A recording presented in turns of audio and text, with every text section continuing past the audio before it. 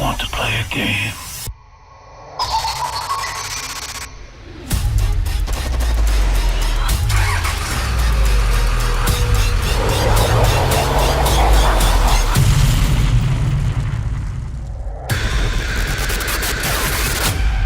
Before dawn.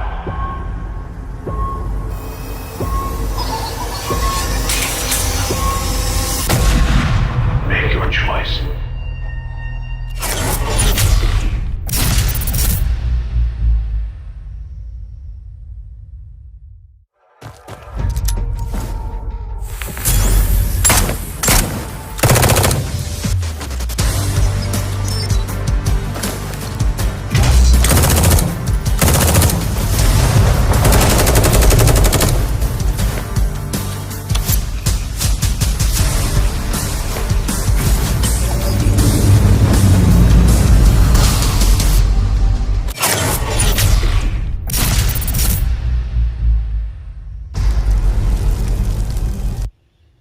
Good afternoon, everyone, and welcome to the Plunge Philippines. 200 teams went in for the fight for the qualifiers, and 40 teams will be stepping into the semifinals. And we are here to bring you the action, the story behind this 40 teams. We are your casters and your hosts. I am Neptune, the gentleman Garcia. Together with me is the amazing Fascia Bunny. How are you doing, Fascia Bunny? I'm fine. Thank you so much. It is an honor to be the caster today for the Plunge Philippines semifinals, and it is my debut. Definitely is going to be exciting, and I'm also honored to be partnered up with the Neptune gentleman Garcia, and I hope that we are doing well. We will do justice to cast for you guys own gameplay of the semifinals players as well as participants of the teams. I'm super stoked. Garcia, what do you think, gentlemen? What are we expecting for today's event of semifinals, the plunge? Yeah, there's a lot of exciting battles that were going to happen, and for the first time, it will be featured on the Blackout. So I'm excited to see how these teams will be playing on the Blackout map compared from the previous matches on the Plunge, wherein they've been playing isolated on these games. So different tactics so far from these teams. Hopefully rush gameplays will still be in there, and we know we've been chatting, Fascia, that there's a lot of like complicated, crazy gameplays coming from the Filipino teams right here, and we want to see those gameplays ensue in this battle. And as well as it is a pleasure, a privilege to be shoutcasting next to you because we've been in the same scene for a couple of months. We're you mentioned it. I mean, I'll be saying it first. I know you mentioned that you'll be saying it. I'll be saying it first. We are Ways of War buddies right here. So we're excited. We're excited. We've spent hours casting alone, and this is the first time that we'll be casting in a duo together with you. So I'm really excited. It is truly. But when I saw you casting for the Ways of War, this is a recap of what happened. Again, this is from a slight moment of me trying to, how do I say, brushing up a little good side of the Neptune gentleman side. His dedication when it comes to the crisis that he encountered from the previous Ways of War is truly remarkable. We have to salute the gentleman Garcia. Wonderful job to cover up that mishap, that crisis of that moment. It was just truly amazing. So you imagine what dedication the caster is putting out for you guys on the Ways of War, or even any kind of events that Garena put out. So we hope we'll do justice for your dedication as well in the Plunge semifinals. Philippines. Right here, we have the point systems already sitting out for those of you guys are interested to know, or even those who are wondering how is the points will be taken out for the Plunge Philippines. We have placement points for the players, which is for the first place, we have 15 points, second place, 13 points. Third place will get 11 points and carry on to the 16 point. There will be no points for those who gets placement on the 16. Whereas for the kill points, each and every single kill, they will get 1 points. So, how do I say? Calculating and summing up both placement point and kill points will be the total points for them to carry out to the next round, which is the finals, the Plunge Philippines.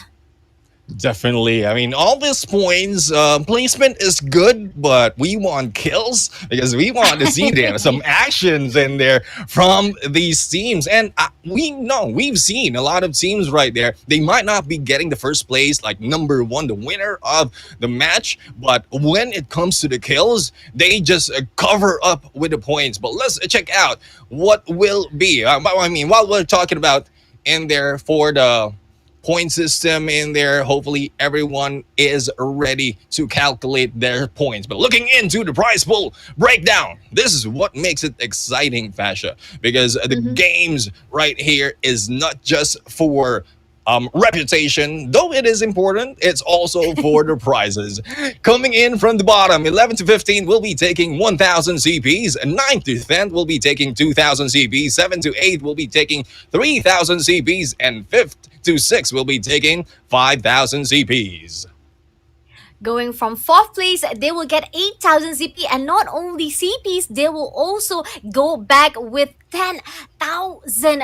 Oh wow, 10,000 PHP. What is that currency? I hope that I Um, actually pronounced it right. It's actually okay. I have to give it Philippine, to our Neptune. yeah, I'm that'll from be, Malaysia, so sorry, my bad. it's all right, it's all right. That'll be Philippine pesos. So Philippine Pesos, pesos will yes. be correct. And Yeah. so as we move up, I mean, Fascia, this is so exciting because it's not only CPs. Moving up, it's 12,000 CPs and 20,000 pesos. And the first with a 20,000 CPs and 40,000 pesos. But let's check out Fascia Bunny. This is what's make it exciting. The teams who will be joining us in this game, the participants of these matches. We're going to start it off for the first half. Mhm. Most Wanted Vitas CGU, NDD Aris Main, Ladus Ferox, Cygnus Vindicta Phoenix, a Metaverse Team 2, Valiant Esports, Flagship or Rayus, for Fuerza Valiente Esports Eagles, NDD Aris V2, and VGTNC Fenrir. All right, moving towards to the 10, when, how do I say, 10 teams, the rest for the semifinals bracket 1. We have Most Wanted Valor, latest Esport Magna, Cerulean Esport Legion, Cerulean Kingpins, Vagabonds Drifters, Nova Viscount, Fuerza Valiente Hawks, the TNF Dynamite, Tatakai Reborn, and ASEAN Esport Cerberus. So that is the 20 teams for the semifinals first bracket. Yeah, definitely. I mean, just for the names itself that we're looking at right there, it's so exciting because we have familiar names as well as new names. So I want to see how these teams will be battling it out. But like what I mentioned earlier, they will be fighting in the different maps. So it might be different gameplay, different play style from these teams. So we still want to see the aggressiveness, the engagement that will be happening, ensuing in this battle as we go into these matches. So how do you feel about shoutcasting Battle Royale, Fashion Bunny?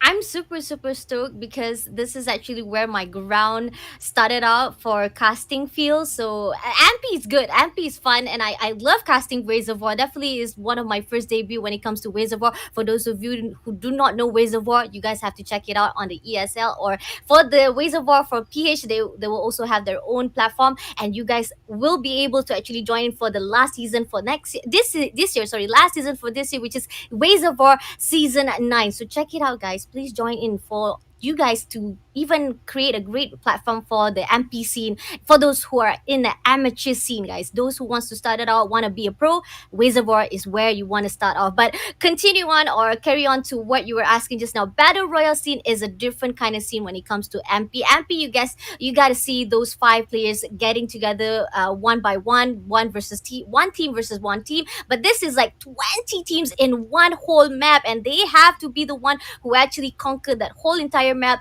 throughout the first round. And no, actually 4 rounds. We have the best of 4 coming up for this format, so definitely they have to conquer for 4 rounds in a row and make sure they are the top 10 to move towards to the grand finals of the plunge. And I'm pretty much excited. Let's see what happens Yeah, for the first round, Neptune. Yeah, we are excited as well as we jump into the first game, and we have the Plunge Philippines semifinals being brought to you by Garena Call of Duty Mobile. As a flight right now will be coming in from Nuketown Island, heading into Hydro Dam. We are looking into the flight, but no plane just yet. And we're just wondering where. Yeah, I mean it's a little bit. I think the flight was a little bit delayed at that point. Hopefully they announce it to the teams. But right now, we're seeing the teams, the circles, the buttons of each team right now already spread out. And it's like what I mentioned, this is I know the teams have been playing a lot of blackout already, but for tournaments just like that, we're still not aware as to where they'll be heading because we're looking into the construction site. 3 teams will be in there. We also have a few going into Rivertown. 2 teams will be in there, and here at the bottom, we also have 2 teams. So I think that is where the battle will be ensuing, as well as from above. The estate is also famous because of the chopper that usually come into play. Yep, very, very true. And construction site, definitely the moment when Garena CODM introduced this blackout, everyone was all hectic about it, and it was actually a bit tough to actually get, how do I say, get accustomed to it. But nevertheless, Mhm. it actually tricks how do I say it takes out a lot of the skills from our players, which is from my point of view, when it comes to blackout, it is the best place to do sniping, guys. It is the best place. Definitely, if you guys are good at sniping, you guys got to actually utilize it right here at this blackout map. It's not really a very high landscape. It's actually a very easy landscape to actually overview each and every single enemy who is actually hiding. There's no safe spot for you guys, so definitely it is going to be a rush, and I really hope you guys do justice to what we are saying, because we really want to see you guys rushing out and get that kill points. Yeah, definitely. Speaking of rushing out, so no one's rushing out from the side of NDG right now. They need to get information, but there you go. We have Caleb right there going in, but switching over to a different team. We have the CLN going in. Bang! Taking down Kruger, and their shots with shots from Bang right there, finishing it off, and with the help of Guy and Shinichi, they were able to clear this game. And looking into the game, 1 team has been eliminated. Going back, most wanted right now is in the battle. They are back into the construction site. And we have 2 teams right now battling out. It is Fuerza Valiente and Most Wanted just being going into the dance, but a trap will be finishing them off. And you might be smiling after that fight because just yeah, I mean he got the kill in there. They will be busy after that engagement. But another team will be jumping in. Hopefully they will be giving us more battle in this game. Valiant Esport, you guys are phenomenal getting that kills and immediately going towards Most Wanted was just truly amazing. But right now they are looking for another team, they're looking for another bait or even their own victims coming out, but they're just spotting around. Look at that, they are relentless. Oh my god, no mercy coming out from the Valiant Esport right now. Even from the first round right here, they are truly getting that kill points for themselves even at this 4 minutes, and this is only the first circle. We still haven't even closed in yet, and they're bagging that kills points, each and every single one of them. That is truly amazing from the side of Valiant Esport. Left with 18 more teams and 67 more players to go. The rest of the players are still safe, but on the side of Most Wanted, you still have 3 more rounds to go. But too soon, guys. Too soon for the Most Wanted teams. Yeah, I mean, too bad for them. They have been taken out, but there's still a lot of rounds that they can pick up or make up for those points that they need to be able to head into the finals. But looking at this from the start of, yes, there has been a lot of engagement that has been happening. But this is one thing about Battle Royale. We were talking about Battle Royale earlier on, and this is one thing about Battle Royale. A lot of things might be happening from probably start of the game and game as well, so we might not be able to see all of the action, but the moment that it happens before the last person die, we want to give you all that battle. We have Kian on the other side taking out G, and here comes Valiant going in for the rush against Cygnus Vindicta. Going in on the other side, this is the vehicle gameplay coming from TNF Dynamite right now, and we'll have to find out, will they be rushing in or just running away, Fasha? This is pretty much the grand theme Call of Duty Mobile playing the game of racing right now instead of actually engaging each other. But nevertheless, TNF is actually probably trying to actually lure them out. Yes, they are. Looking at here, we can see TNF why is actually getting to higher ground, but somehow TNF Alpha able to knock down CL and Kai. Amazing job by the side of them, but there are 3 more players to go. They have to get to the higher points to actually indicate or even spot the better side of the players. They know that enemy will be at the other side, but suddenly Shinichi takes down Alpha and left with 3 more players for TNF Dynamite. They have to help their team members to get their dog tags. Will they be able to do so? Coming in as well for the push Shinichi with that keep ready finding their enemy, but CY not getting that kill, but she able to be taken down by Kai. Instead left with 2 more players to go. CY isn't tied up, but suddenly being taken down by Shinichi. Also, and in the time for TNF, you are being taken out one by one, and that is the end for TNF Dynamite. CLN is wonderful in getting that kill points. 8 kills has been collected by this team. Wonderful job by the team of, I think this is actually by the team Brilliant Esport Legion. Wonderful job, guys. Wonderful job. On the side, we see a lot of engagement as well. From the other side, we have the most wanted right here. Neptune, come on, let's see what you can do for this players. Oh no, Neptune! Oh, we have in here Alan right now who was able to take down Piox on that fight. But I think another will be happening on this. Traps will be released, will be taken out. But here we go. Alan right there will be jumped, but will not be able to make that kill. Now, we mentioned TNF earlier. They have been snuffed out right there. The Dynamite has been snuffed out. And we'll have to find out if CGU will be able to do the same with a different team. Now, CGU right now of most wanted Vita CGU together with Alat and Meow waiting for 2 of the members to come back from the revive flight. But we are still waiting because I think the opposing team who went against them just went away, don't want to battle this out. But this is a good thing because you need to make sure that you make those placement points as well as the kill points. Speaking of kill points, we have 3 right there coming from Most Wanted, and we have this Vagabond's Drifter right now. Still no kills, just strolling around, and Fashion Bunny about and when we're going to talk, there goes the battle. We have ladies right now going in for that kill. Shard and Loopy will be taken down. We have Enoch right now going in against Warwick and Sacred for that hit. Only 1 has been taken down and they'll be able to scan him. But another team coming from above, it is PGTNC going in for those shots, and Shard will be dying out on that game, and Enoch will be moving away, splitting up against Sacred as PGTNC just rushed into them.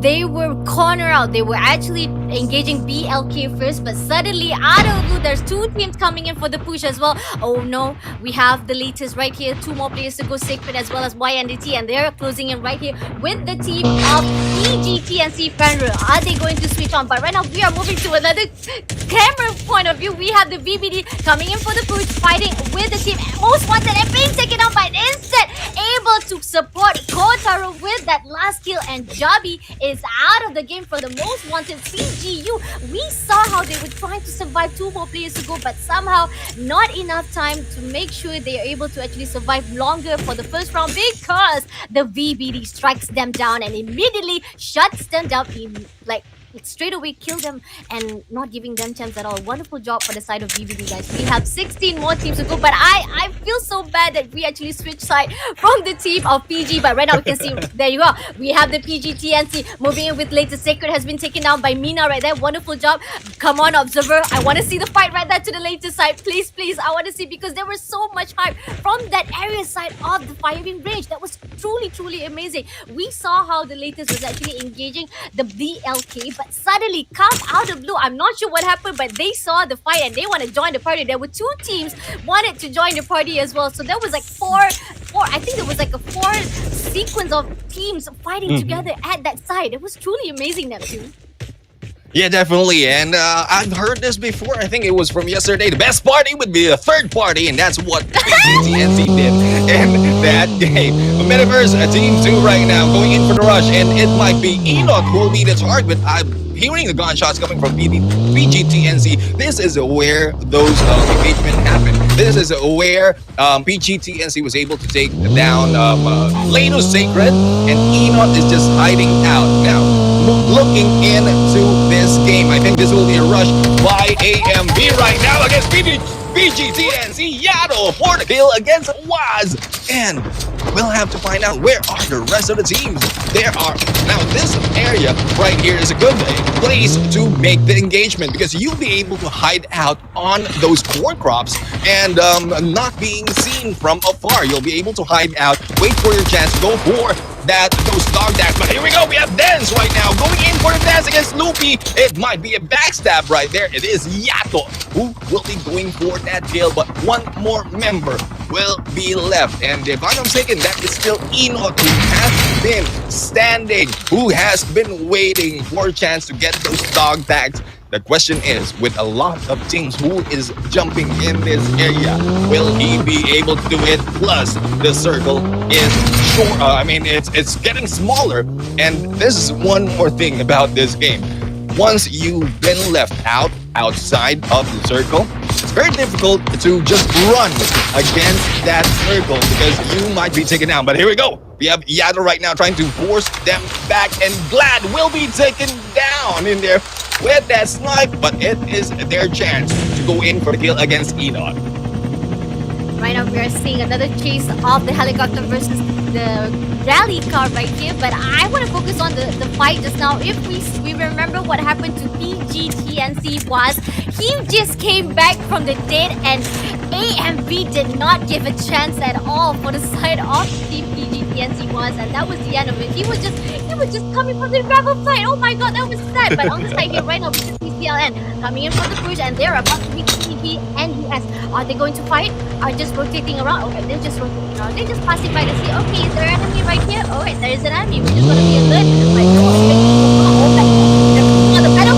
They are pushing the pedal. Are they going moving towards that side? Alright, it's already started, but again, this is going to rally car versus Antelevision. It's a pretty risky movement by side because Antelevision is not easy to be exploded with just a simple engagement of weapon. But right now we are seeing, we're still holding out CLN right now, but on the other side we have another CLN that might the team from Kevin.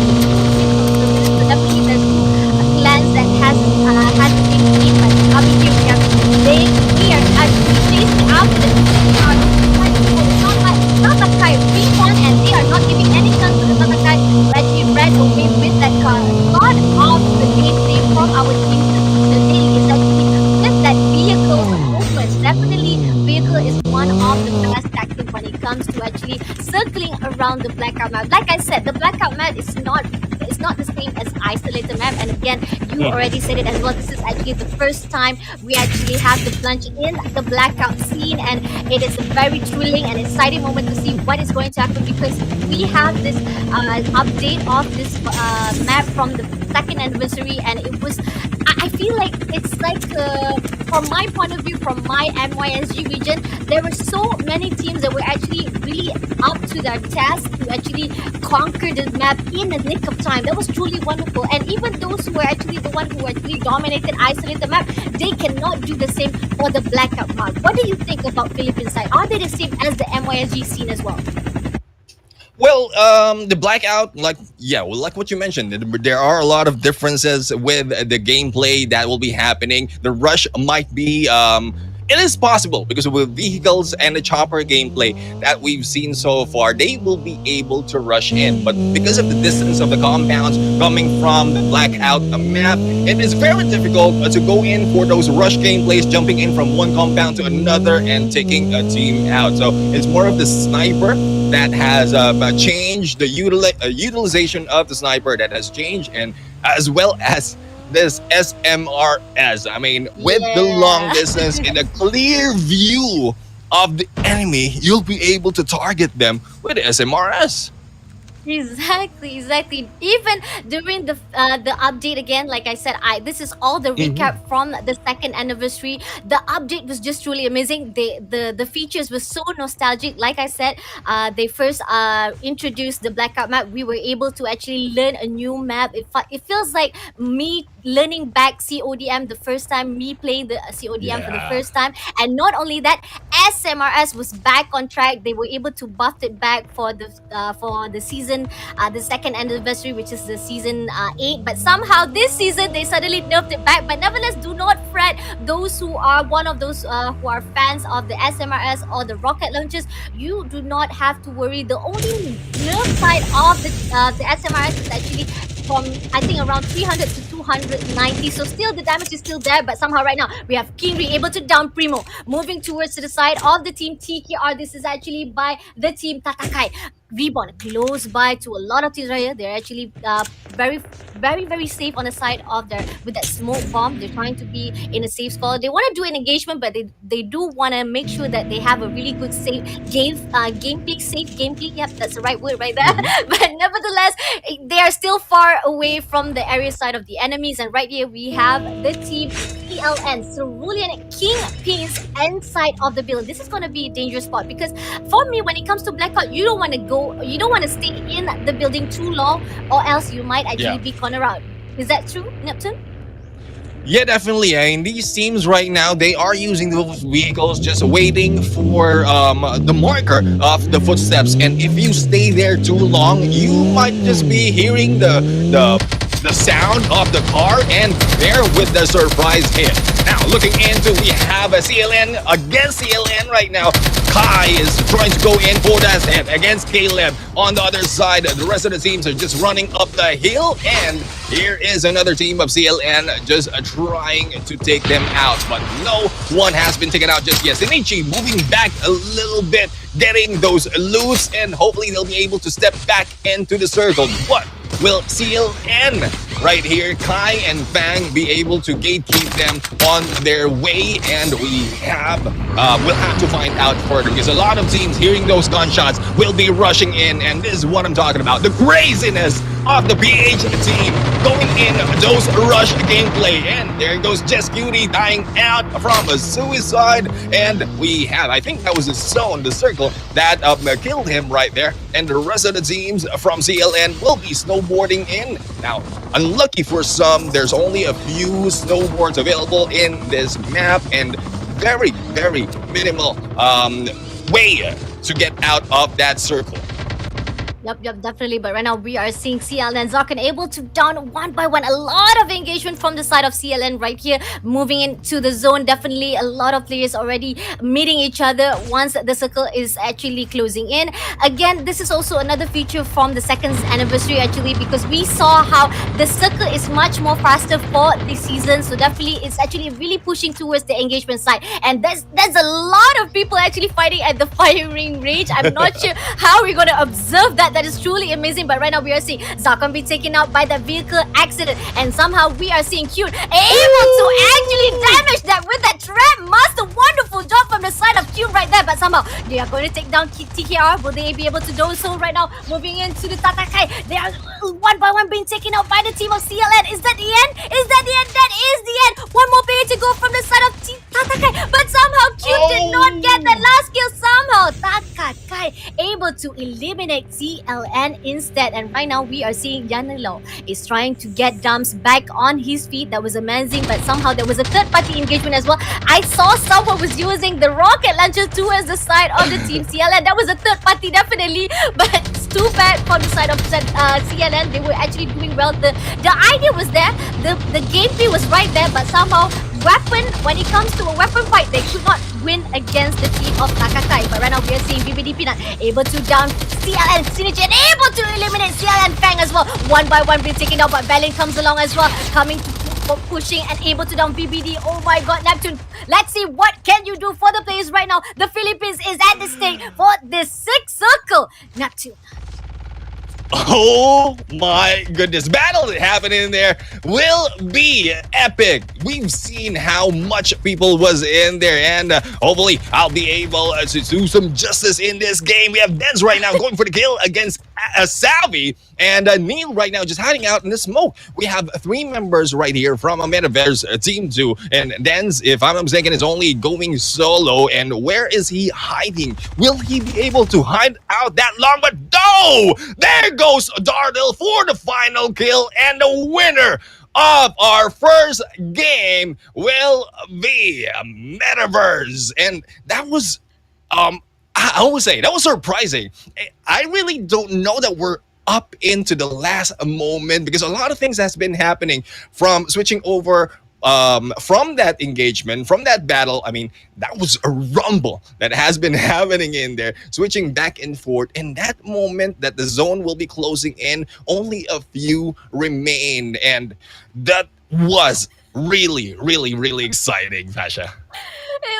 It was a we had like a roller coaster ride for the first round. Do you imagine this is only the first round? During the first few minutes, we saw how Valiant was doing very good fighting with the most wanted, and then there was a little bit of slow pace from the enemy, from the player side, from the team side, because we could not find any engagement. They were actually getting into the zone. Most of them were actually playing safe, but suddenly out of the blue, like a little bit engagement from the side of the team AMV, and then PGTNC coming for the revival flight, and suddenly AMV did not give a chance. Oh, we saw somebody revival. Go get him, go there. Don't give him any chance to loot. And that was the end for once. And that was like, oh my god, did not have any mercy at a PGTNC. Wonderful job by AMV, but nevertheless. And not only no mercy at all, they're able to get the first place for the first round. Wonderful job for the side of a Metaverse. And that last circle was just that was just mind blown. And I do not blame the observer being so crowded. I don't even know how to even cast that, because there was just so many things going on even during that last moment of the first round. Definitely. I mean, a lot of things has been going on, and we actually don't see, couldn't see that much of the battle until that moment wherein the storm has died off. I mean, it's the only time that we saw those the ones who pulled out from the circle as well as the ones who are taking it out. It's still a good gameplay from all of the teams, but I know this is the first match. This is the first round. This might be just a warm up for some, especially for the ones who has been taken out too early in this game. And if they were able to pump it up from that first round, and probably they'll be able to make it on the upcoming rounds as well. Hopefully. But again, I'm not surprised. I've casted actually for a Metaverse before, and to see them doing a very, very wonderful job, it's not surprising at all. But Valiant side, I was actually expecting more from their side. I did not expect they were actually taken down as well while they were actually fighting with VBD. But again, it was actually messy, so it makes sense why they don't know who to actually concentrate more. The moment they want to get into the sixth circle, it was already hectic, and I don't even know where to focus. If I'm inside the game itself, I'm like, who am I supposed to fight? Should I fight the players from the in front, or should I fight the one who's actually walking next to me right now? There's someone next to me. Am I going to fight him first, or should I go inside the circle? That was just so crazy, guys. Seriously, but wonderful job for our 20 teams. We still have 3 more rounds to go for the semifinals bracket 1. Make sure for you guys who are watching this live, please like and share the stream, guys. Keep on liking and sharing, supporting the teams that you are watching right now, and please do not go anywhere. Keep on supporting those until the end of this live for the Plunge Philippines semifinals. Yeah, definitely. I mean, the Plunge Philippines, we've seen how crazy it has been. And yeah, I was thinking about if I were in that moment wherein there's a lot of things happening, I might even be shooting at my teammates. I don't know where to shoot, really. I mean, it did happen. I know. For those of you who aren't here who played with me, you know how I get startled, especially when you rush in and I hear the footsteps and I just shoot at you, not knowing if there's a friendly fire really in this game. My teammate will be dead, definitely. I mean, I might not be able to kill any of my enemies, but at least I'll be able to kill my teammates. 1 kill point for me, though. That's why we are the caster. We're not the players. We cannot do what the players does. We're pretty much the caster because we're not the pro players. So those who are joining into the plunge, they are the pro players. So that's why we're here, guys, to support you from the sideline. We cannot do what you guys do. So amazing job for the side of the 20 teams. Again, we have most wanted by the CGU. We have NDD errors. I have not seen yet NDD in action. I have latest Ferox, but nevertheless, let's take a look of the first round highlight. Let's see what happened during the first round of the semifinals bracket number one. And yeah, I mean, you mentioned about how these teams went on these games, and this is what I'm talking about. We have Fang right now, CLN, who was able to go in for those hit and go against TNF Dynamite. This is where TNF Dynamite has been taken out, and it's just unfortunate for them. There's a lot of potential here to be able to go for those kills, but unfortunately CLN is just smarter in that gameplay. Now this is where Latus was able to take down BLK, and a surprise hit from PGTNC, splitting the two members. If I'm not mistaken, it was Sacred and Enoch who was split up, and Sacred was taken out when we were not looking. they, they were really taken out when we were actually observing two other teams, but nevertheless, wonderful job from their side because they were actually fighting with BLK. But again, let me remind you guys that when Latest was actually engaging with the BLK, they were actually being engaged with the rest of the teams as well. There was actually a third party. They were also wanted to join in, but right here we have the CLN actually already trap mastering Tatakai Reborn already, but somehow they could not actually win that gunfight with the Tatakai Reborn. They were able to survive. Right here we have queued the last player standing, and there was a third party right there. There you are. We have the TKR immediately able to, VBD was able to shut down the last player from the side of CLN, Cerulean Kingspin. So that was the reason why Tatakai Reborn was able to survive that kill. But somehow, coming him from the firing range house right here, we have a lot of players at the rooftop inside the house, and I didn't know what happened right here, but somehow VBD Young able to take down with that M21 EBL, one of the best OP weapons when it comes to sniper. You want to have a good fiery rate, definitely go for the M21 EBR. Right here we have VBD Peanut able to take down Shidi. Each and every one of them, they were actually getting that kills. Like I said, they want to get into the zone, but at the same time, they're like, should I kill the enemy that was getting inside the zone as well? Or should I get in the zone as well? But they were doing the same thing. They were doing both at the same time. That was truly amazing. But right here we have AMB standing alone, the three teams still surviving, and they were able to actually eliminate Cygnus Zabi first, and PGTNC was the last player that was standing, and he had to fight the full squad at AMV. So I definitely think there were odds very high for the team of a Metaverse Team 2.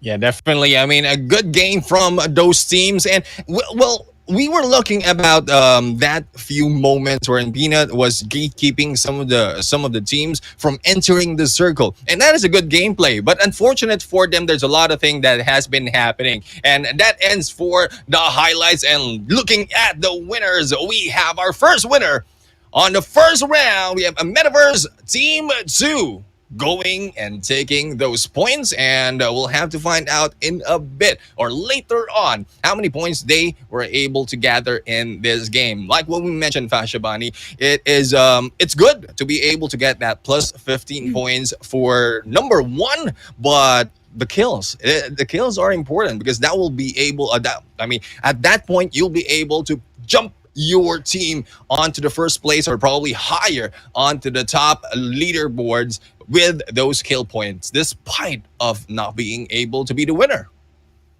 Yep, definitely true. Placement points is wonderful, but if you do not get kill points and you give out most of the kill points to the rest of the teams, it will also boost them out on the scoreboards. But nevertheless, you still have 3 more rounds to go. Get that kill points and placement point all together. Be a good balanced team. But when it comes to a metaverse, there is no issue when it comes to kill points as well as placement point, because I know for a fact kill points for them was truly amazing. We saw how they were doing amazing engaging with the PGTNC. And even at the end of that last zone during the 6th circle, it was just truly amazing. They were dominating each and every one of those who were actually still surviving. Tataka was taken out, PGT and Neil was taken out, even CG and US Savi, if I'm not mistaken, Savi was also the last player from the side of CG, and that was just the end for them.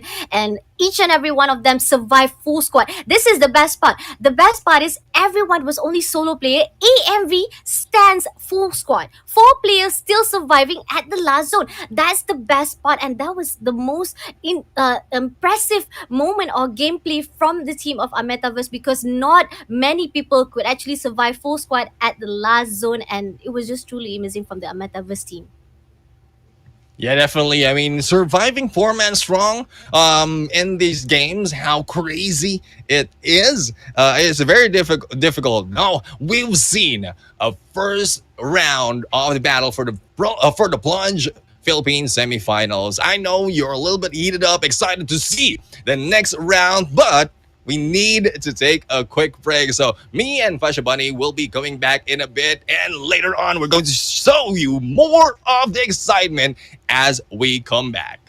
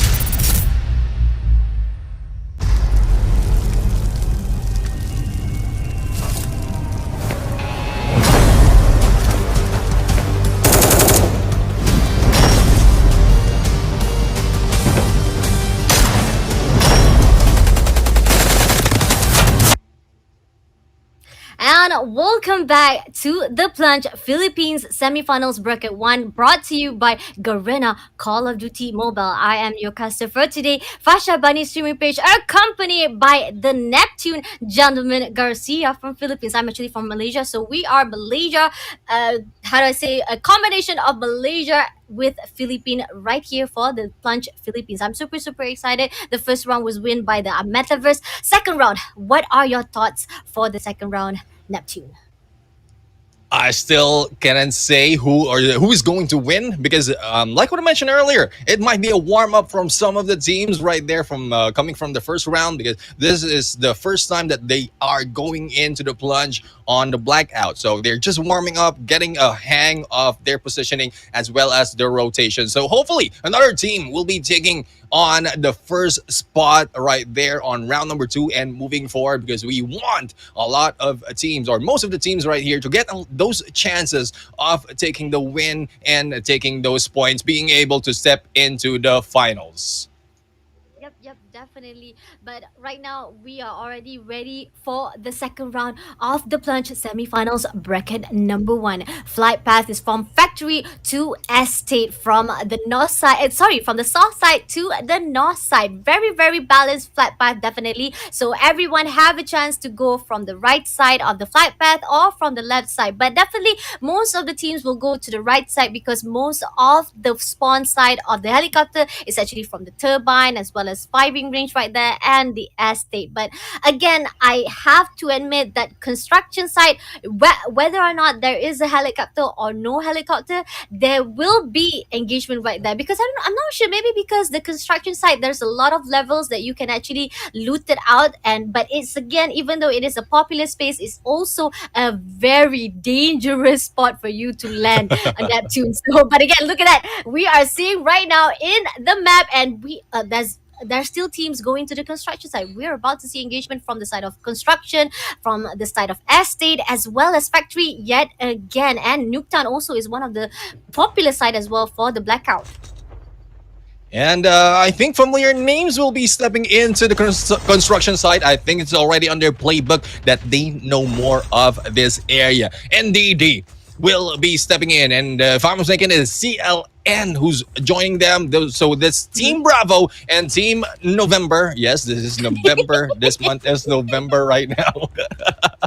I mean, the change. We've been talking about this during the break. The changes on the like how everyone is tagged in here, the alphanumeric, like Team Bravo, Team November, plus the numbers, is a good way to identify those teams. And here we go. This is the leaderboards of round number 1. The right-hand side, the Metaverse was able to take the first spot. So apart from the points of taking the winner, they were able to get those kills as well, and they remain on the top. Followed by Vagabonds Drifters on 20 with 23 points.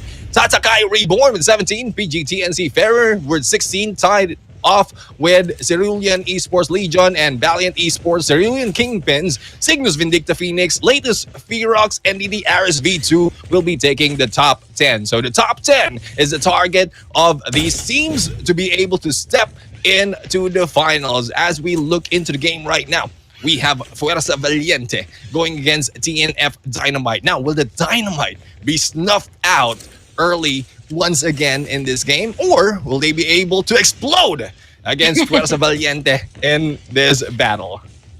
Hopefully, I hope they do justice for their name. They say they are dynamite, but they ended up exploding in front of the enemies instead of them exploding the enemy. So hopefully they do justice for that name again. But nevertheless, right here we have Hachi has been taken out by G right there with the BY gun immediately. But somehow we are passing by to another team, which is actually CLN again, still holding on at this construction site. No engagement whatsoever. They know that there's an enemy. They can see see the steps on the map itself, but somehow we are seeing Kat is able to down what is left with 3 more players to go. Frickus also has been taken out, and is that the end for the most wanted?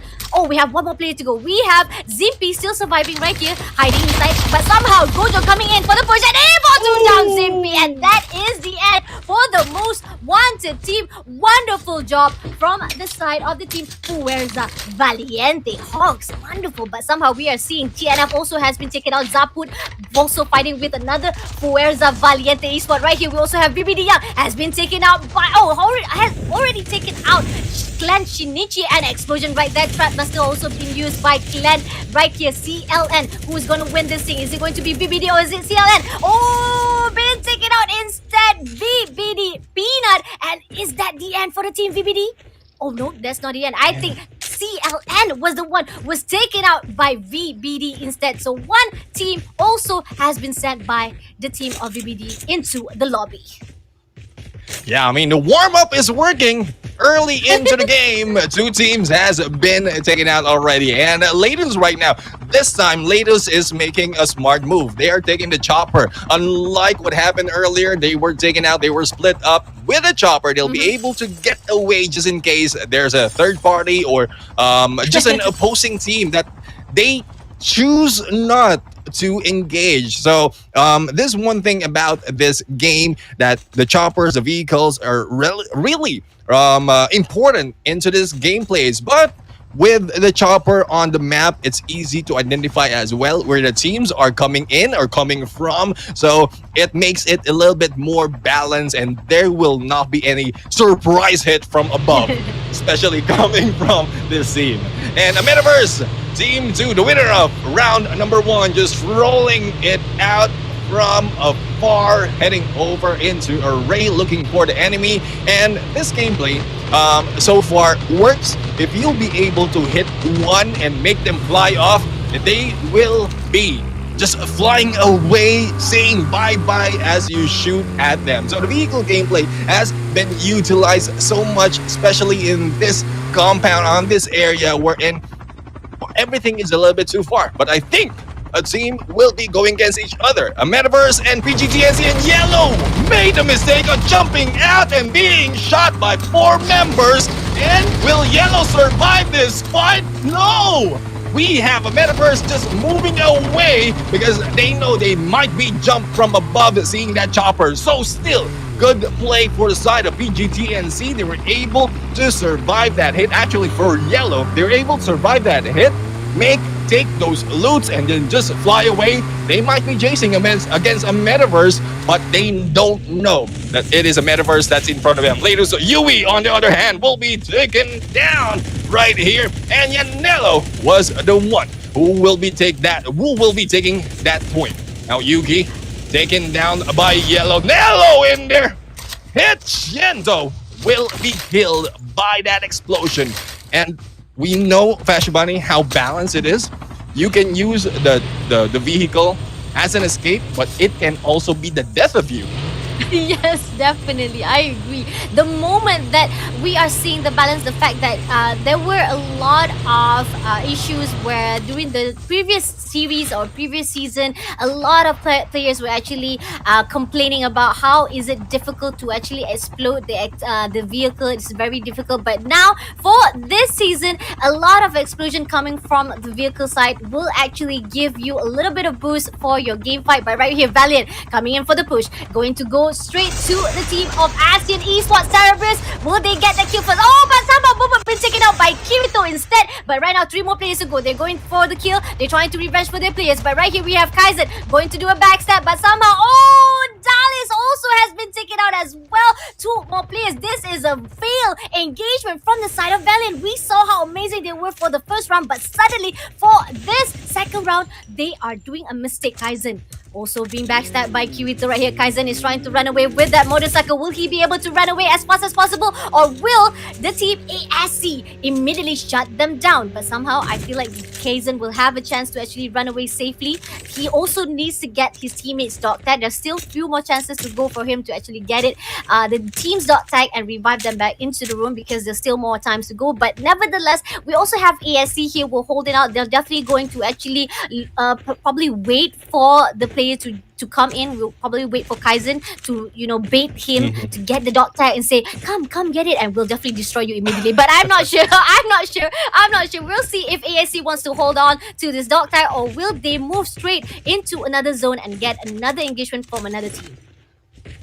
And the choice for Carino is 50-50, whether to stay strong solo or go back with those dog tags from their teammates. But like we mentioned, ASC might be just waiting it out. I mean, it's a chance for them to clean up the team, but NED Prier in there. Oh, Flick has been taken out by Sneaky on the other side. And we have a Secre who's going in for that rush. The flank is on. Pierre right now is using that defender to hide off, and TKR will be in here going in for the surprise hit. The third party will be done. The airborne has been released and Secre has been taken down. It's now left to Flick to be able, or no, it's Pierre to be able to survive, but King Rai is shooting at him right now. 81 HP remaining, and King Rai might be taken down, but no, Yanello just followed it up, and outside of that circle is very risky, playing it out against 3 members of that team. Looking into Nova right now on Team Papa and Team Delta. Fighting it off. Not quite sure if Nova will be able to escape. Looking at the position of that ORB, that will not move. That will definitely not move at all. So that might be the end of them. Driving, I really thought that my driving was bad enough. I figure out that there's more teams that actually have bad driving as well. So that was a weird driving skill from the side of Nova just now. But nevertheless, there was no pushing from the side of the team Sickness. I think they should have actually pushed in for that kill. I think they would not certain whether or not there was still enemy right there. But somehow right here, we are seeing Cuervo able to down. Wonderful shot. Right now, we are seeing the clans mate each other, fighting with each other right now. By Most Wanted Lane being taken out. Has able to take down Kojo as well. There's going to be a third party right here as well. Oh, closing the door, trying to hide from the enemy. But right here, we have the PGTNC also fighting with the team ASC. Right there, they were actually waiting for the Kaizen to come to get the dog tag. But suddenly, PGTNC come for the push as well. Every single team who tries to actually engage the team AXC keeps on losing. Why is the AXC so unstoppable? It's just, they are so powerful that you cannot engage them right to their face. Amazing job. But right now we have Yellow, the only player left. Again, this is a deja vu from the side of the team Kaizen just now. I'm truly amazed by the side of ASC. But right here we also have TKR Yanelo is actually engaging with the Antler mission, trying to get some kills while they are actually driving around with that Antler mission, but not getting any shots. But we have Nova. There's a few players actually been taken out by the safe zone.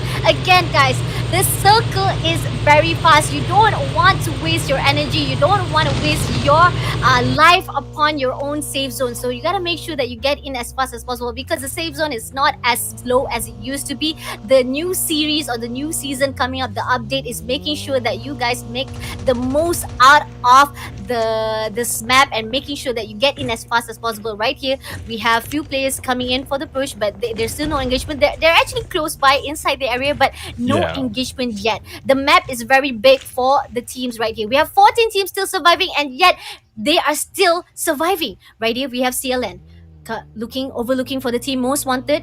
Will they get the kill? Will they actually engage, or will they be playing safe for the first few seconds and get a bit of kill points? But somehow right here we have the Most Wanted already pushing in for the kill as well. They're engaging someone, but I'm not sure who. But somehow Khaled is already pushing in to actually engage Alec, but somehow not enough to down it. But we have from the other side, we have Fuervo fighting with another Fuerza fighting with another Fuerza as well. Clanmate meeting with Clanmate again in this semifinals. We have a lot of clans sending a few teams from the same clan, so definitely they have to meet each other. But nevertheless, right here we have Caleb again trying to do a little bit pressure side to the team Most Wanted, but still not enough to down it. But we have NDD here on the rooftop with a sniper using this is Locust again. Not the best weapon, but Locust is by far one of the best to actually mobilize to use it, and the damage side also is very balanced. But for my point of view, definitely go for the DLQ Arctic or M21 Ibra. One of the best weapons. But right here we have Jabi trying to take down, able to take down G with an Arctic 50. And right here we also have gonna push in for that kill as well. Fuerza is gonna be in a tight spot. Oh, and helicopter has been exploded, and Fuerza have no choice to actually get into the zone by feed. And right here we have Jabi here, gatekeeping each and every single Fuerza, not getting any chance for them to actually get into the zone. But Fuerza also trying to evade that shot. They know there's a sniper right there, but they want to make sure that they do not get killed, and they're just jumping around, sliding, jumping, sliding, jump. But that's a great job. But that's a great tactic, definitely on the side of the team Fuerza. They don't want to get too soon with that engagement. But on here we have Entity still. Oh, they see MW Lin engaging Lin, but somehow Lin able to actually secure that safety net. He was almost being down by Sean. Wow, here definitely a good spot for NDD, but I'm afraid that NDD might be putting them out at the open two out open, I guess, but somehow it's a good spot as well. Able to take down BLQ Warriors well with that DLQ. Like I said, BLQ is spot to 150. You guys have to utilize that damage point, guys. And here, taking down Zarkon one by one a little bit more. Can he able to get another kill from the side of NDD Sean? Come on, do not give up. A little bit more, NDD Sean. Come on. Yeah, I mean, NDD right now has a good distance against this team, so there's a lot of third party happening in there where Sean was aiming, and NDD has a good distance. They only have one team from behind them. If I'm not mistaken, that was the most wanted from behind them, but they just jump into that ledge, the escape, the safety net that you mentioned earlier, and that is a good play for the side of NDD. They know that they will not be pushed in from behind, backstab that early, but on the other side, we have a Metaverse, Yato, and Dance going for the kill against Cygnus Vindicta, and we'd like to see how this ends, because I think BLK might be, oh no, they're not pushing, they are backing off, they are backing away from that fight. We still have Sean seen here going in for that kill against Batten. Hopefully Batten will not be killed right there, will be able to survive, but Lint on the other hand is on the run as well. Now Kian, this is a time, this is a comeback. This is the comeback that they need for them to be able to take out this sniper, because NDD right now, they are a little bit too, I would say, comfortable in that area, that they've been there for the past minute or so. But no! Darnell on the other side will be taken out with RT50 as well. And round number 2, if round number 1 was really a close battle engagement, round number 2 is a sniper field, because everyone in there is utilizing the sniper and taking those kills as well. Sean on the other side still going in for that hit against Warang, but no, I think it will be kill steal. No, Warang survived, and it is Batten who took down what's Jojo in there. Sean is still on the shots, and they're not leaving this area. I think they know that they have a good place. They will not be taken down, and there's a chance for them to just prone and armor up just in case they're hit. I love the fact that I think they hear what I say, because I said that, oh, Lin able to down Fuego immediately with that AK-47 Kuro Maku, and right now pushing in with the CLN. Most wanted Lin is not going to give a chance to the team of the play enemies right in front of CLN. Will be able to be taken down by MW, but is it going to be enough? But taken down Kyun, one more player to go for the side of the team most wanted. Oh, it's at the end. Oh no, there's still more players to go from the side. NDD also pushing it for the side of the team right here. Sean, this is a highlight for the NDD, man. Seriously, Sean, you have the whole spotlight for the round 2 for yourself, guys. So if you want to do a TikTok right here, the round 2 is definitely for you. But here we have AMV Yato. Defender is being open, and Dance been taken out with that vehicle explosion. But inside the water has been taken out by ASC Manjiro. Instead, left with one more player from the team. Ameta was our winner for the first round. Suddenly in a tight spot with the enemy. Oh my god, what a twist of the round 2. But right here, coming in for the push, for the circle. Second round definitely is a very, very interesting game indeed. Sniper, I like I said, I think the teams hear what I said, that utilize the sniper to the full potential, and that's why we are seeing a lot of sniper and able to take down BLK.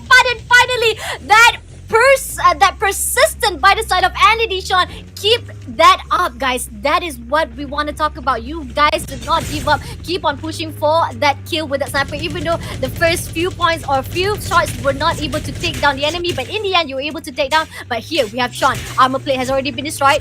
This is very dangerous. This is actually a very open space for them. They are actually very been cornered out with the team ASC as well as Most Wanted right in front of their eyes. What is going to happen, Neptune?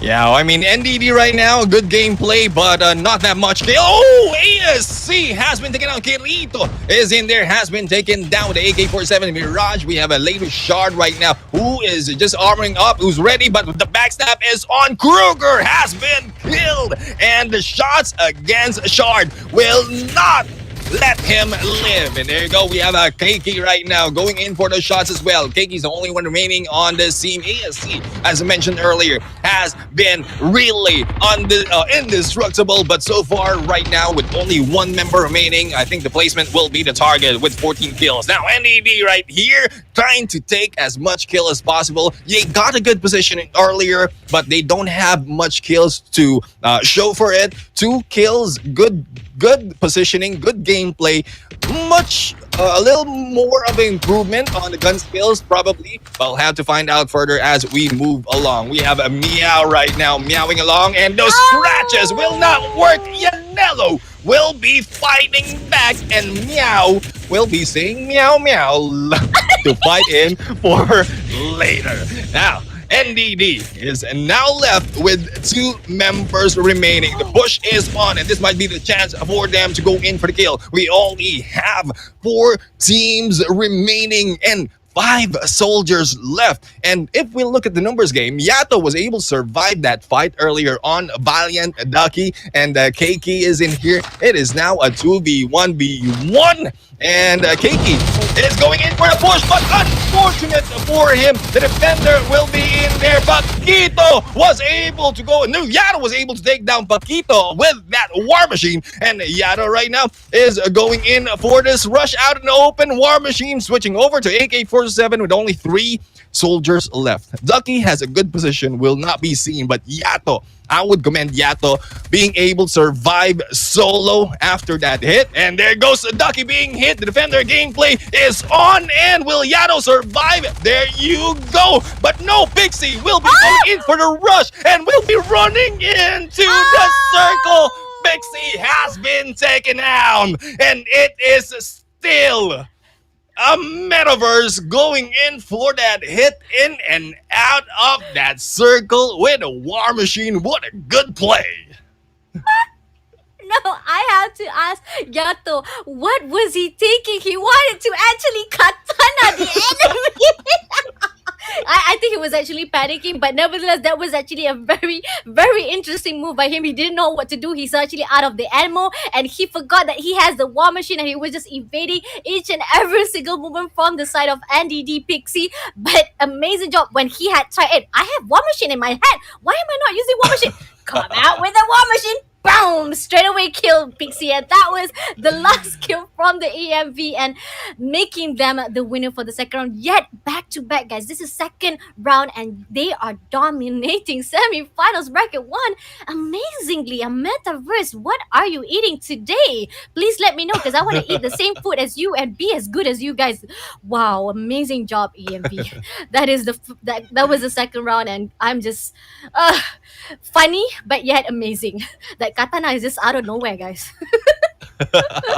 Well, yeah, I mean, that is an option. You're getting close to close, face to face with the enemy. If you'll be able to take them out with katana, then that's good. But being able to switch sides, I love how he switched side from outside inside the zone. Pixie just stepped outside, and regardless of what hit Pixie right there, with how small it is, how the circle hurts, definitely Pixie, if you hit once, will be dying. And a Metaverse, Iato, we saw earlier how ASC took 3 of the members, and Yato was just sitting right there under the bridge, who is being scouted out by ASC. I think ASC got tired of waiting. We mentioned earlier that they were just waiting for one member of, I forgot which team it is, but to come back for the dog tag, and that's where all the kills. Last time I saw ASC got 14 kills, so I think they have a little bit more. But with Yato in there jumping in, taking the win, 15 points is now balanced with what ASC has.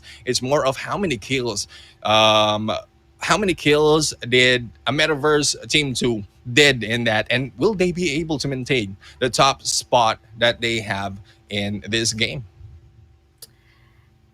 The Neptune gentlemen gaming, guys. Come on. The analysis is just perfect. I don't need have to say more, guys. Do I have to say more? Come on. The analysis is just perfect. I love this. This is why he is my partner, and I just truly loved it. Again, the question remains the best question coming out from that team just now was truly amazing. A metaverse balance, amazing analysis from his side. But from my side, I just saw the action, man. That was just really amazing for the side of AMV. And they were the one who was actually big corner out by ASC. But again, like you said, Yato was the only one left, and I'm not sure what happened. I think ASC did not go for the push. And Chica, why are you so Chica?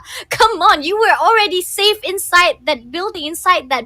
I think it's like a small hood place, and I don't know. Mhm. Maybe he thought that he would actually go for the push, and there was two players from the side of NDD, and he thought that defender was gonna do good for him, but in the end, NDD got the better of him, and AM Viato saw the opportunity and used that war machine and take down as well as ASC Chica as well as NAD, but somehow still left with three more players at that time. And Valiant was doing well. Again, you said it was really comfortable at the side of that. I think it was actually at the riverside, but suddenly Yato did not give any chance. Like, no, you're not gonna be safe there. I want to go for the push, and it was just really amazing. And NAD Pixie want to do a third party, but the war machine just gets the better of it. But right now we are moving towards the highlight. Let's see again what happened on the second round of the sniper mode, guys. This is definitely the sniping round of the blackout right here. FV Gojo able to take down Most Wanted. This is the first engagement we saw how Fuerza able to take down Most Wanted immediately. But on the other side, we also have another Fuerza also fighting. And right here we have the team VBD able to take down CLN. Wonderful job, guys. I was actually confused. I thought it was VVD was taken out, but in the end, it was actually CLN who was the one who was able to eliminate each and every single one of them, even though they were having a little bit of struggle with the team of CLN Cerulean King Spin. On the side right here, we have Latest taken down by TKR Yanelo, and they were trying to do their best. They tried to actually survive it, but somehow TKR was just too powerful. Tatakai Reborn, you guys are doing wonderful when it comes to engagement. And right here, we have Fuerza also fighting and able to take down our I Worthy. And right here, there is a sniper mode right there. This is what we're talking about when it comes to second round. We saw how first round was not more to, it's more to actually fast and furious, more to like how do I say, gameplay using the vehicle. But right here we have a lot of Mhm. players using sniper. Eddie Sean able to take down one by one. We also see a lot of players also using a sniper as well from the side of ASC right here.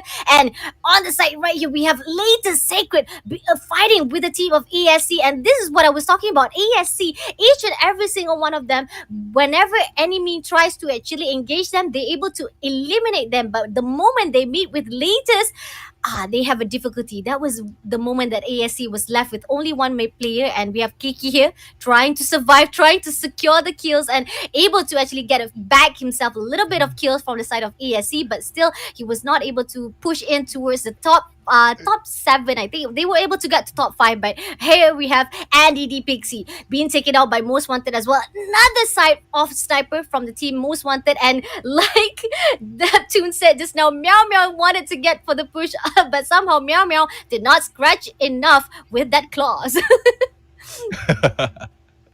Yeah, I mean, it's a good play from these teams. It's just that I think I have an idea why a lot of teams have been using a sniper. Because looking at the circle earlier on, if I remember it right, the moment we were shown the map and the placement of the circle, it is out and open. So they are preparing to go in for that final battle as the circle will be closing in, and that is why they picked up a lot of snipers. And then getting up close and personal, we have the Fennec, we have the ARs being used right now, especially on the side of NDD Pixie, but that's not good enough. But you mentioned earlier how Keiki right now, and if I'm not mistaken, I think it was a mistake here for ASC thinking that there's only one enemy at that point. And yeah, the defender will not work in this game. But there goes Yato. Just I mean, with that War Machine on the final moment. This is a great advantage for you, despite of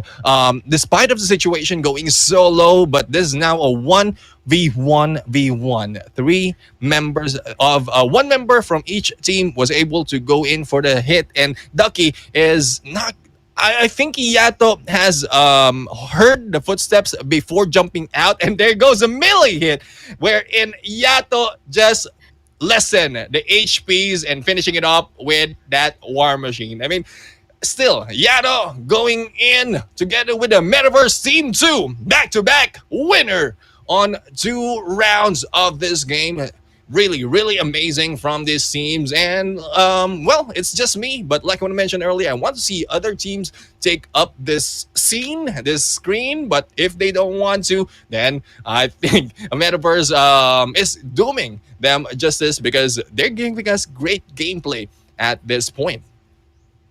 Agree. I also agree with you, Neptune. The fact that I want to see this different kind of teams actually getting the first place winner as well, because we want to see a few different kind of names coming up for this graphic as well. But nevertheless, it's not because they don't want to be the winner, but they can't do it. They can't do it, Neptune. Every time they fight with the metaverse, they are a force that cannot be reckoned. It's just truly amazing from the side of a metaverse team too. And it just shows during the first round how they survive till the last zone with that 4 players still. And not only that, for the second round, a metaverse Yato able to clutch a wonderful side of him. He knew that he was alone, but he was getting killed for himself. Like, he moved into the NDD, he saw there was an engagement from the ESC Kaki coming in, and suddenly he said, "Oh, that's my shot. I'm gonna go for the third party," and he gets that kill with the War Machine. Amazing job from that side. And then he said, "Okay, let's push into the side of Valiant." He saw Valiant. I think he saw that Valiant was actually hiding from the riverside, and he going for the push. And the best part, he was able to evade that trap master. I was saying to myself, Yato, there's a trap master right there. If I was his teammate, I'm definitely going to say that. If I have a teammate still surviving and say, "Look at the trap master, look at the master," but Yato say, "Don't worry, I'm not gonna step on it. I know where it is. I can see it clearly." And he didn't even didn't even encounter it. He was able to evade it and able to fight very safe range with Valiant Ducky. And moving towards Andy D Pixie, the moment he wanted to become a third party, Yato was already waiting. He's like, "Okay, go for it." And then I have my katana right here. That was really funny. That was really funny when he actually switched from the katana, because he knew that he had no ammo left. He doesn't want to do the same mistake. The simple mistake that you do when it comes to fighting face to face is that the moment you are out of bullet, you reload in front of your enemy. Never do that, bro. Never do that. To all of the players out there, please, you guys have to make sure to do the same thing as what Yato did. He does not want to reload in front of the enemy. He switched to katana. He evades each and every single engagement from Andy D Pixie, and the moment he see through it, he knows there was an opening for him. He switched up to the War Machine and immediately end DD Pixie's life. And that was just truly perfect side of AMV, a Metaverse Team 2. Yeah, great breakdown indeed of that final moment. I mean, I really love how that you have a chance for an analysis as well. A good analysis in that game in the final moment in there. But yeah, it's true. I mean, you don't want to be left off reloading in front. It's better you go in and like hide off somewhere, rest a little bit for the few seconds that you are reloading, and then just jump into battle the moment that it is that you are ready. But speaking of taking a break, we just ended the second round of this match, and so far, a Metaverse is still taking over and dominating this game. Hopefully, you are excited to see more of the gameplay because, once again, Neptune, the gentleman, and Fashabani will be taking a break. So, for those of you who aren't here, don't go away. We'll be right back.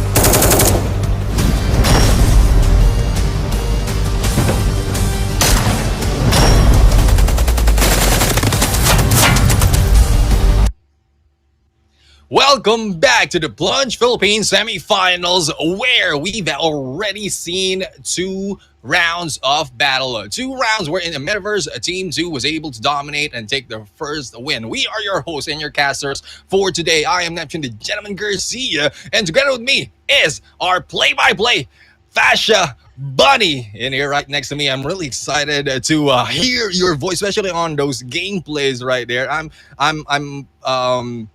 Actually, I'm quite surprised how you're doing. I'm trying to read it in my mind how I'm going to go the play by play, especially with a lot of teams who are going in for those battles, close encounter. And I would say you're doing a great job on that part.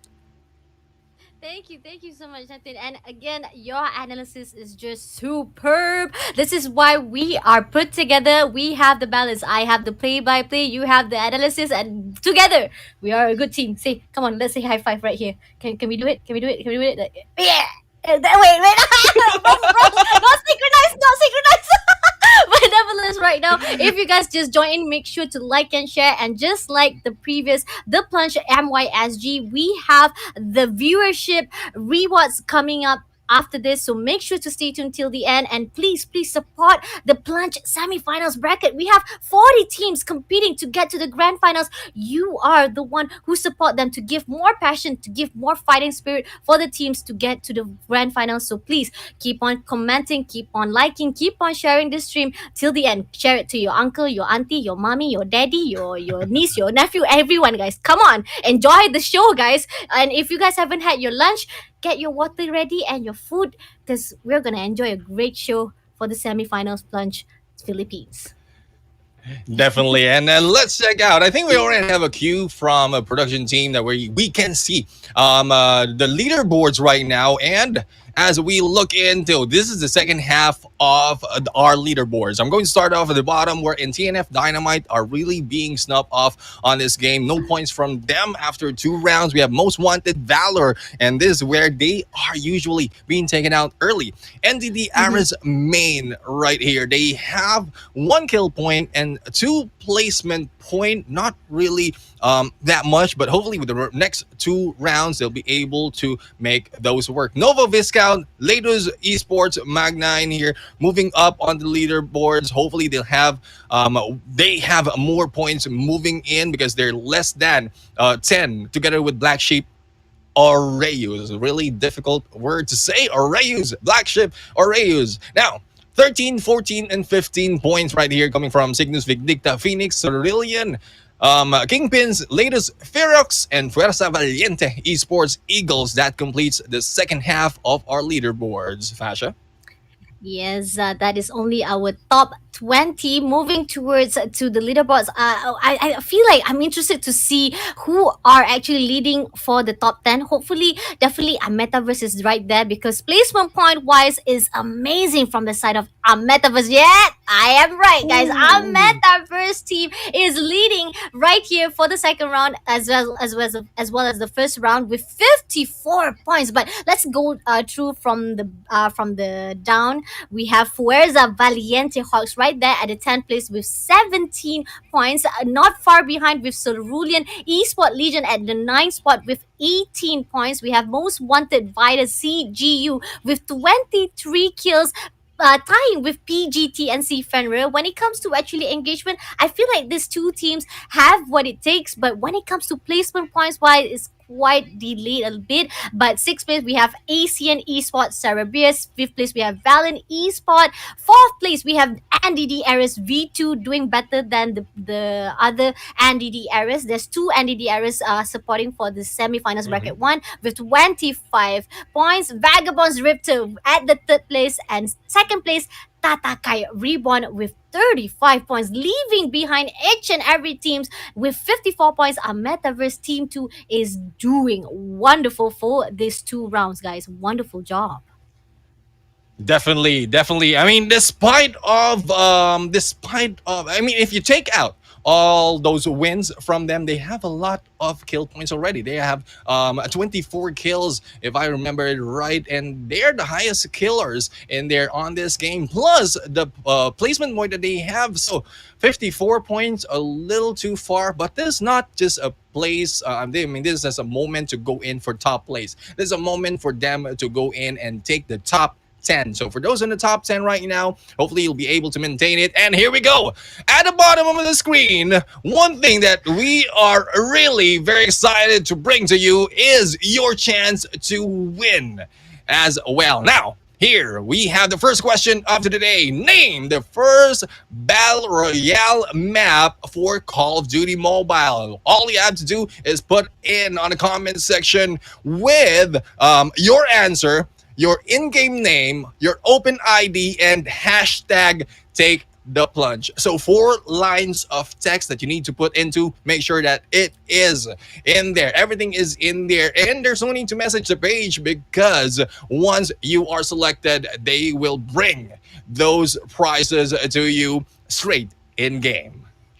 Come on, guys, come on. The question is simple. Name the first map in the Battle Royale mode. Come on, it's so simple. You guys, if you guys have been playing CODM from the first season, we already know which is the first map of the Battle Royale. So come on the section below to get yourself the Chicom Epic as well as the Echo. It is superbly wonderful and very pretty, if I must say so. And I want to grab it for myself. And I even said, Garena, can I have it? Because I cannot comment it right now. We're doing our work. So please give Wait. us as well the code for that weapon, guys, because it's superly beautiful. So definitely you guys have to be the 30th 31st winner, 30th, the 31st people who comment right down on the comment section below to be the one who receiving the prize of Echo as well as the CBR.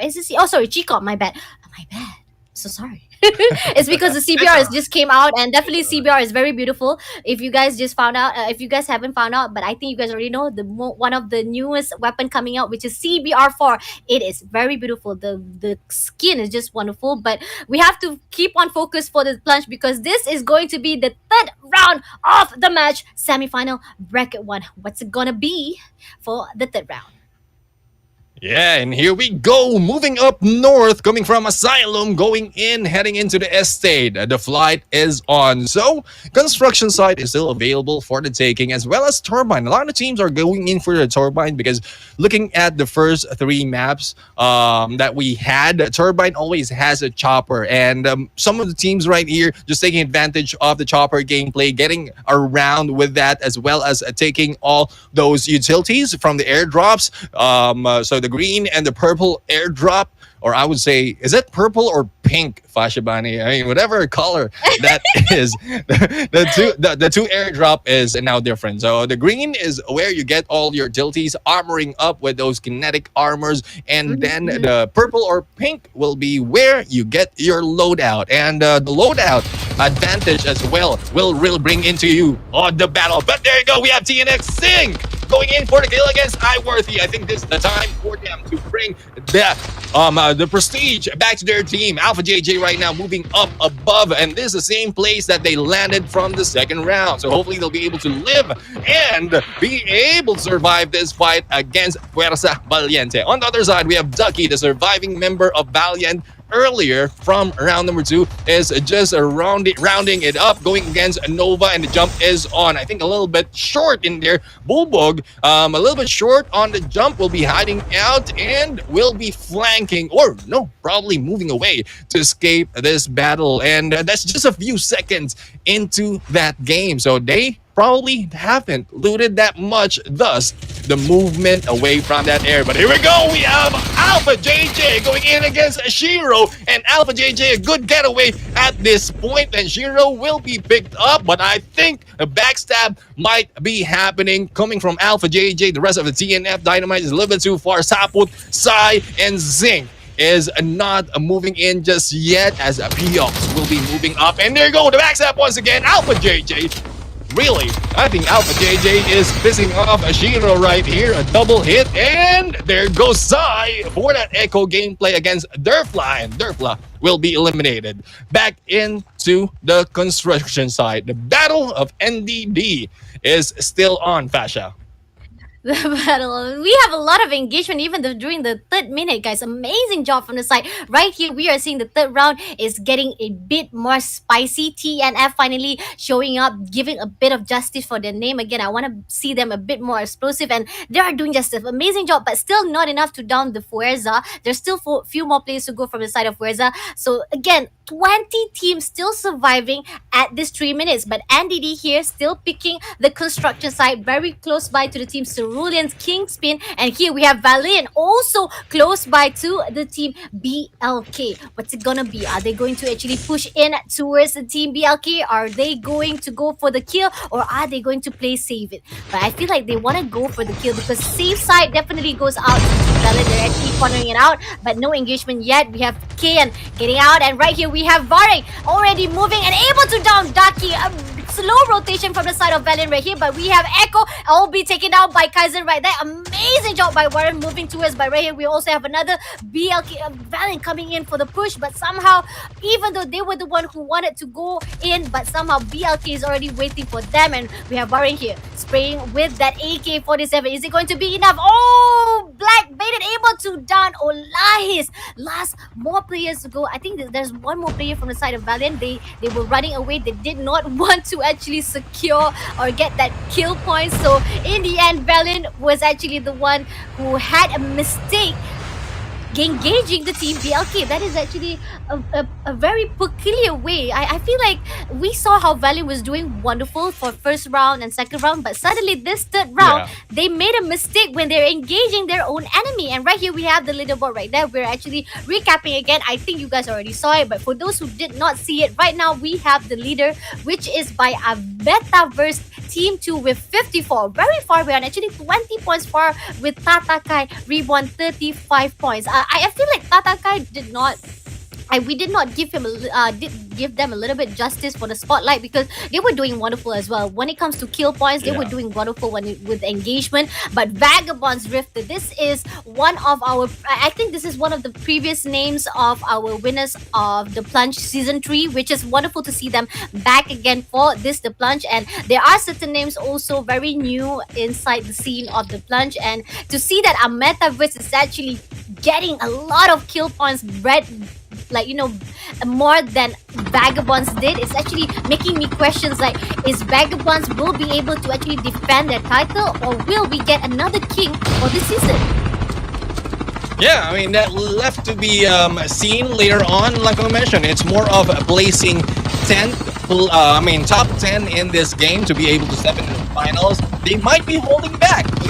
We really don't know. They might be holding back. I mean, they have a good placement on the leaderboards, top five it is. So if they'll be able to continue that on, then yeah, they don't need to put out any of their, I would say, back pocket strats right there. So as we look, we have Ladus on the chopper spree, as we have CLN Zup, Shinichi, and Kai on a stroll. And I think one more member is I think it's four of them who is in here already on a stroll. And this one thing about this, using the rally car on a stroll, all of you in there, there's a big chance that you might be dying out all at the same time if you if you don't survive a hit from the enemy or get away a hit from the enemy. But I think they're getting the distance to be able to I think the exchange of weapons being done, and they are ready to go in for the rush.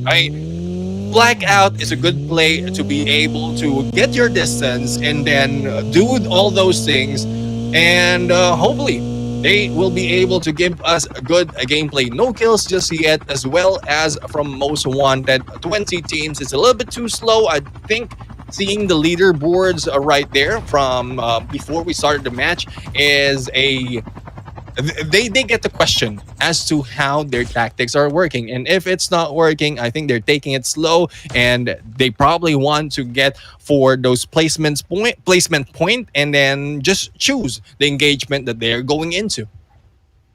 True, definitely. I feel like they want to figure out maybe what is the best way to actually engage. It's like we actually announced to the live just now. This is actually the first time we are doing the plunge at the blackout map. Like I said, for the MYSG region, there were a lot of teams that were actually doing well at the isolated map. But when it comes to blackout map, it is a whole another story for the teams right here. But right there we have AMV Yato able to take down ASC. AMV and Metaverse is fighting with their teams again. ASC, are we going to get that kill?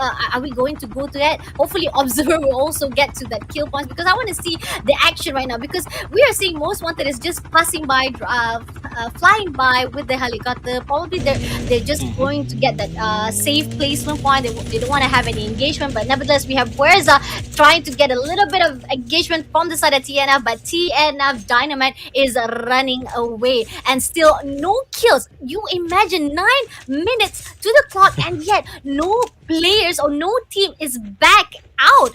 Oh my god, this is very intriguing indeed for the third round. Everyone is playing safe for the third round and not even wanted to engage early on.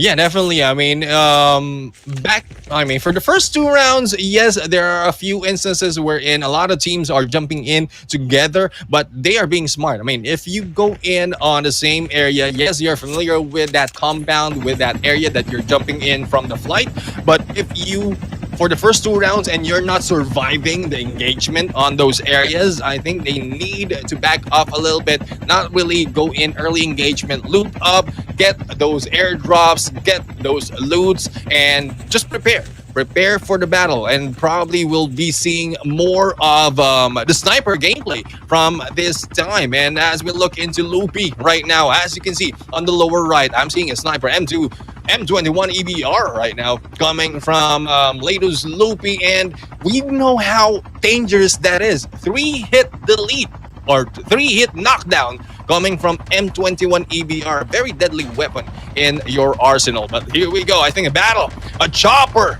a dogfight is happening in here between Lados and Fuerza Valiente, as Lados just catching up, throwing them away as they go in for this loot. And yeah, no kills. Oh no, there's one in there. I think it's Yui who has been taken down, and latest Yui has been taken down. One team has been eliminated already. Fashion Money. Alright, Tatakai Reborn able to actually explode the vehicle, but nevertheless, Kingri using the SMR is able to take down Dustin. Is that the end for the latest esport? I'm not sure, but right now we are seeing they are still holding on to the rally car, pushing forward and circling around the side of the team latest. Still no kill. They're able to get 1 kill so far, but 2 more players still surviving. We also have the Most Wanted also fighting with the Fuerza right there. Kaizen has been taken down.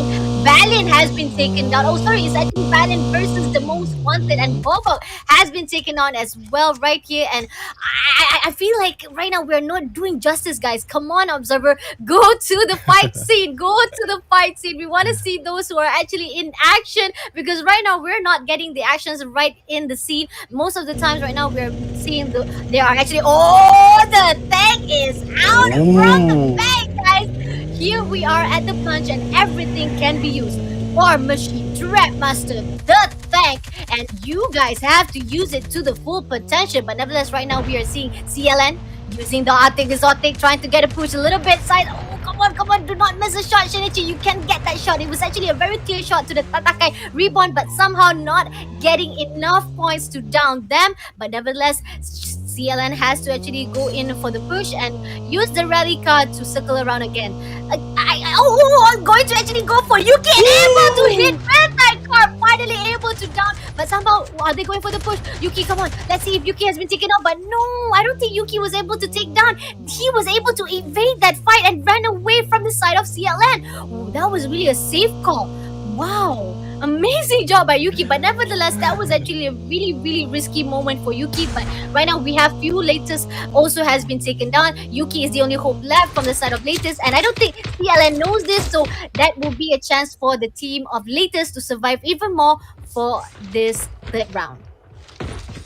Yeah, I think Yuki is just coming back from the revive flight, and that prompt with that shoot just showed them where they will be landing. But Yuki was able to survive that, but the rest of the teams on the other side was taken out. Now going in, Vagabond, Drifters are right here. They are using the tank, and we've seen them use this. So far, we've seen different gameplays already for the first 3 rounds. We have the tank gameplay that has been used. Not quite sure. I think it has been taken out already because no one wants to go face to face with the tank. Now, as we look into Most Wanted, 4 kills already from the team, and they are still 4-man strong, but they need to make their move. They need to get those position and take as much points as possible to be able to move up a little bit onto the leaderboard. And I think they're trying to chase out CLN right here. Will they be able to survive this fight, or will they be taken out?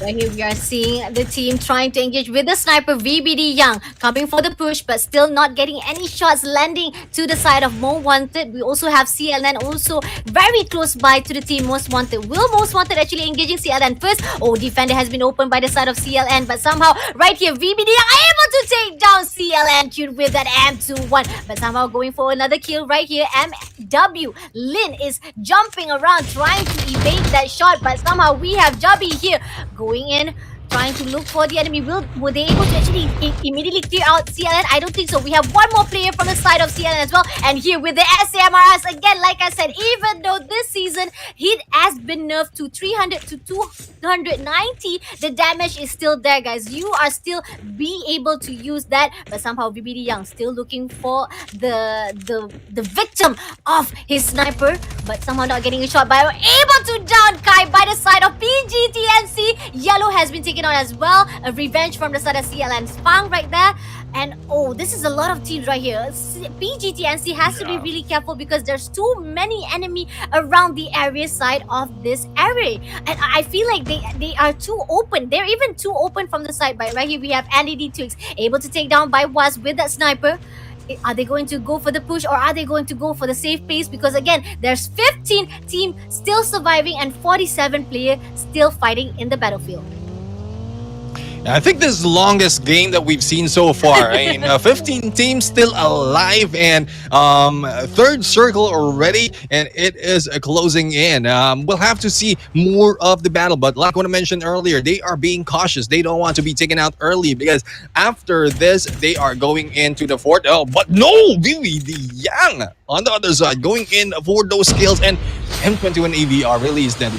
Now, for the point that I'm saying earlier, after this, they will be going in for the fourth, and if they don't catch up onto the points, probably getting close to the top 10, then this might be bye-bye for them for the Plunge, and they will not be able to go into the finals. So I think this slow matches and long distance engagement, this is their tactics to be able to catch up on those points and get their place for the top 10. Yep, definitely. We have 14 teams still surviving, 51 players, and right here we have PGTNC overlooking to the side of the team of Andy D. Sorry, my bad, Andy D. But I don't think Andy D is going to go for the push. But right here we have VBD Young going for the push for TNF, and TNF was actually engaging the most wanted. And right here VBD Young is actually trying to be a third party, but not getting any shots so far. They're still not getting anyone being shotted, but VBD Young slowly closing in, and we have Kotaro also able to find out MW lead a little bit more and able to take down Most Wanted lead, and that is the end for the team of Most Wanted. Right here, we are pushing in for the TNF as well. VBD is getting busy with that kill. They are going for the push in each and every team right here. Will they get a kill? They also saw one team is also at the higher ground. As also PVD, you want to be ambitious, but at the same time you want to be cautious as well. Ambitious is good, but cautious at your own ground as well, because we have the team Sickness right there, very close by to them and overlooking at their side, and they want to be a third party as well. So VBD, you gotta be cautious, guys. You want to go for the push, but at the same time, you might also be dead as well when you see the Sickness is actually engaging you with a sniper. This is actually like a deja vu. It's like a karma. You did that to TNF, and right now Sickness is doing the same thing to you. Is that true? Not true?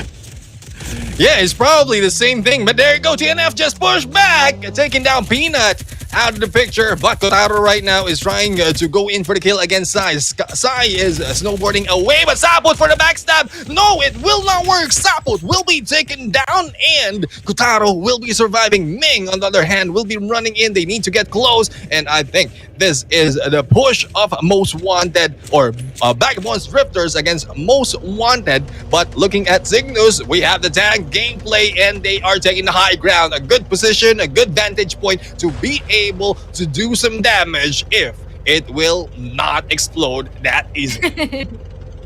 True, that's true, definitely true.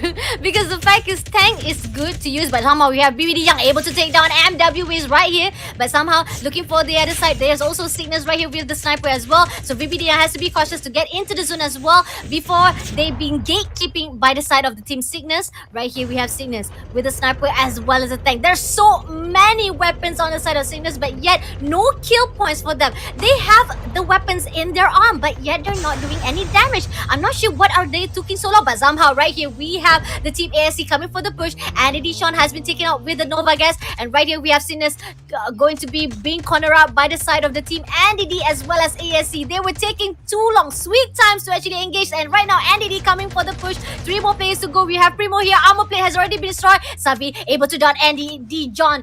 I don't see if there's any more left from the side of Andy D. I think there's 2 more players left from the team Andy D. We also have Fuerza coming for the push as well as a third party, but somehow Sickness gets that kill points and able to eliminate that 1 point and that one team immediately, and safe call for themselves. But again, I feel like this is too safe from the side of Sickness, and from here we are seeing VBD coming for the push from the side of the circle. They just came in from that outside zone, and right now Sickness is also in a tight spot. Armor plate being refixed and being destroyed immediately each and every single time by the side of VBD. So again, Sickness is in the tight spot, coming back into the tank, but somehow again, is this going to do damage? Will he be able to finally do a bit damage with that tank? But still not letting any shot. But PGTNC coming for the push as well. So Sickness, you are in again tight spot. But VBD being able to down DD Twix. Left with 6 more teams to go. And right here, Sickness, come on, go for the kill. You have the tank in your hands. What are you waiting for?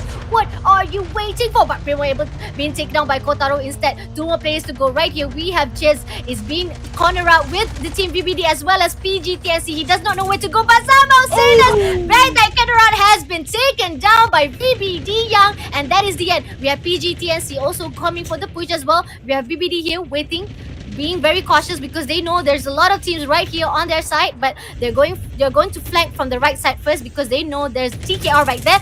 Coming for the push, and 2 more players to go. Even with that defender, there will be no savior for the side of TKR. Jabs has been taken out by being 1 more player to go, and Young is actually rotating and able to eliminate Tatakai Reborn, and left with 2 more teams to go. Most Wanted versus BBD. Who will be the winner? Right here we have being able to take down Zimple. Frick also has been taken down. 2 more players to go right here. Hachi is hiding in behind that defender. We also see Zimple is not being taken out. Right here we have Kotaro able to backstab, but one more play to go. And there is the end for the side of Most Wanted. We have a new winner for the third round of the semi-finals bracket 1, the Plunge Philippines, and that is the team. I lost my breath. Neptune, take it away. Yeah, I mean, you lost my breath. There's a lot of engagement in there. I was trying to catch up with your breath, and if I can give you some more oxygen in there at the moment, I will give it to you. Right across. But anyways, we have another team, as Passion Bunny just mentioned, another team taking over that winner scene, and it is Vagabonds Drifters. They are, if I'm not mistaken, going in on third place at that point, and this might bring them going closer next to a metaverse. And we haven't seen a metaverse really on that final round, so I think that was a moment wherein a metaverse team 2 has been taken out early, and a chance for other teams to move up the leaderboards. And all right, so we are right, guys. Remember, guys, for those of you who aren't here, we put out a question earlier, guys. So hopefully you're putting in on the comment section. 4 lines of text is needed. Your answer to the question, your in-game name, the open ID, and hashtag take the plunge. So who among you is ready to take the plunge? Because in a bit we're going to see what is the answer, and hopefully you got it right. And here we go. Isolated, guys, isolated right there. And from both sides, you are seeing the echo reverberation as well as a Chicom. I don't know how to pronounce that. Onomatopoeia. Chic. Oh yeah, onomatopoeia. Thank you very much, Fashabani. So those are the skins that you have a chance to take and win. So the first 30 winners will be getting that in game, and hopefully it will be one of you guys. There will be 30 players, 30 comments that we able to actually grab from the live itself. So please comment as fast as possible. But again, if you guys actually answer it wrong, I'm going to question you guys. Where have you been all your life playing the CODM? I even saw one comment say the map was raid. Bruh, that one is multiplayer, bro. This one is battle royale. Go back. Come here, come here. This is battle royale. That one was multiplayer. Okay, focus, focus. Come here. Okay.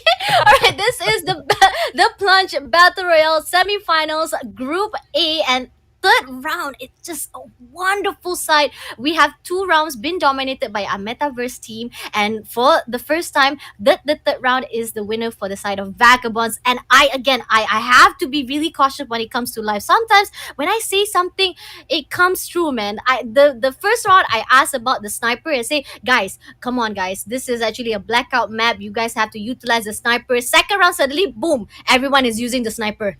And then when I say about Vagabonds for the third round, I feel like Vagabonds is not doing well, but boom, suddenly Vagabond comes back and say, hey, what did you say just now?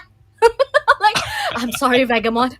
All right, you're doing well. You're doing well. All right, you're getting your first place point. Wonderful job by you guys. But we're still waiting on for the leaderboard. We're hoping to see how much they were able to actually collect from that third round. But nevertheless, let's take a look, recap back what happened from that third round. Again, it's a very slow paced game, but a very, very promising gameplay from the teams of that 20 teams that inside the first bracket of the semifinals. Let's take a look at the highlights. Neptune, take it away with your analysis. Yeah, I mean, like we mentioned earlier, it was a slow start. Yes, there are a few engagement that has been seen, but no one has been taken out for the first few minutes of this game. And what was mentioned earlier, yes, there is a chance that teams are trying to catch up onto the points that they've seen already after the first or this after the second round. So if they're at the bottom or probably right there close to the marker of the top 10 teams, there is a chance that they might be kicked out. So they need to make a move that to take tactical move as well as smart move from these teams needs to be done, especially if you're on that area on the leaderboards. Now, on this fight, we have Vagabonds who is going third party. And looking at this, Vagabonds Drifters Yang doing a great job third partying from afar with that M21, and as well as a good tactics from Vagabonds Drifters right here, because apart from taking those kills, there's also a chance for them to go in for the gatekeep, and they are just hanging back here near the circle doing the gatekeeping.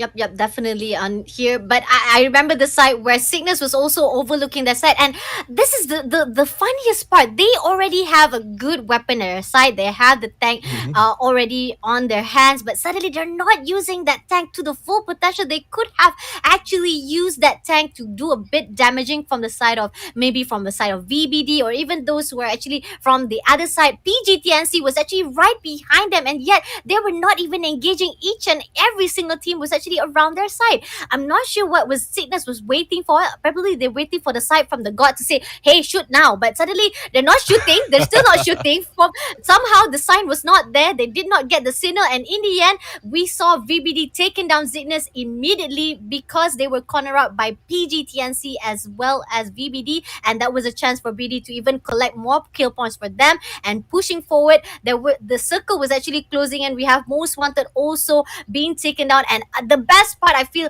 the most best part was that when we see that VBD was coming for the push, each and every single team they tried to win, it was just truly amazing. One by one, they able to knock down from the side of Tata Kai, Reborn. Right here, we have they were able to actually loot out a little bit more. They were waiting for a side of the team Tata Kai. Reborn was actually engaging the side of team PGTNC, and right here, pushing in towards Tata Kai. Dams has been taken out, and one more player to go here. Young, rotating, jumping around, and able to eliminate immediately. And right there, we saw how two teams still surviving. Most Wanted was actually engaging CLN and leaving the side of them.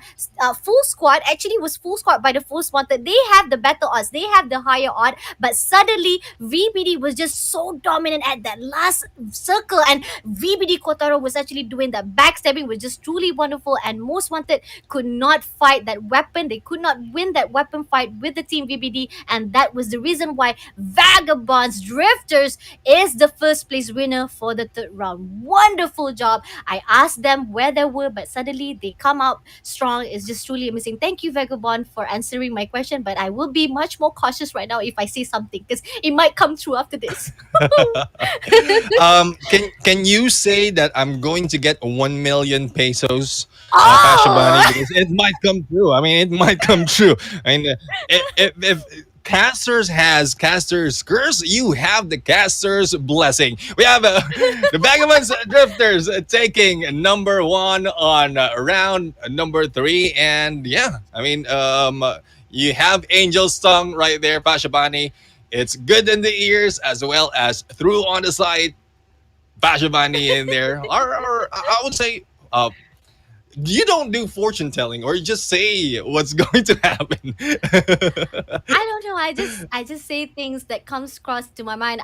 That's why I say I asked about it about the sniping, because that's just my opinion when it comes to Blackout. Mhm. We've played in Blackout for I think around 2 seasons already, and it's already been in custom. The moment that there was this one tournament that I casted, and it was actually the first day that we had the update for the Blackout, and everybody was like saying how to actually dominate this Blackout map. And the more that we analyze the Blackout map, the more that we learn that sniper is the best weapon to use at the Blackout. That's why I said the plunge. This is the best part when it comes to the plunge, because we are seeing the first time Blackout is being taken out into the life. And everyone, if you do not know how to dominate the Blackout, if you guys think the Blackout is too hard to actually fight on, use sniper. Learn to use sniper, because the best weapon to use inside the Blackout map is sniper, guys. Definitely sniper is the best, and that's why we saw how a great sniping mode from the side of round 2 and third round. Suddenly against Cygnus. Come on, Cygnus. If you are here, if you guys have you are a supporter from Cygnus, and you know from the Cygnus side, or you know personal from the Cygnus side, please let them know. Cygnus, I'm talking to you. Come on, do a bit more damaging. You already had the tank. Come on lah, bro.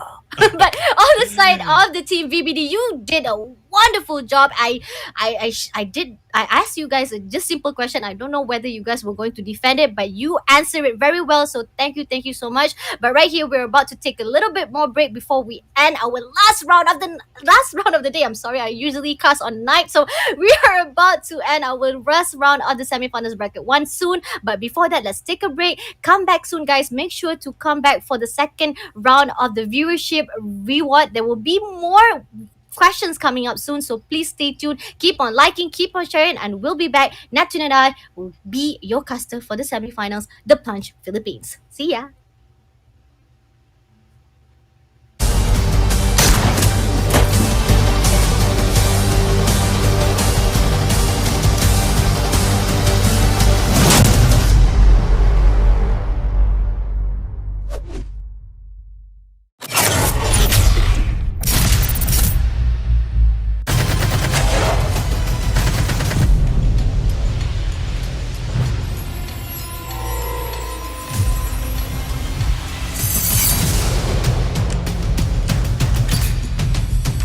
I'm coming in.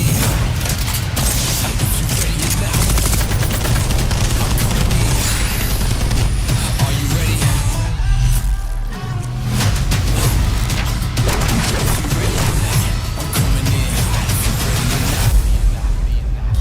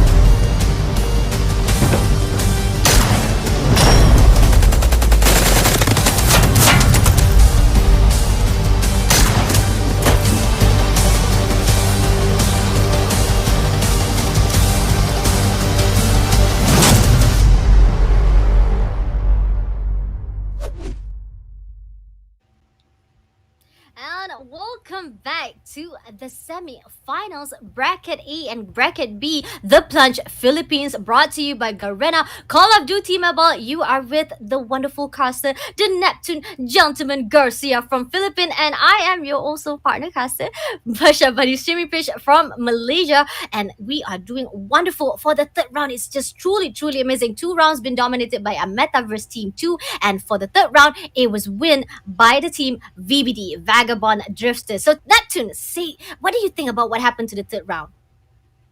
Yeah, on the third round, well, we haven't seen a metaverse on the final stretch of that game, so it's a good chance for the different team to be able to take the winners. But Vagabonds was able to go in for a good distance for the sniper kill as well as the gatekeeping. So a smart move from the side of Vagabonds Drifters right there. They were able to keep their distance actually, if they can take out those two teams, like all the two teams from across the riverside, then that's already 8 points from them. And then going in into the circle, they might they have a chance to be gate kept, but three of the members are just roaming around, making sure that no one is behind them as they go and snipe out those on from afar. And then as the circle goes in further, I mentioned earlier about stepping in and out of the circle. That has been done once again by Yang, and I think there's a little bit of boost that has been happening in there. But let's go and check out. This is game number 4, as the team will be flying in from the Nuke Island, going in across to Hydro Dam. So the flight path right now is similar to what we've seen to match number 1, Fasha.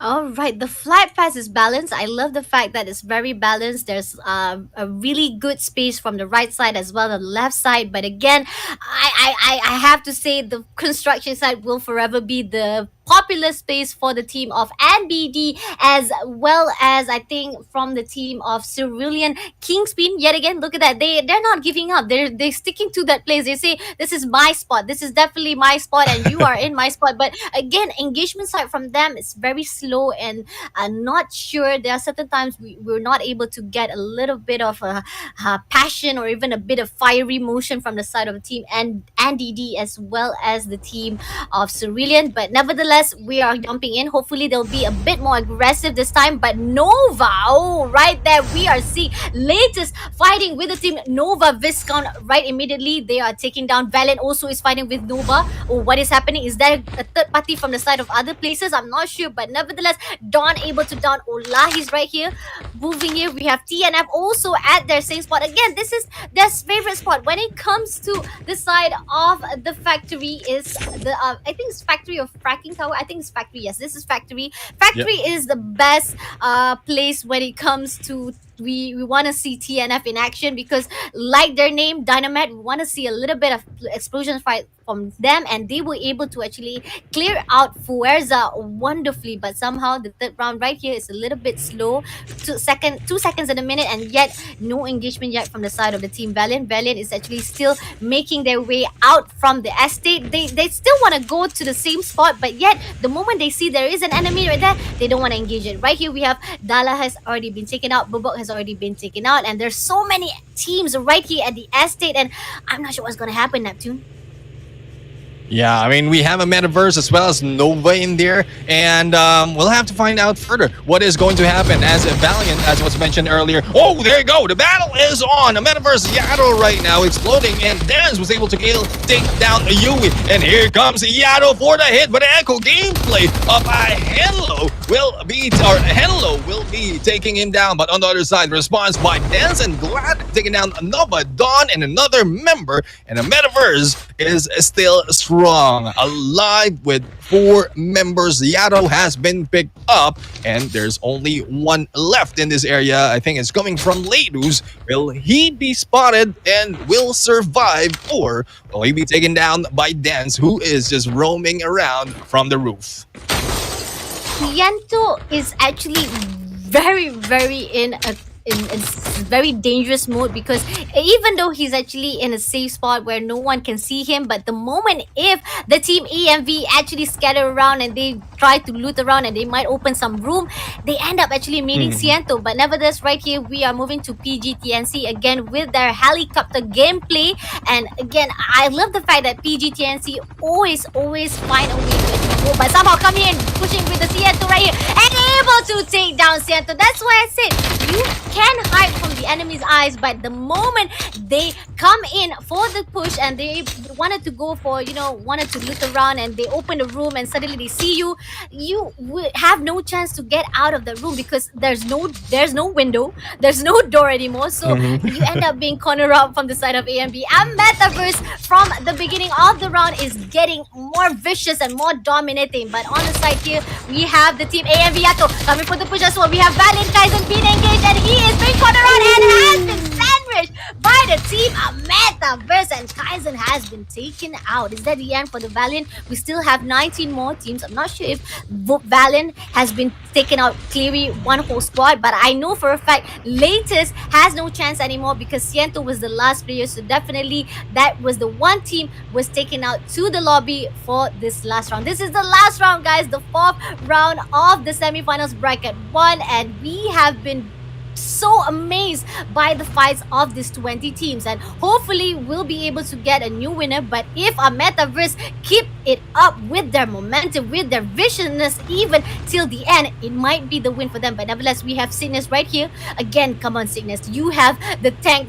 Just now you had an amazing weapon right in your hand, but you did not utilize it. Hopefully they'll be able to actually cover back their mistake for that third round and do a bit damaging. Right here we have ASC already spotting Cygnus, and they're about to engage a little bit. But right here we have Savi coming for the push, but proning around, trying to evade that kill. A little bit pressure, but somehow they don't want to engage soon. But somehow, somebody just jumped out of the helicopter. We have the Cerulean coming for the kill, but somehow Cygnus saw it, and right now they see, nope, we're not going for the party. We are not joining that party, guys. This is not the party we're looking for. But somehow ESC saw this team Cerulean. They were actually, they wanted to actually go for the push. They abandoned their own helicopter, but somehow right here Cerulean was not able to get that kill, and ESC and able to knock down Khaled with the M21 EBR coming for the push. But right now ESC is doing well with that safe distance from the side of team Cerulean, and going to actually get a little bit of kill, but somehow ASC, will they get a kill as well? But another Cerulean comes along for the third party. Oh no, no. Come on, ASC, hopefully you'll be able to do so, but somehow Cerulean here, there's going to be scattered out, but able to take down ASC Kaki. Neptune, what is going to happen, Neptune? Yeah, I mean, third party is the plays, or this is the way that they can go in for those kills. As we can see, Cerulean right now went in for that jump, and I think they have spotted already Keiki from that area. Now, it's a smart move as well earlier, as what you mentioned from the side of Cygnus. They backed away because being stuck in the middle, the choppers coming in from the north, we have ASC, or the choppers coming in from the west, we have ASC on the east, and they will be sandwiched at that point if they stayed at that moment. So they just moved away and just took the safest round and probably get back later on to be able to fight another day. But in this time, it is only Keiki from the side of ASC, so it's still a good play from them, and Kruger right now with that sniper just making sure that everything is clear before they go in and push for those dog tags. Inichi, on the other hand, is taking a look and just waiting. Now, if earlier ASC is the one waiting for someone to get the dog tag, this is the side of Cerulean right now. And I think Manjiro has been spotted. SMR's gameplay has been released, and the exchange of the rockets right now. Hopefully Shinichi will be able to go and make that hit. But as we look into the map right now, every team is spread out, a little bit too spread out on this area, and as it closes, we'll be able to find out where is the next circle going to land. Shinichi, on the other hand, together with the rest of the teams, is still waiting on for ASC, and ASC is outside of the circle. Not a good place to be because they are being gatekept by Cerulean right here. I feel like, again, they could have actually do an early round engagement the moment they actually, the two clan Cerulean, either the Kingspin or the Cerulean Esport Legion, they were all willing enough to abandon their own helicopter, but yet they did not do a pushing side. They were not aggressive enough, but somehow we see ASC Kirito coming for the push. They want to go into the circle because it's going to be painful. The second circle is going to come out, so definitely they don't want to play at the outside zone too long, or else they may actually be eaten out from the outside zone. And right here, even though they were doing a really good gatekeeping from the side of Cerulean, but it's not doing any damage right here. Fang still not giving up, trying to be a little bit persistent with that sniper, but somehow the ASC is just scattering around. I feel like ASC is just playing around their mind right here. And passing around here, we also have NDD coming for the push as well, and I'm not sure if they want to go to actually engage the team see Surya, but somehow, there you are, finding it, able to down NDD Pierre. 2 more players to go from the side of the team NDD. Will they get the kill as well? But somehow NDD saw that engagement was a failure, but they ended up running away from that fight scene. But we have Most Wanted here coming for the push. They see AMV inside the structural pump, but somehow Meow not getting any kills so far. Alat has already been taken out from the formula. Left with 3 more players to go. And Jabi, being affected by that Trap Master. It's going to be really, really tight for him, but somehow still surviving. We have Dance right here. With that SMRs right in his them, is going to be a bit damaging from the side of MW, but somehow not landing any shots so far. But the area damage going to give a little bit pressure from the side of team Most Wanted, but still keeping strong. Full squad by the side of our Metaverse, and we also have Most Wanted. There's 2 Most Wanted here at the Metaverse side. Oh no, they're going to be cornered out. They're going to be sandwiched, Neptune. Yeah, I mean, it is a chance for Most Wanted, either which team from Most Wanted going for the push, but I think it's the gunshots that have lured them in. And hearing those gunshots, especially from this team of AMV, Simple right now is just taking advantage of the sniper hit, the LQ, 3-3 in hand, and as well as another sniper on the other side. But Most Wanted is not in a good place right now. They're out in the open, easily can be backstabbed. They need to move, reposition, or probably rush into AMV if they really want to take them out, but it will be a little bit of risky move from them. And here we go, the 2-vehicle gameplay coming from Most Wanted. Are they going to rush, or will they be backing off? One member in here from another team is probably just waiting, or is that a different thing that we're seeing? A2, Team A2 is in there on that area as well. They might have been missed. Oh, it's Alat who is up on the tree. Is that true? Alat was up on the tree? Oh my god, this is the one thing I forgot. Yes, I forgot about the blackout map. The best thing about the blackout map is that you can actually hide inside the tree. You can actually climb the tree. But nevertheless, we're focusing on the scene right now. We have the Surian able to be down by ASC. Kaki fighting with the ASC was actually damaging to the side of Cerulean. So right now we are seeing Zoom getting into the zone because they don't want to fight at the outside zone. And Shinichi, without a doubt, has to be left out. They have to abandon. Sorry, Shinichi, there's no way to help you. So we have to survive first. We have to get the placement point. But Shinichi, I'm so sorry. Goodbye to you. But somehow that was a great job from the side of team of Most Wanted. Right here we have AMB able to take down Valiant. Boobot left with Kaizen, the only one player. We also see a third party right there. Oh, the third party from the side of the team AMV is doing justice. Fuerza is without a doubt has been taken out. Valiant also has been taken out. That they did not know what was happening. They were actually engaging each other. Valiant was the one who was actually engaging with the team Fuerza, but suddenly AMV comes for the push. And again, like you said, a party is fun when it comes with the third party, right? So definitely that's the reason why AMV was doing that justice. So again, there's one more player from the side of Valiant, but I don't think that AMV noticed this. But again, I feel like Valiant has a shot to survive a little bit more. Hopefully they'll be able to get a little bit safer side of that placement point. We still have 16 more teams and 55 more players to go. Yeah, 16 more teams and 55 players, but some of them are being taken out one at a time. A good thing for one team right here of Valiant will be able to escape and probably settle with a placement point, but no! Cygnus on the other side will be taken by Hyun with the help of the trap, and we have Sneaky right now sneaking up, getting the dog tags of Primo and probably bringing him back on to the next 50 seconds. Cygnus Vindicta right now going in, leaving the scene once again, choosing their fights and just trying to survive and probably wait for their teammates to come back before they go in for this push. But we'll have to see if this tactic will work, because so far they only have 4 kills to their name. So it's more of the placement gameplay that they are aiming to compared to AMV right now. Metaverse is already taking 9 points, 9 kills to their name, and still not slowing down with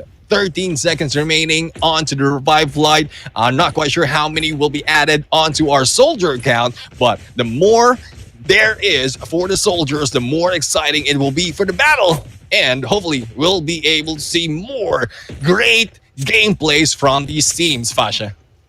Yep, yes, but close by to the team of AMB, there's actually TNF Dynamite. Are they going to actually notice it? I think actually TNF is actually hiding inside. There's actually a tunnel right Mhm. underneath the side of Team AMV. So definitely they do not know there is an enemy, but definitely on the side of here we have Vagabonds coming for the push with the latest esport right here, which is latest Ferox. And one player has been taken out. Young has already been taken out, but Peanut is able to take back the dog tag and revive him, come back into the room. So again, a good job from the side of Vagabond Drifter. But again, oh, being damaged by that grenade. VBD Ming armor has already been destroyed, but somehow there's a lot of players right here at the River Town. This is going to be tricky from the side of the team VBD. They were doing well for the third round, but somehow this is going to be pushed for him. But somehow AMV coming for that kill, and Olahi has been taken out, and that is the end for the Valiant. I think that is the end for the team of Valiant because AMV has already saw him,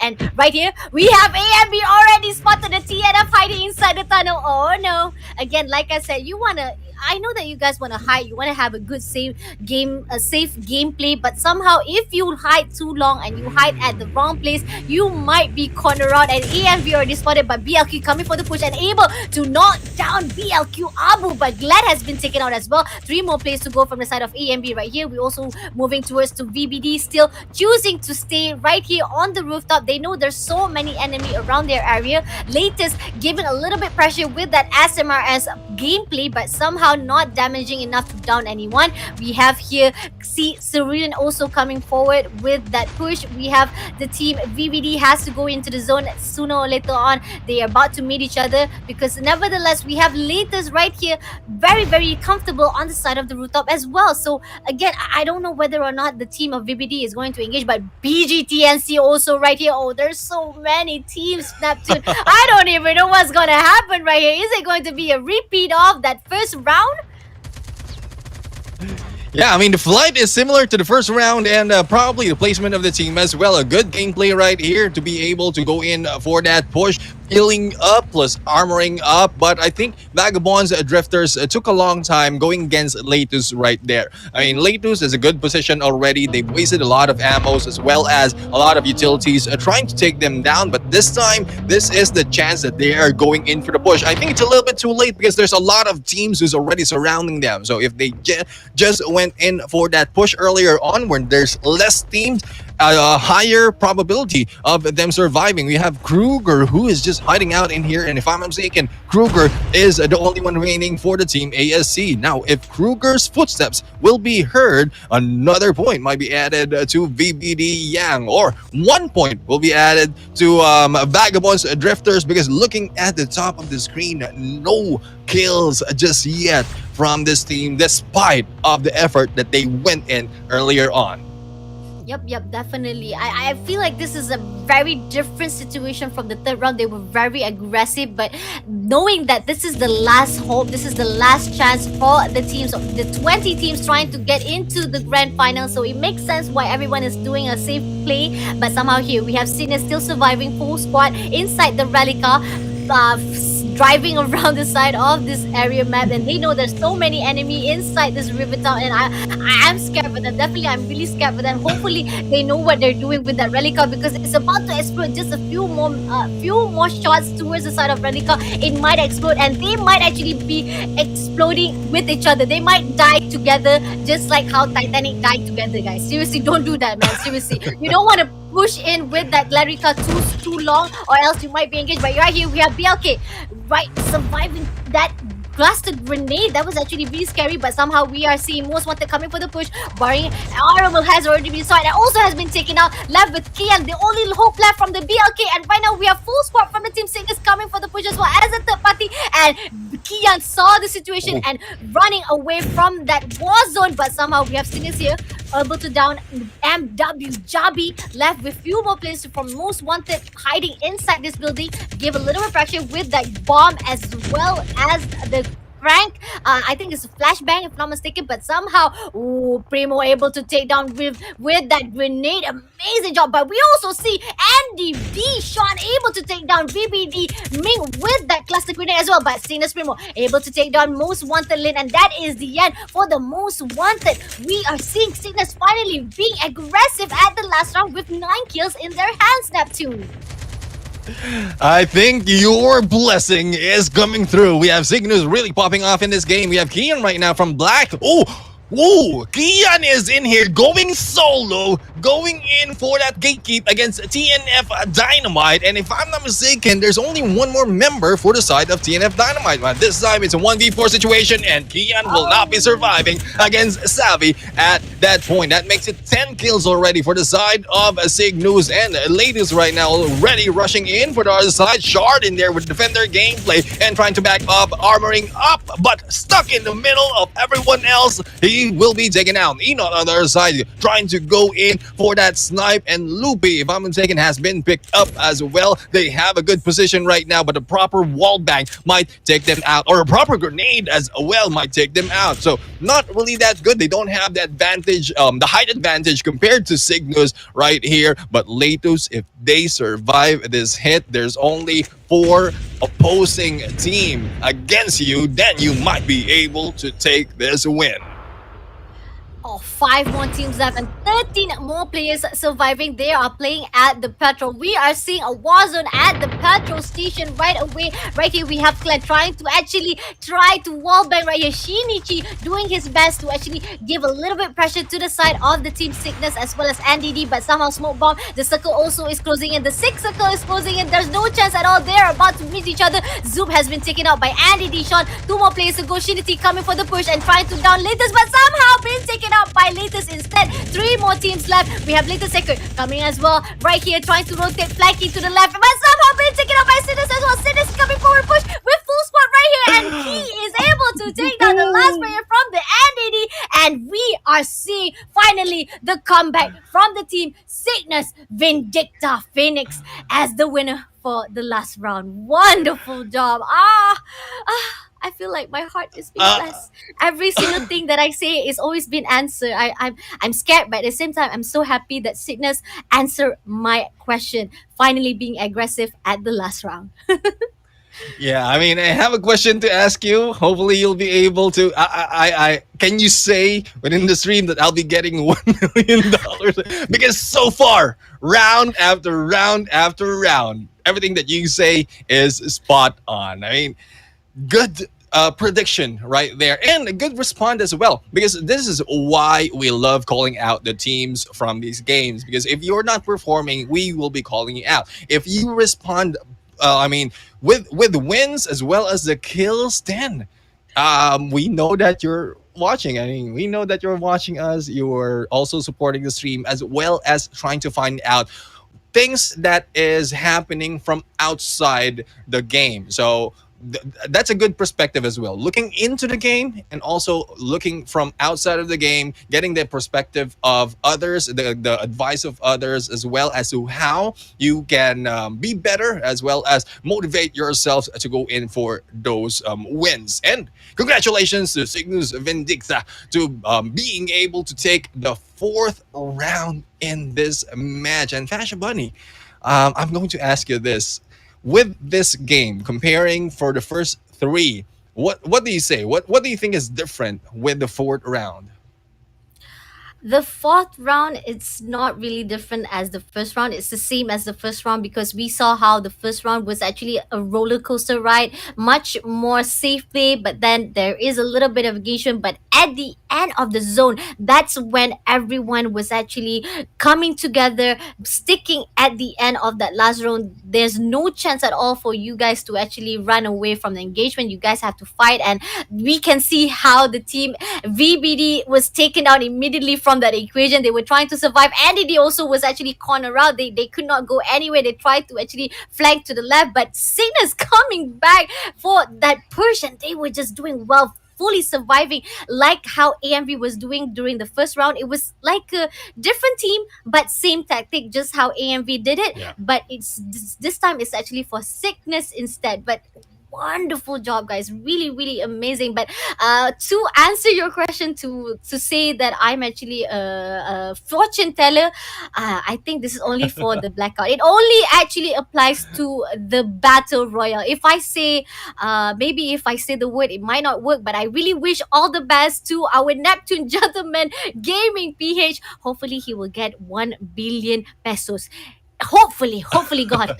I don't know, it might happen, who knows, we don't know, but nevertheless, I'm not a fortune teller. But please keep us supporting this live. We still have one more semi-finals to go, and this is only the first semi-finals, and it has been truly amazing. 20 teams. We'll hope to get to the leaderboard. We'll see which team will pass to the grand finals. It will come out soon, but nevertheless, wonderful job from the side of the 20 teams. Most wanted by the CGU, Andy D. Aris, latest Ferox, Sickness. You answered my question. Thank you so much. And Metaverse with 2 rounds in a row, bagging that first place. Valiant Esport with amazing engagement, but again, it's very not consistent to the side of Valiant. There's actually a very tight spot. They're very aggressive, but yet not getting a good placement points. Black Sheep Arias also doing a wonderful job as well, but again, they always end up being sandwiched. Fuerza Valiente. Oh, every time they meet with their own clan mates, they ended up like saying, "Why am I killing my own enemy clan mates?" That's just 20 teams, just truly amazing, guys. Wonderful job. But 20 teams coming up soon, so please stay tuned till the end of the live. There's still more questions coming up for the viewership. Again, there's Echo Epic as well as the Chicom Epic coming up for you guys to grab. Only the first 30 who wins, who actually able to answer the question, will get the prize. And the instruction is simple. Just answer the question, put your name, your IGN, put your open ID, and put the hashtag take the plunge. Do you know what the plunge is all about, actually, Neptune? Taking a dip. I mean, jumping Yeah, in, taking the leap. exactly. That's right. So we see everyone is just jumping into the fight just now, and that was just truly amazing. What did you think, Neptune? Yeah, I mean, it's good that the plunge has been running in for a long time, and we are here showing up on season 4 of the Plunge Philippines. And with what you mentioned earlier, a lot of gameplays that has been done by these teams, and I'm really happy to be here seeing these teams evolve. Like for the new teams who are just jumping in here, as well as those who are familiar names, familiar brands, or probably different teams but same team. Those are the evolution that we'd like to see from these matches. Now, in a few seconds, we're going to see the highlights of this game. We're going to take a review of what happened in these matches. But we know already, Cygnus was able to get back on their feet. And this time, this is where Shento has been spotted standing in the corner. And at that point, Shento might have been the last moment, I mean, the last member for that team.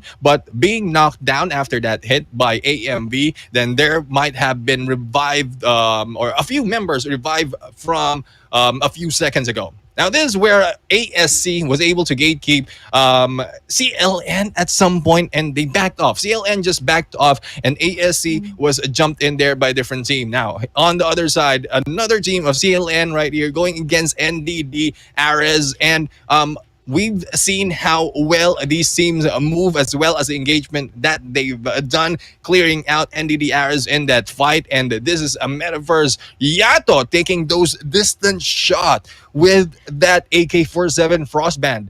I mean, I'm quite surprised how these teams, how these players are doing it.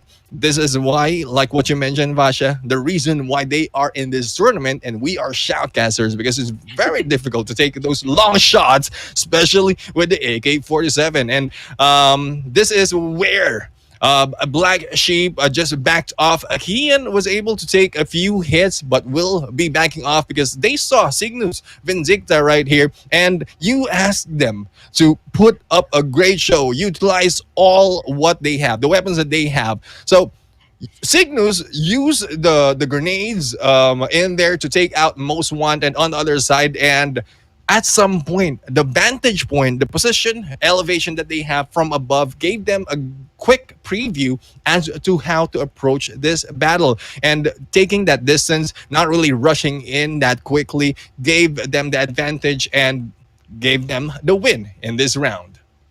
Amazing, yes, exactly. And the fact that we can see the latest, you said that they're actually at the really comfortable spot, but it's a really, really dangerous spot. If anyone knew what latest was doing right here, it's actually quite cute. Actually, I was laughing inside my heart looking at how they were actually proning here. They're like, oh, so cute, like a kitty, three players, like, just proning together, like it's like a line putting up by the team latest. But nevertheless, it's not going to be cute if you're being taken out with that grenade, if people saw you, because it's very open side. But here we have the team Cerulean trying to do a wallbang, Shinichi trying to give a little bit pressure to the side of Andy D, but somehow the moment the circle was actually closing in, they could not go for the push because latest was also pushing in to the side. They were actually flanking to the right first. They want to get the kill from the side of Cerulean as well as Andy D, so that's why that was the reason why Cerulean as well as Andy D was the one who's taken out first from the formula. We also have here latest coming in from the left side, but Sidness was just doing well, cornering out each and every single enemies right in front of their eyes. They were actually going from the left as well as to the to the right, and that was the reason why Sickness Vindicta Phoenix is the first place winner for the last round, and hopefully this will boost them out to the leaders board. Hopefully, Neptune. Yeah, I mean, they will be boosted definitely with the additional 15 points that they have, plus the kills that they've made. And one thing that we are really wanting to see as to who will be going in for the top 10 of out of this 20 teams who went in there. Now, regardless of whether you're going in for the finals or not, still GGWP for everyone who went in and fought it off in the plunge, because there's other seasons wherein you'll be able to find out if you have what it takes to go and take the finals. But this time, we are just awaiting. I mean, if I have a drum here, probably a digital drum, I can do a drum roll to see as to who, and if it will be a repeat of what happened earlier, it might be the bottom half. So it's a good intense moment. At least they would know if they'll be able to step off onto the finals. But we know the top five already from top five. But Fasha, who do you think will be right there in the edge, being very lucky, taking the top, the 10th place? I'm not sure, but seeing how Sidness was doing well during the third round as well as the fourth round, they were doing a good placement point, but engagement point is not that so good. Even fourth round, even though they were doing well, I don't know whether it's going to be enough, but it might actually boost them out to the top 10, a little bit side from that 11 spot to 10 spot. But on the side of our metaverse, we know for a fact they're already comfortable there. We don't have to question whether or not they're actually at the top 10. I know for a fact that top 10 is right there with them. But on the side of the team of Latest, or maybe on the side of Andy D, I'm pretty sure Valiant would also be there at the top 10. What do you think, up to? Yeah, I mean, I think we have the second half of the leaderboard, so we'll be able to find out in a few. But yeah, I mean, good point. Lados, well, since there are several teams right here who have different names, so we have Latos who might be able to jump in, and one team in there is already on the bottom half. So what we're looking at right now, for those of you who aren't here, is the bottom half of the 20 teams who played it off. Nova Viscount is in there, the bottom of this list, followed by Ladies Esports Magna. So one of the team of Latos right here. Cerulean Kingpins will be here as well. TNF Dynamite not really exploding at that point. Two teams from Fuerza Valiente will be here as well, 18 and 22. Black Sheep or Rayus, despite of the gameplay that they've shown so far, it was a little bit too late. And Most Wanted Valor as well with 28. NDD Aris Main with 29, and ASEAN Esports Cerebrus with 33 points. So this is the bottom half of our leaderboard. And I'm going to give it to you, Fasha, for the top half because I know you like to read them off from that list. Definitely, see, I'm super stoked to see who is actually able to get into the grand finals. But we have to salute to the players, to the soldiers that were fighting to get to the grand final, but unable to do so. To the to the bottom 20, you guys did a wonderful job. ASEAN, NDD, Most Wanted Valor, Black Sheep, Arias, Fuerza. Two of the Fuerza was not able to do so. TNF Dynamite, like you said, was not explosive enough for the semifinals. Cerulean Kingspin. If Cerulean Kingspin was not able to go in and latest esport Mamda could not go in, well, we know for a fact there's two teams has came out from the same clan. So definitely, if one team did not get in, so definitely the other will be able to go into the Yep. top 10. So that's not a surprise anymore, but nevertheless a wonderful job. That's the reason why it's so interesting when it comes to the plunge, or even when it comes to the custom room of the blackout royal itself. When it comes to battle royale, if you send two teams from your own clans, you have a better odds to actually make sure either one of your teams to join in. But that did not happen for the Fuerza Valiente. Hopefully Fuerza Valiente will come back for the plunge for the next season and do their best, because hopefully either one of the two teams will be able to get in instead. But that's not the case, but we have to salute goodbye for you guys. Hopefully you'll do your best for the next season. Thank you so much for joining into the plunge for the season 4. Right now we're moving into the top 10 of the scoreboard. We have the PGTNC Fenrir at the top 10 with 34 points. We have latest Ferox. There you are. We saw the latest Esport Mana could not join in, but we have latest last hope for this grand final, which is latest Ferox with 35 points, tying with Valiant Esport. Surprisingly, Valiant Esport was doing very damaging for this first and second round, but third and fourth round they were actually struggling. That's why they're at the 8th place. At the 7th place we have the Most Wanted Vitus CGU with 41 points. NDD Aris V2 is able to get into the top 10 as well with 43 points. And we have Cygnus Vindicta, just when we thought they were not doing so good, but because of that fourth round they were able to boost them up to the top 10. Amazing job from the Cygnus Vindicta. Finished with 53 points. Tata Kairibuan, they were also dominating from the first round and the second round, so there is no doubt that TKR was actually at the top 10 with 58 points. Cerulean Esport Legion with 61 points. Vagabond Drifter, the one who is trying to defend their titles, will they be able to defend that title of champion? The Plunge with 64 points, and a Metaverse coming at the first place with 73 points. Amazing job, and they are leaving behind a lot of teams right there with 10 points leaving behind. That is just truly amazing by the Metaverse team too.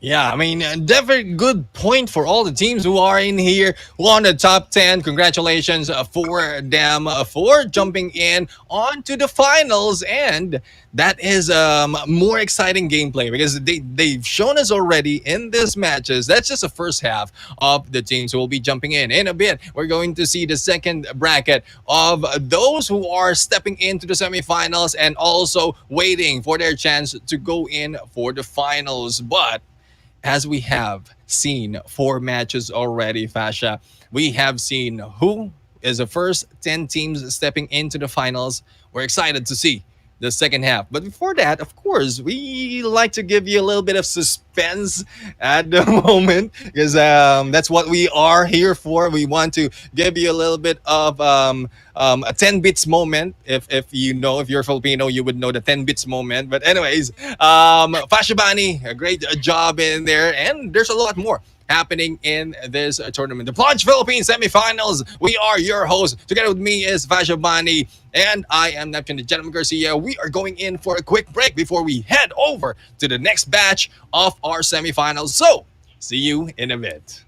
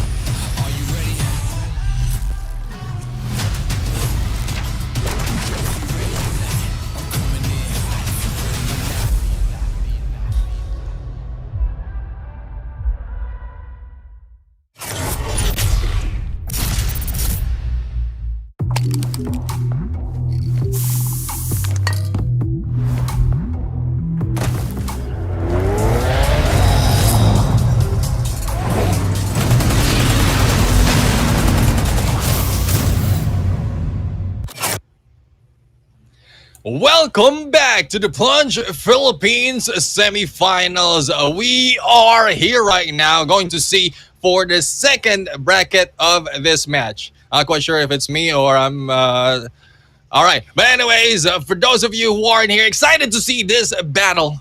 We have seen the first 10 teams who've already go in and on to the finals after the first battle. So we are your hosts. I am Neptune, the gentleman Garcia. Together with me is Fasha Bani. Do a great job on the play-by-play. And how do you feel about this next batch of players or teams?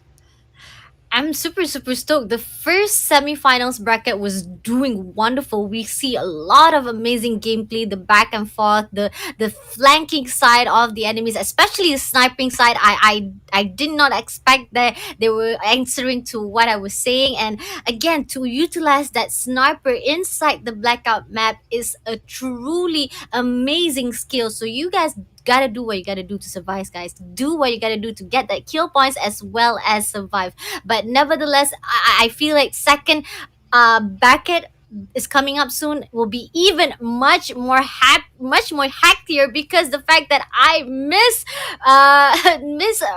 reference to one of the teams, which is Vagabond Drifter. My bad. I'm sorry for those who are watching It's this live okay. viewers. I'm sorry. It's not the defending champions. The defending champions will be coming up soon for this second bracket, and we'll see more of those who are inside the second bracket.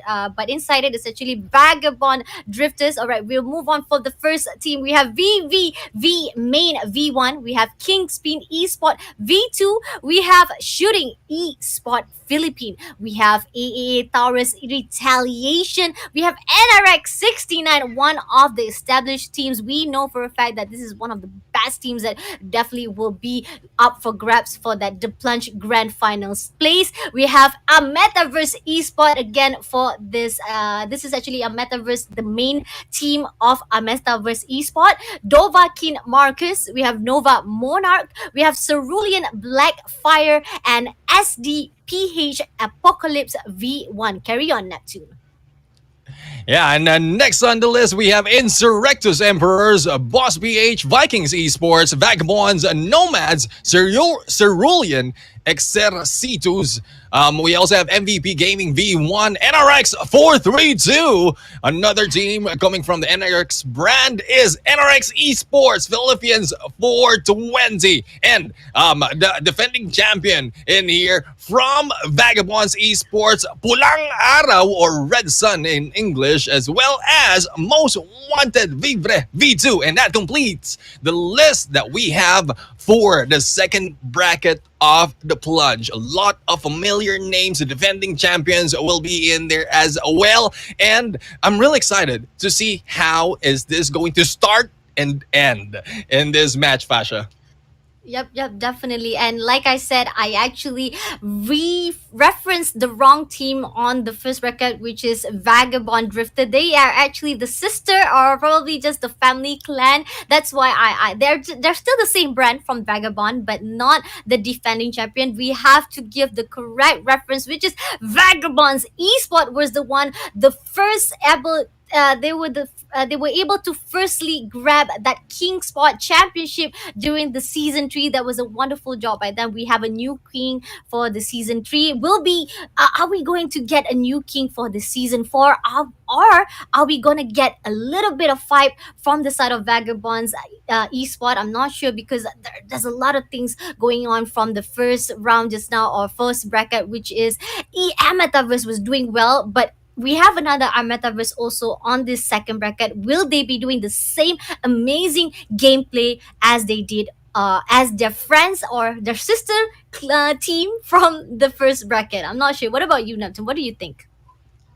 Yeah, I mean, it's a good lineup that we have right here. I look into the lineup. A lot of players out there or watchers, viewers out there is really excited to see, especially of the players who will be jumping in on the second bracket.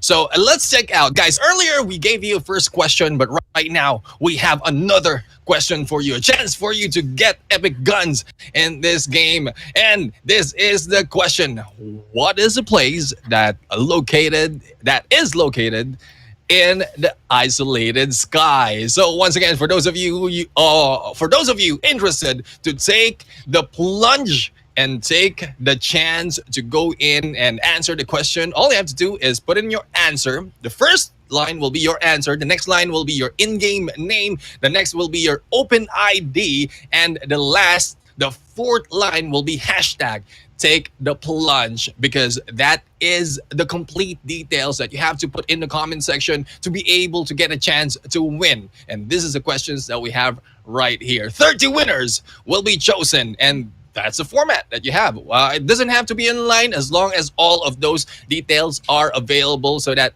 Garena will be able to give you your prizes in game. Come on, guys, grab the chance. The epic skin from the Echo as well as Chicom is something that you cannot lose out the opportunity, because I want to get it for myself, but I'm working right now. I'm casting, so get it for me, guys. Get it for Fasha Bunny streaming page, please, guys. Support your local caster as well. I forgot to say this. Please, guys, also support your local caster, your local streamer. Who else to support the community if not the community itself? CODM community. Please support Neptune. Go follow his page. Check out his page. The name is right there, Gentleman Gaming PH. Give him a follow page as well as a like. And if you like what we see and you want to join what we cast or what CR we cast or tournament, there's a lot of stake. Next one, there will be a lot of tournaments also I'll be casting. So if you guys are interested to join in, go follow my page. It's Fasha Bunny Streaming. It's right there down below. Just write it down on the search bar, guys. Just follow us page, come on. But right, on the other hand, like and share this stream as well to give support to the semifinals. The 4 rounds is about to start soon for the bracket number 2, and again, we have seen the lineup: 20 teams. Not a typical name. It's a very, very familiar and established names indeed. And again, like what Neptune said, he knows what he's talking about, definitely, because he knows this team, and I've seen this team as well. I've seen them. I've casted for them. A few of them I've casted, and they are not to be messed around, guys. Seriously, I feel like this is going to be another gameplay, another fiery motion from the teams that is on the bracket number 2. So Neptune, which team do you think that we have to look out for this second bracket? Well, I'm only pointing out those that are familiar names and who have already established their names. So there are what we mentioned, Vagabonds Esports, the defending champion from the previous season. We also have NRX 420. NRX Philippines 420, they have been dominating the plunge ever since they have joined, and hopefully they are back on their feet and taking the throne. There's also NRX 432, another brand for NRX right here, but most of the teams right there onto our list. VVV Main as well, another familiar brand, but all of the teams right here, we want you to go and fight it off, take down the Kings. Take down the Kings. That's what we want. We want a little bit of kuritsa coming from you if you can do it. But let's check out, because in a bit, we're going to see the start, the beginning of this match. This is the Plunge Philippines Season 4, and this is Bracket B or Bracket 2, wherein the flight will be coming in from the south up into the north. It's a little bit delayed. I couldn't tell just yet as to where they will be landing. But if you look into your list right now, this is the teams who will be playing for today. And as we have it, we have the flight already coming in from these teams, and it's an early flight. So I'm quite surprised if there will be a few teams jumping in onto construction site, as we've seen earlier, because a lot of teams has jumped off early, and I think it's factory where we're going to have 2 teams right here, as well as hijacked, an isolated area wherein they have a chopper and plenty of loot right there as well onto the left of your screen. And 2 teams will be going into the estates, and train station will be taken by 2 teams as well. We'll have to find out. Early engagement happening already. VV main V1 is going in for the push, and there you go. The early engagement. Jewel taking on Bogart in this game, and Fasha Bunny. I'm really excited to hear what you're going to say about this game.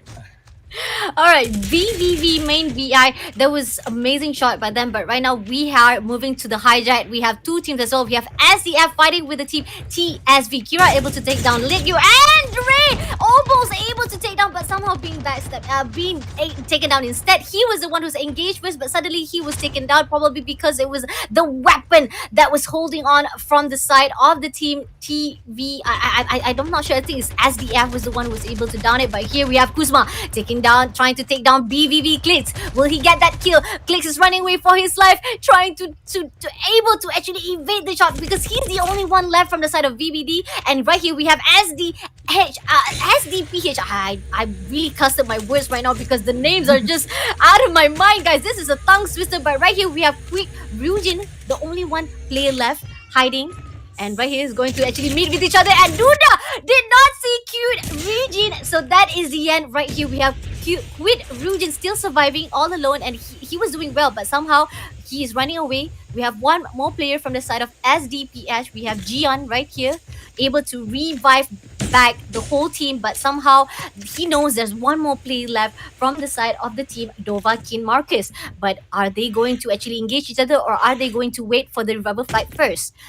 Jian fixing the armor plate first, making sure that he is already prepared for the war. But somehow we are moving towards to the side of the team AA Taurus. Retaliation very close by to the team of, if I'm not mistaken, this is actually MVP Gaming V1, but they are moving away with the helicopter. So we are sticking to the hijack back again right here. Again, like I said, they're the only one left from the side of the hijack. So they could actually engage first because they don't want to waste time. But nevertheless, they also want to play safe because they want to make sure that the revival flight will confirm the safety of the team members come back as fast as possible. So again, it depends on whether or not you want to play safe or want to get that kill, or are you confident enough to get that kill? That is the main question. Are you confident enough? But here, still maintaining at the A6 side, we also have MVP Gaming very close by to the team AA Taurus. And oh, Quid Ryujin able to take down Jian. Is that the end? I think no. I think SDPH was able to actually waste a little bit time for him to actually get the team members back into the room. So again, that was a great job. He knew that he was not confident enough to fight Quid Ryujin. So the only way for him to actually make sure that the team members survive is just to hold off. But here we have Ore coming in. We have Duda also coming in as well. Chemical 3 versus 1. Ryujin is going to be in a tight spot because he's all alone right there. What you gonna do, Dovakin Marcus? Are you going to go for that plunge, or are you gonna be taken down by the team SDPH immediately right at this instant? Yeah, I love what Ray is doing right now. He's just watching as to where Ryujin will be coming up, because Duda already have the information as to where he is positioned. But I think he got the dog tags already, and on the other side, from behind them, Chemical is taking the chopper. So I think the only option here for the side of Ryujin is to jump off the ship and just swim away. But it is a little bit risky. Dre right now not hearing or not seeing anyone, and the push is on, and I think the backstab might be done. And there you go, the hit against Ryujin right there. It is Dre taking that kill. Patience really is a virtue, and there goes one team off from our list. On the other side, we have Vagabonds Esports right here, or Vagabonds Nomads, another team from the Vagabonds brand, just riding along. And well, 18 teams remaining. It is still too early to say as to who will be dominating it, but so far a lot of teams has already gathered up the kills that they need to be able to step up onto that leaderboard.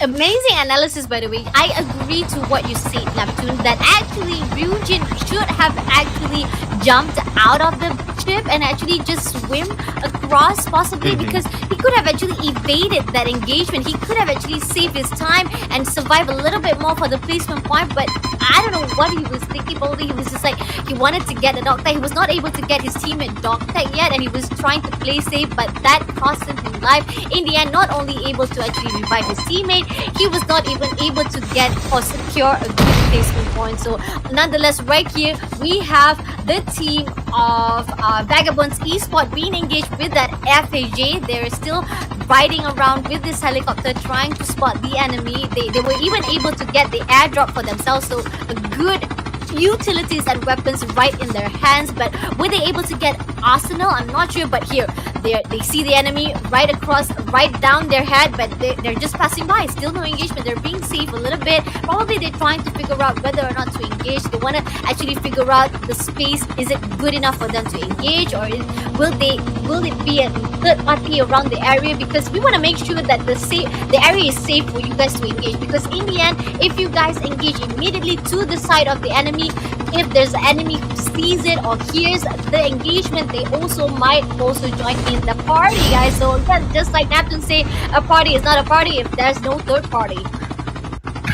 Definitely, and here we go. We have the teams right now. Patience from Vagabonds Esports waiting for that second drop, and they have their opportunity to go in and get those arsenals, and probably the aggressiveness will be shown after they go in. And here we go. We have the vehicle gameplay coming from Vagabonds and Nomads right here, and I think they went in for the other airdrop as well. So it is going F and F right there with the vehicles, with the rally cars. Will they stop and shoot, or will they just be riding along, or just waiting for the chance? But if I'm mistaken, one of them has an SMRS, a missed opportunity right there to go in for that kill, because there's a bunch of opponents on the other side with that car, and they have been taken down already if they release those rockets. But we have Vagabonds, another team of Vagabonds right here, just waiting and taking their time. On the other side, Most Wanted right now, jumping up, going in for the kill, but no, it is one member who has been taken out, Aurora, who has died out of that vehicle and will be left for now. Hopefully, their teammates will be able to get those dog tags back. Right here, we are seeing the one of the updates that I also remember that has been added on is the peaking mode, that we didn't have it before during the previous season or even the last year. We didn't have that peaking mode, but right now with that peaking mode being added on as a feature, it is a good feature for you guys to actually use it at the blackout map, because when it comes to an open space, especially using the vehicles, that is a really good skill to use up. But right here we have AMV Watts able to take down BBV main. V1 is fighting with the Metaverse, and BB Nash coming up from that helicopter and going to be a third party. This is going to be a party. Let's see what is BB is going to do. Vagabond Esport coming in for the push. They're being cautious. They're looking for the enemy. NRX 420 is running away. They see the engagement. They see the party. They did not want to engage anymore. So in the end, Vagabond did not even get one kill for themselves. They want to go in. They want to actually join the party, but somehow NRX saw it and they were not able to. But here, there's another party. Ooh, Vagabond, you have so many parties to join in. Which one you want to join in? Go in for the kill. But here we have BT and Vagabond Nomads able to down Nova, one player. Right here we have 3 teams all around this area, but somehow Vagabond Esports still playing safe. They're still trying to figure out whether they want to do engagement, because they see there was a mistake from their side just now whereby they want to do that third party, but it was not successful. But here we have Nova Secret running away with that Antelope machine. 2 players has been taken out by the Vagabond Nomads, and Nova without a doubt was doing well, struggling a bit, but somehow able to actually run away safely. But they still have a job to do, which is to get back to dog tag. Will they be able to do so? Hopefully, because with that Anthem machine, it would be safe. But if the dog tag is actually inside the building, it's going to be tough for the Nova to even claim the dog tag back. Yeah, definitely. It will be difficult because a lot of teams are already in here, and the 2 teams of Vagabonds are already on this area. It's just a moment of decision that Vagabonds Esports needs to make if they are jumping in, and hearing those gunshots not yet over. I think they will be backing off a little bit. On the other side, Loki was able to take down Fox on this fight, and there we go. Another party, people, is happening in this area. AMB, the Rosa together with Timothy is still in the battle, trying to get 2 of the dog tags from their teammates, and well, Vagabonds Esports is just strolling around. Just I'm not quite sure what they're waiting for. They have a chance to go in for probably a distance and as well as the kills, but they are not doing it. And the rest of the teams are just fighting off.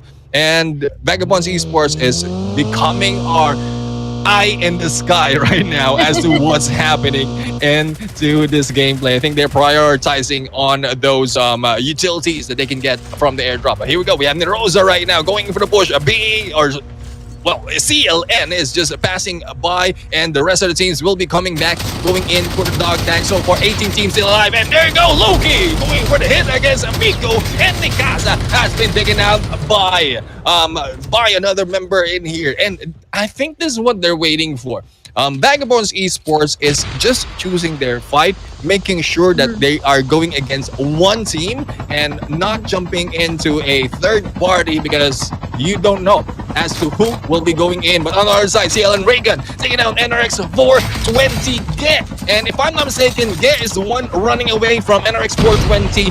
The question is, have their team survived this game? We have AMV wants also a little bit engagement from the side of AMV right here to the side of Vagabond. They saw what happened to the team of Vagabonds just now, who's engaging the team most wanted. But suddenly, the moment, again, just like you said just now, most Vagabonds was actually taking their sweet time because the one thing about being a third party, you want to make sure that you can be a third party because otherwise you end up being the one who's being third party instead, you know? You want to be the third party, you want to hold out your ground as well. But if you ended up actually sacrificing your own life as the third party and ended up the enemy actually gets to kill you, that engagement will actually be a failure. But here we have by the team of Pulang Arau and trying to engage with the sniper, but EFP is able to take down one player. Sai also has able to take down Ava right away. Is that the end for the team of SE? Is that the end? I think so, because one team has been taken out by the team of Insurrectus Imperus. Amazing job by them. That was a great engagement. 4 kills has been collected, but still we have 15 more teams and 52 more players. Come on, let's see what you're gonna do for the rest of this last the first round. This is only the first round, and this is like the third circle is about to close in, and yet we have 15 more teams still surviving. So it's a really slow game. Definitely, it's the same as what we saw during the first bracket. But if this carry on still the next circle or even at the 6th circle, we're about to see a really messy gameplay indeed during the last zone of the first round. Yeah, definitely. I mean, that's what I'm worried about because having that much team, it just bringing us back a few seasons back into the Plunge because it has been seen so much, wherein the minimap is really covered in dots of the teammate. And Siki or Psyche right now, I'm quite sure. I think Psyche has a few issues with guts that they need to settle in this small room, and they're just hiding out. Hopefully, no one releases gas in there. And I'm not talking about Nova Gas, but either way, we have Vagabonds Esports still on the stroll, looking for enemies. On the other side, we have Vagabonds Nomads right now in the battle, going in against this team of this is a team number letter B. Kingpin's Esports and Pogs was able to go number B. I got used to having the numbers right here. But Vagabonds Nomads already have 5 kills to their name. Footsteps still being heard, so they know they have more kills to gather if they have the skills. But CLN is slowly rushing in, and 4 members from CLN. This is coming from Cerulean Exercitus, a really difficult name to pronounce, so let's just stick to CLN, Pasha Bunny. Yeah, definitely. But again, I have to shout it out what you say just now. We have to shout out our concern to Garena. Please bring back the numbering. Please back the freaking numbering because the alphabetize is just terrible. But here we have VB and Virus able to take down NRX Riley with that Arctic Exotic with amazing job right there. There's a really good scoping, a really good sight for him. But there's one more player, and right now he's trying to get a little bit one more player. Able to down Taro as well. Oh my god, amazing job for VB and Virus right here. Able to collect 7 kills, but very close by to another team, which is Cerulean Executus. Just like you said, this is going to be a really tough name to be pronouncing. So definitely we're going to stick to CLN, and they're going to give a little bit pressure. They're throwing a little bit of bombs right there, grenades to the side of the team CLN, but not getting any kills so far. They're trying to actually pressurize so that the CLN stay away from them, because they only have three more players to go. So a bit prejudice aside from team VBN, but here we have Esther has been damaged by that armor plate, and we also see the team NRX 420 is actually also giving a little bit damage. VBN, you are being sandwiched. You do not want to be at this open space with two teams right at front of you as well as behind you. So definitely VBN has to make sure they have the right location right here. But somehow we are seeing the CLN also trying to engage AMV Naruza, able to take down ISEMP. But we're sticking to the CLN right here. They're closing into the team AMV. Are they going to engage the team IMV, or are they going to engage are they going just to stay safe? I don't think so, because right now the smoke bomb is going to blind them, so they don't want to take the risk to go in and just spray. So definitely it's gonna be a really tough call for them. On the other side, we also have Vagabonds at the high ground right here. Oh, Kimi finally gets the shot and able to get that open shot for that, but somehow not enough to down it. But King coming for the first, slowly but surely doing a little bit to close into the team of our metaverse. But still, they know that the higher ground, there's actually Vagabond as well. The circle is also closing in. There's a lot of the. This is what we're talking about. The moment that we are scared is that the fact that the moment the circle is closing in, we're gonna see a lot of teams, a bit messy gameplay from the side of the teams. And we have here NRX 432 Smiley able to take down Azro with that RPD. But nevertheless, there's few more players to go right in front of them. We also have Clint's able to take down Dre right there. SDPH. We have 9 more teams to go, guys. 9 more teams and 5. The 5th circle is about to close in within 40 seconds. Neptune.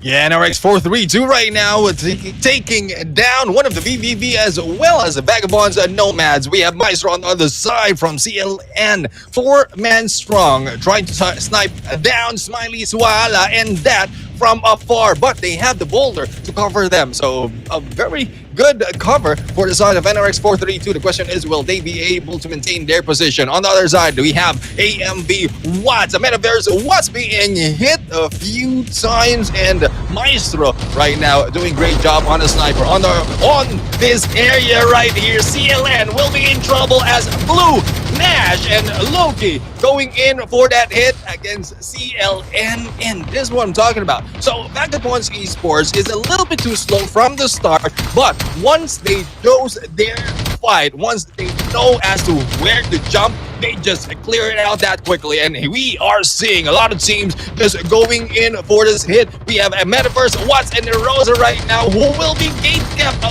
little bit too slow onto the jump, but might be able to get away. Watts will be taken down, and is now left in the Rosa for the side, but Loki taking down the Rosa from this game. There's only 2 teams remaining in this fight. Vagabonds Esports as well as NRX 432, who will survive out of 7 soldiers right here. Nash right now with a defender. What a great gameplay as that will be hit. And there goes Vagabonds Esports, really showing us why they have been titled the champion of the plunge. Oh my god. Slowly but surely indeed by the Vagabond Esport, they are analyzing you guys each and every single move. That is why they did not want to take a risk. They want to make sure they have the right third party. They want to have the right engagement indeed. And oh, that was a smart move, definitely. And the best part is the higher ground advantage for the side of Vagabonds. They knew where to be. The positioning is just true wonderful for the Vagabond Esport. Now I understand why they are the champions of the plunge season number 3. And this is gonna be a good chance for me to say it, because the previous one was not the right champion, so I'm gonna say it the right way.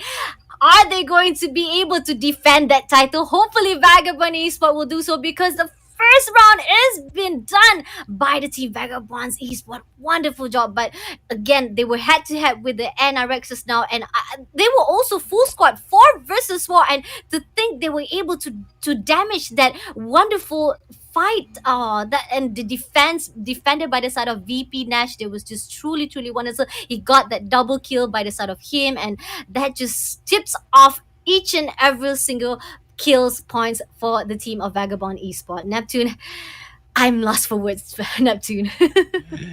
Yeah, I mean, you broken it down well, and we have seen why Vagabonds Esports is taking it slow because they want to choose this fight surely, and I think they counted already with if they take the top number one, then and plus the kills, just in case there's only a few soldiers remaining on that fight, then they'll be able.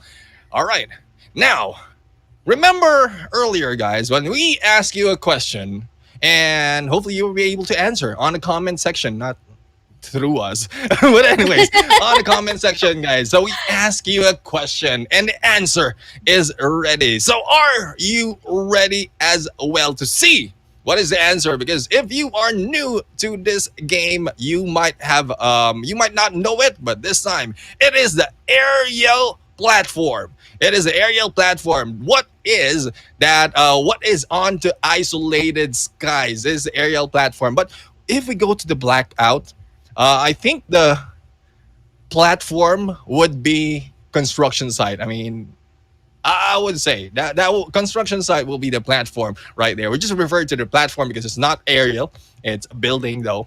There's a lot of levels, so I would say there's a lot of platforms in there as well. Yep. But I anyways, totally agree. Yeah. But on the side yeah. of the team, for the isolated map, and it's either I also always say it's a platform. I never really call it aerial platform, but it's a very concise. If you want to be more accurate, it's aerial platform. But come on, Garena, if I see someone commenting platform, you gotta accept it. You gotta make sure those are the first 30 winners, guys. Please give them that echo, because that echo reverberation as well as Chicom onomatopoeia is just truly beautiful, and it's up for the grab, guys. The only way for you guys to win it, it's not through codes, it's not through any kind of like a mission or anything. It's only through this stream. You only can get it through this stream, guys. It is very special. Only those who are watching this live and able to answer it correctly will get that prize. How special are you guys? We don't even get it. We caster cannot even get it, guys. So please do me a favor. Please help us and get that Chicom as well as the Echo Aspect for us and win that prize, guys. Only the first 30 who actually answer it correctly will get that prize. There's more coming up soon. There's still more question coming up. There will be more chances for you guys to get it. So please stay tuned till the end of this live. If you guys have just joined in, keep liking, keep on sharing this stream, support the CODM community. Who else to support the community if not the community itself? All right, the first round of the semifinals bracket 2 is done. What's it gonna be for the third round? Are we going to see Vagabonds back to back winning again, or are we going to see a Metaverse finally getting back on their feet? NRX was doing well as well at top 2. Neptune, what are your thoughts? Yeah, I mean, there's a lot of things that might happen, as what was mentioned earlier. There's a lot of familiar names and aggressive gameplay is coming from this team. So it's still gonna be. I would say what's going to happen on the next round. It's still gonna be a party because a lot of parties from the third party, the third, fourth, fifth party. It might be happening from here, but it won't be a party. It won't be a good party if it's not a third party, especially when we talk about Battle Royale. So, for those of you who aren't here, like what Pasha Bunny streaming mentioned, hopefully you're liking and sharing the stream because there is the chance for you to take the win. But right now, in a few seconds, we're going to see the highlights of the game. What really happened? What are the memorable moments of that first round? As we jump in here, this is where the teams already flew in onto this game, and the battle has been happening back and forth, but it's a little bit too slow. And as we mentioned earlier, those teams that was pointed out that might be able to go in and dominate this game is taking a slow route in moving in against a team. They're not jumping in on the third party that easily, especially for the side of Vagabonds Esports, because they don't want to be stuck in, I would say, stuck in a corner, but stuck in the middle and sandwich. And this is what we pointed out earlier. If Ryujin just got away, probably they might have a chance to go in for a higher placement point. Or if he was able to go in for the scan, then a chance for one or two members to get back on track. But most wanted right here has been eliminated, cleared out. And that was what Vagabonds Esports was waiting. A slow start, but an early, a damaging, aggressive push every time they jump in. Fasha Bunny.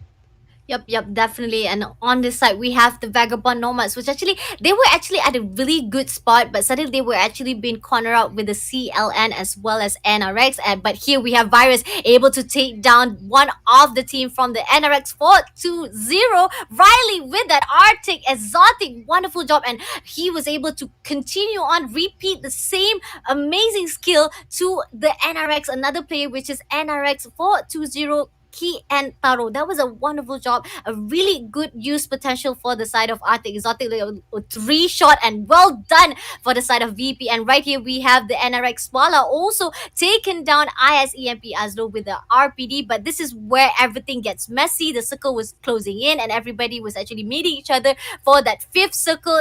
I love that they want to get that placement point. They want to survive as long as possible. But again, it's gonna be risky. And we have the team Swala getting that kill one by one. NRX was doing well with that kill points. Definitely, I'm interested to see how much kill points they were able to bag it out. But Vagabond, slowly but surely, again, placement wise, goes out to the team VB. But will it be a good point for them if they keep this up? Because again, slow but surely will be a little bit backfired as well if they take it too long. Because as you can see, the only reason why Vagabond was doing well because the higher ground advantage to their side, and that's the reason why the rest of the teams are like, oh no, we're being they have the odds to actually fight with the Mhm. enemy without any worries of them being cornered out or being chased or being pushed on from other sides. That's why the enemies arrested, like they're just being killed one by one, being plucked one by one by the team Vagabonds easily because they had the higher ground advantage. But right here we have NRX one by one also being taken out by Vagabond, and Nash with that double kill with that echo. It was just truly amazing and making them the winner for the first round. Vagabond Esport, our previous champions of season number 3, the Plunge Philippines. Yeah, they are really not disappointing us. When we thought earlier it was a quite long run with them, they were just hanging back on a chopper, just waiting. And when we thought that they will be jumping in and going in for the fight, they are being smart. I'm not quite sure if they are trying to disappoint us at that moment, but they are just being smart. They don't want to jump in between enemy team. They want to get all the information and choose their fight. And one thing that you can learn from these teams when you jump in onto the game, because a lot of teams, once they get too excited. A lot of players, they get too excited. They see an enemy and then let's jump out. And then later on, oh, it's not just a squad, it's a whole clan out there. Anyways, we have it here. The first winner, Vagabonds Esports, still showing us what they have to show off on this game. Now, Fasha, that is just round number 1. Do you think Vagabonds Esports will be able to maintain or probably beat what bracket 1 has done for their brand? Mm, I'm very worried that the slow and surely pace from the side of Vagabond Eastward will backfire because again it's good because the only reason they had that advantage of that higher ground because of that slow pace game. They analyzed each and every single ground. They were already inside of that map. So again, it's very good. But if it's too slow, it might backfire you. So Vagabonds Esport, I know that you guys are the previous champions, and I know you guys have what it takes, but you gotta make sure that you do not lose that game fight as well, guys. Gunfight is what we're talking about, and Nash was doing well at the Echo, and VB and Nomads also one of the same brands as the Vagabond, and doing well with that Arctic Exotic. Utilize each and every single utilities and weapons inside the map, guys, because there is no ban. You guys can use the tank. You can use that war machine, guys. We saw the war machine by AMV Yato. That was truly clutching moment for him. So are we going to see that same moment for the bracket number 2? I hope so. We're waiting for the second round about to start. Hopefully you guys are still waiting for the second round as well. Keep on liking, keep on sharing, comment which team you are rooting for, because I want to see you scream it out. Say AMV, Vagabonds, or is it VVV? Because VVV was the one who was able to get the first blood. It was truly amazing by VVJ, by the way. Amazing job by them. They were the one who actually, engagement wise by themselves was actually from them, but somehow they were not there during the last run. Maybe because they were actually being taken down. So hopefully VVV main V1 will be able to survive a little bit longer for the second round. All right, Neptune, are you ready for the second round?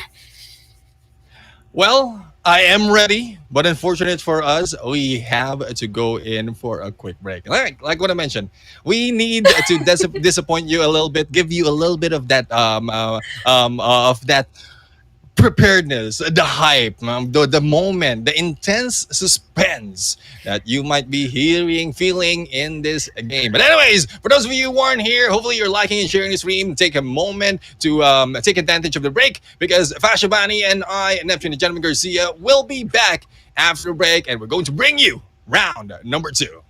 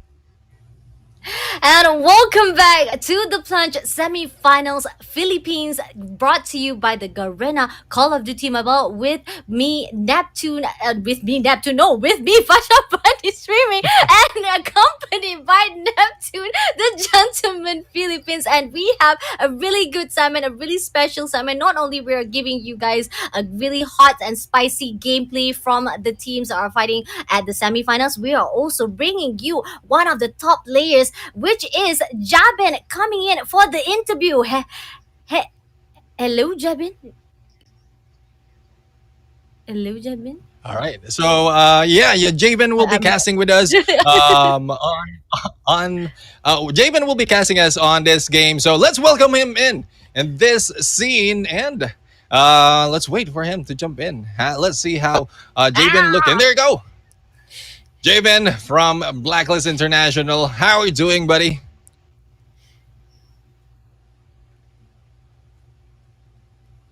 Yeah, can you hear us? Yeah, how are you doing?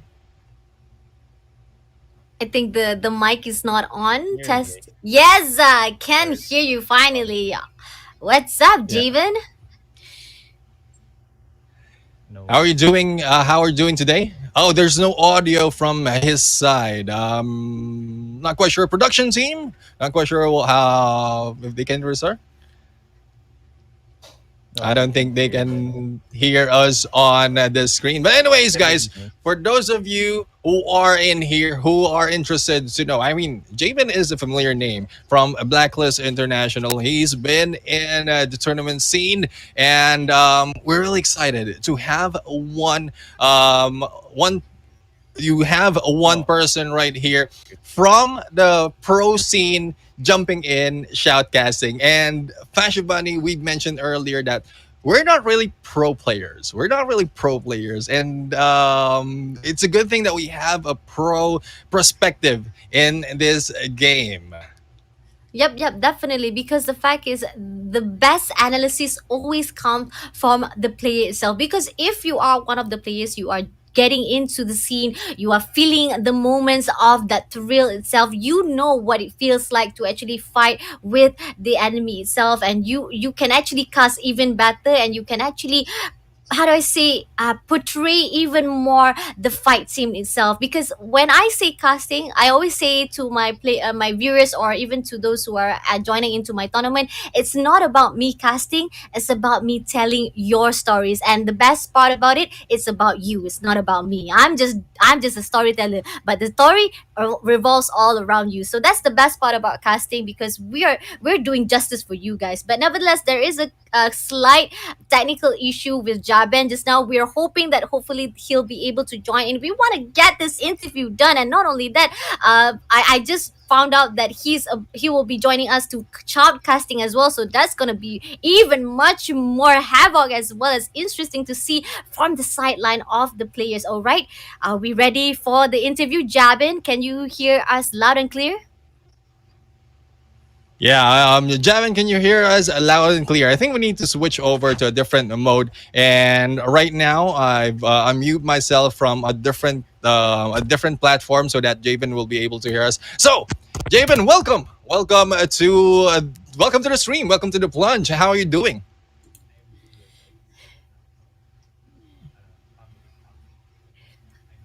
Uh,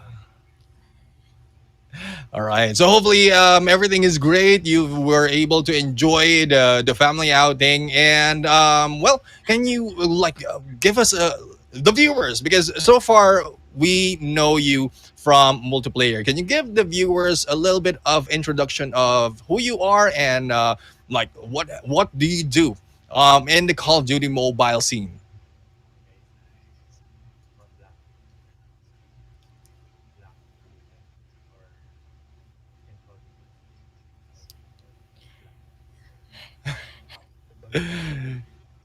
Mhm.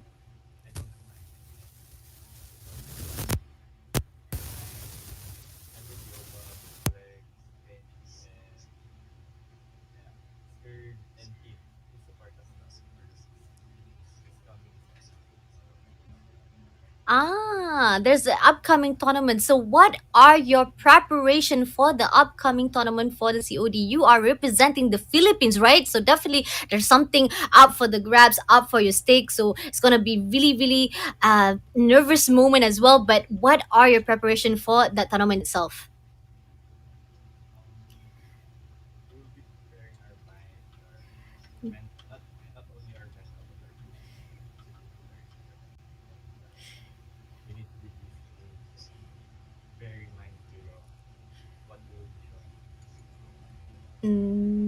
All All right. right. All right. Another question for Jabin. Okay, which mode? This is actually like more to personal questions, but which mode do you prefer? Which is it battle royale or is it multiplayer? Mostly, definitely, if you are representing multiplayer, you will definitely say you multiplayer. But do you play on battle royale, and do you actually like playing battle royale, or do you actually really prefer to the multiplayer mode?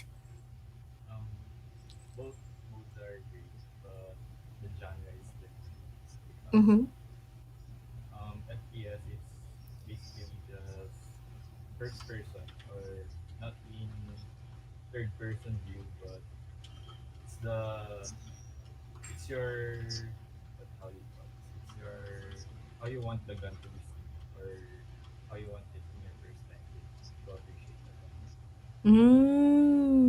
Nice, nice. Neptune, do you have any questions for Jabin before we end our interview session?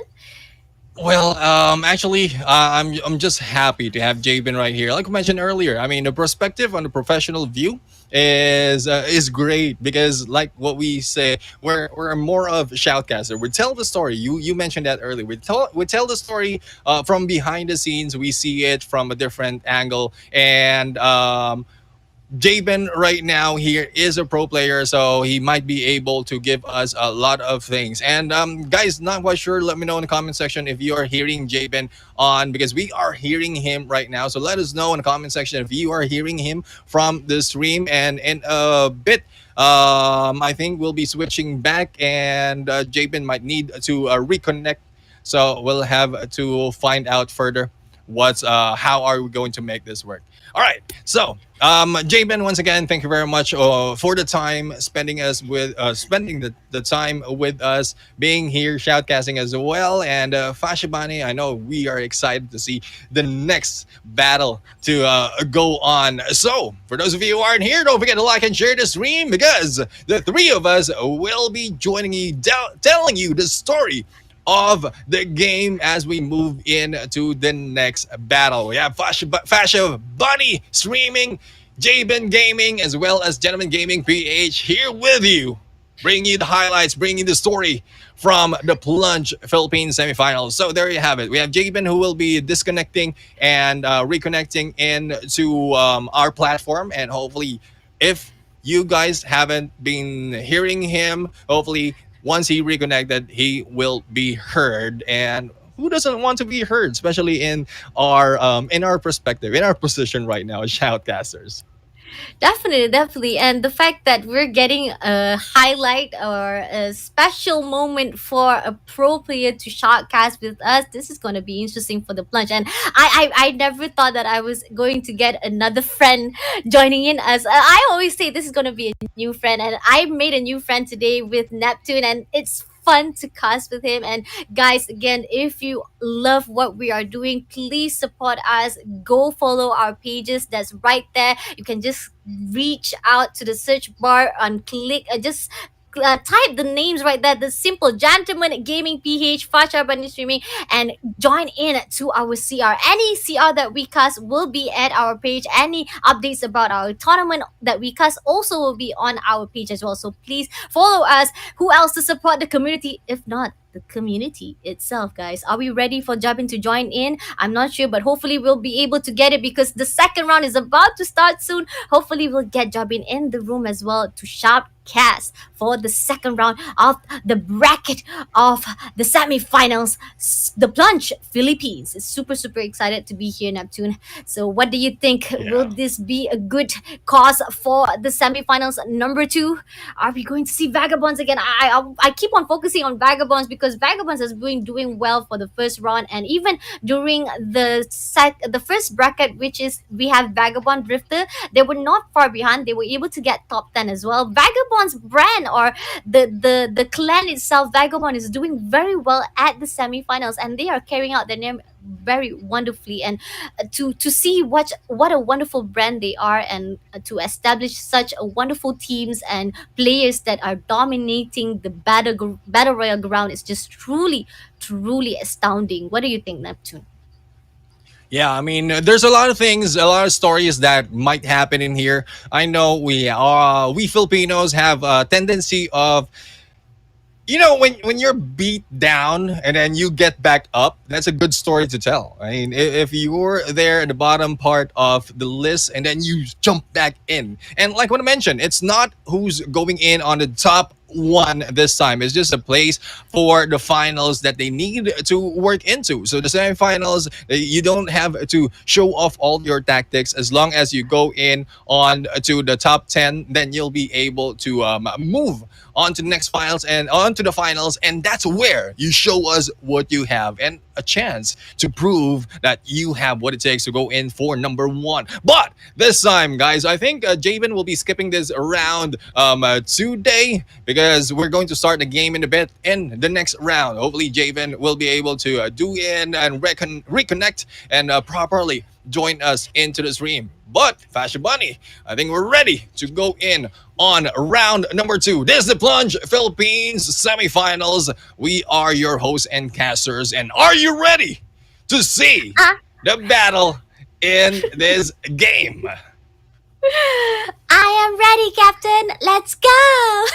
Let's go, guys. The second round is about to start. Hopefully, you guys are prepared. We've waited long enough, and you guys are already like saying, "Come on, where's the action? Where's the fight scene? We wanna see the fight scene." So come on, let's go straight away to the second round. While we are hoping that Jabin will also join in soon. Hopefully, he'll be able to fix up what was the technical problems. And it's so sad because we are pulling him out from the family outing. So sorry to Jabin, because he was having fun with his family, but we had to like drag him. No, you gotta shoutcast with me.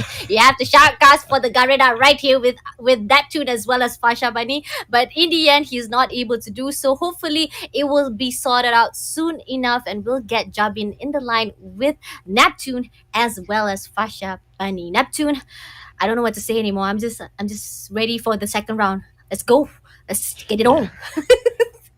And I think it's about time to say, here we go, because we're going to jump in to round number 2. As the flight is, just slicing the cake in half, top to bottom right here. From Asylum going into Hijack, and I think it will not be a surprise if the two teams who went into Hijack earlier will be jumping in there, because they want revenge, especially for the teams who has been taken out. But all of the teams has a chance to go in and either take the north or south. But Turbine right now having 3 teams already, or 2 teams, and then some of the teams will be jumping into the Ghost Town. Moving into the estate will be 2 teams as well, is Charlie and Delta, and we have construction site finally seeing 2 teams once again. Team J, as I lost my reference right now, Team J, it is SDPH who's still going in onto the Hijack, and some of the teams are just spread out across the map. Now this time it is Aurelian or CLN.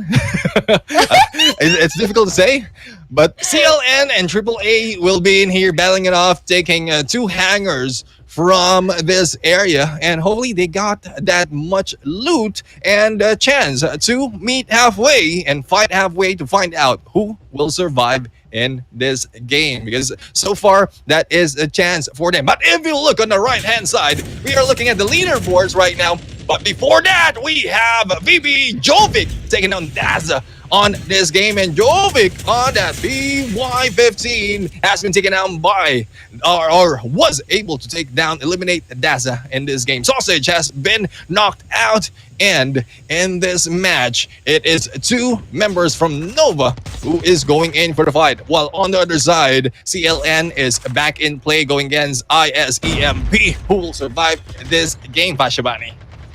Ooh, Insurrectus Emperors is right here, being taken down one by one by the team CNN. Right here, we have CNN coming in for the push, and but still, there's one more players to go for the team of Sinrectus. I'm not sure if Insurrectus Emperors still surviving, but we cannot see them. They're still surviving from the side of Clan, CLN, but probably they were actually backing away because they knew they could not fight. They were not able to win that gunfight. So in the end, we still have suddenly I'm missing one team.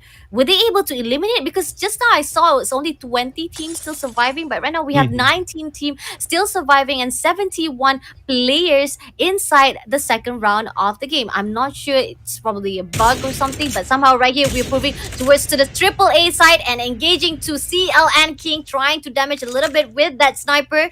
Is this going to be the game changer for AAA? We know that they were actually jumping inside on the area side of Turbine, and they knew there was an enemy right here. They were able to loot out as much as they want, but engagement is not something they are able to evade, because sooner or later CLN will push in as well, or AAA might actually meet them, just like how Neptune say, will they meet halfway? Well, they're about to meet them halfway because they're going in the warehouse right now in the middle. Jinx is coming for the push, but somehow he doesn't know where's the enemy. The enemy is actually at the outside, and CLN is pulling back. They are falling back. Instead, they don't want to engage. They knew that AAA was actually engaging them. They decided to say, nope, it's too early on. It's too early on, so they don't want to engage. So right now, they are going to another side, and AAA Jinx is not giving up. He's still trying to search for the teams. AAA Jinx, come on. You're alone right here. Come on, do not go all alone. You might be eaten out alive, because CLN is full squad right there, and he is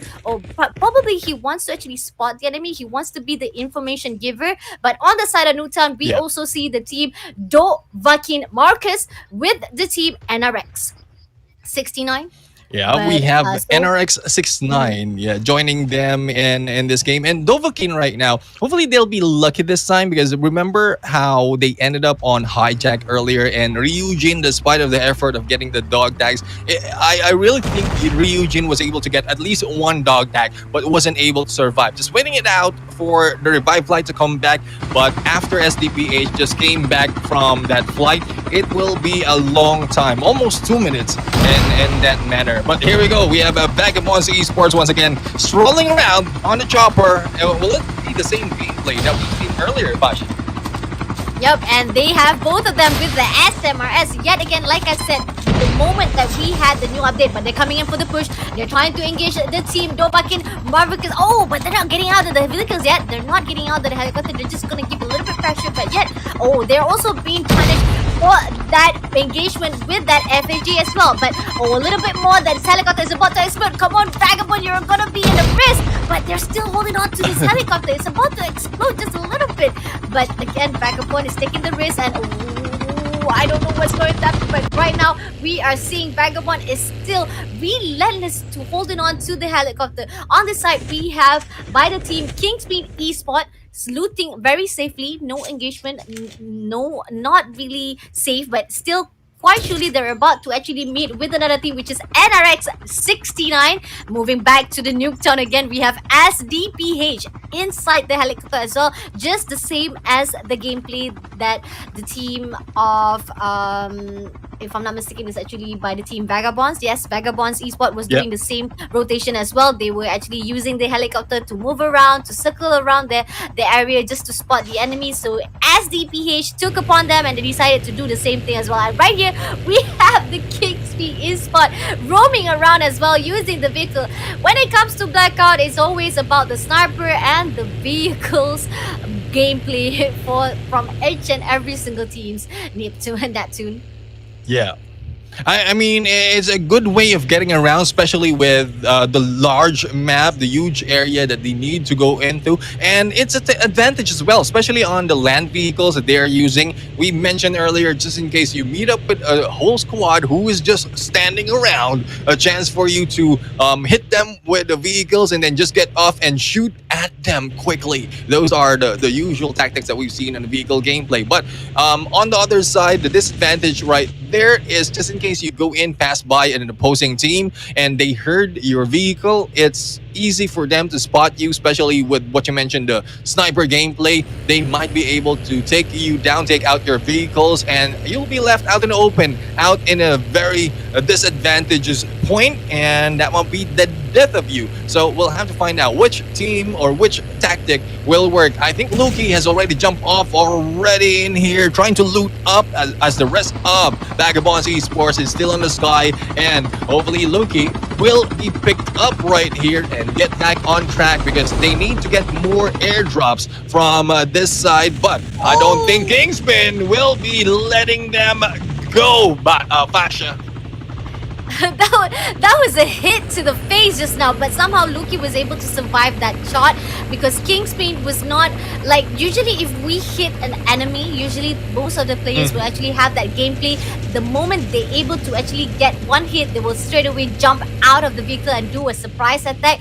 But Kingspin is being cautious. They don't want to do it too early on. They were able to actually hit Luki, but somehow they're still trying to maintain a really safe ground because they see there's a few enemies around the side as well. So if they start the engagement, they might be cornered out as well. But here at the helicopter, we have the SDPH also circling around and very close by to the Kingspin. Again, this is going to be a really slow game for the first round, but AMV Royale being taken down by CLN. Demon Fox. Is that a fight between the CLN as well as a Metaverse? I'm not sure, but we're still holding on to the game. Again, this is what I say, the Grand Theft Call of Duty, because everyone is just playing racing car right now. Everyone is just going fast and furious with the game of the vehicles. Yeah, and we are seeing the respond of a Metaverse in there coming from the kill feed. We have Watts as well as Nerosa going in for the kill against CLN. So while we're looking at the Kingpins right now, prioritizing on their loot, we have different teams going in for the battle. Now this time we have Pulang Araw just taking advantage of the cover from this area, from the apartments that they have right here. And will they be able to go in for the takedown? I think this is a good position from earlier on. But those who fall down or fell down in this area might not be coming back. I mean, you need to learn. You need to learn. If you got the disadvantage in one area, it's either you challenge and be better or just don't go back in there.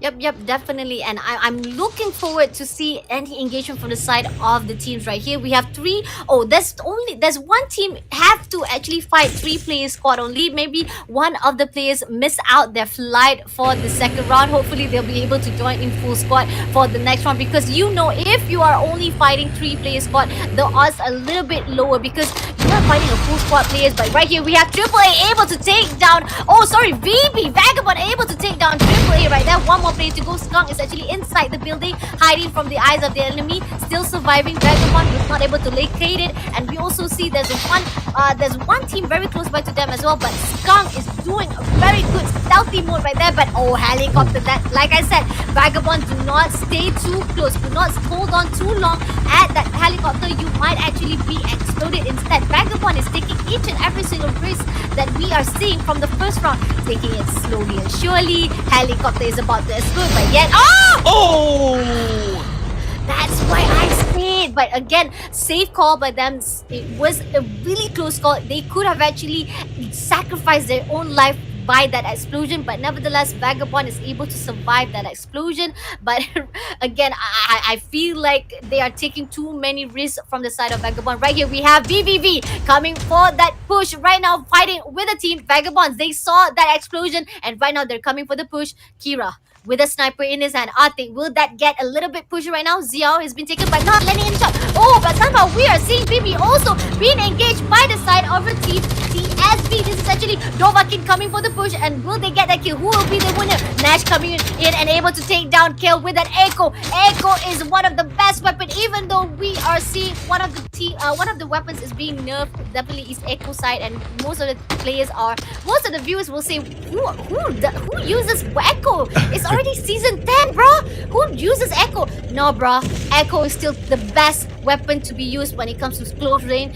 Fennec, Echo, or even any kind of shotguns for that matter, because when it comes to shotguns, if you are using it at Battle Royale, it's the best when it comes to close range. But right here we are seeing Dovahkiin still surviving, and Vagabond and Skunk is inside the building, and that is what you do when you see an enemy hiding in a spot, and that is being cornered out because there's no place to go anymore. So Skunk, you actually book yourself the death for the side of the team Vagabond. But right here we have NRX taken down being taken down by Riley right there as DPH. They were actually at the helicopter side, and right now I see they've been scattered, and Dre trying to get the dog tag. He sees the enemy right there holding on to the dog tag, but somehow not really sure, not really confident enough to jump out of the helicopter, because you don't want to fight a full squad of NRX. Right here NRX 4-2-0 able to bag themselves 2 kills so far. Neptune, amazing job by them. Yeah, definitely. I mean, it's a good preparation as well. They didn't let go of the dog tags, and with the chopper, assuming that is a teammate, they didn't back off. I mean, they know they have a good position right there, and they can defend themselves. On the other side, we have a VV main V1 right now, still going in against Dovahkiin. Oh, cool. That's a one. Good slide right there, just missing out a lot of a trap master. I thought that was Kuzma. I think that was Akira on the other side, but Mr. Kaiser right now going for the pickup against Kuzma. One has been taken down. Kira has been eliminated as well by Yukari, and here comes Jewel finishing it off. And we have right here NRX 420 being shown right now. I think they're going against NRX 69 from afar, as well as another team. It is Vagabonds Esports who might be jumping in on NRX 69. That still needs to be seen in a bit as we go in for the jump. We have Blue right here going in for that spray, and Blue will be backing off a little bit, and hopefully they will be able to survive this battle, Fasha. And Vagabond saw one enemy inside the area, and Blue coming for the push, and he was actually backing out with that snowball, but he comes back. He was playing around back and forth, and he got that kill instead. Amazing job. But right here we have NRX 420 also see an enemy right inside here. NRX versus NRX. Who's gonna get a kill? Able to take down Mousy right there. Immediately Riley is also using Nova Gas. Get sick of that Nova Gas instead. But somehow also we are seeing a sniper mode from the side of the team NRX. Another team from NRX is also pushing in forward as well. There's so many enemies. This is an open area. Definitely it's going to be a hectic war zone for the side of the team NRX 420, as well as the team NRX. Sorry, this is not NRX. It's a Vagabond is also around this area as well. So we also see Most Wanted coming in for the push as well. So many enemies right around this open area. I'm not sure what happened, but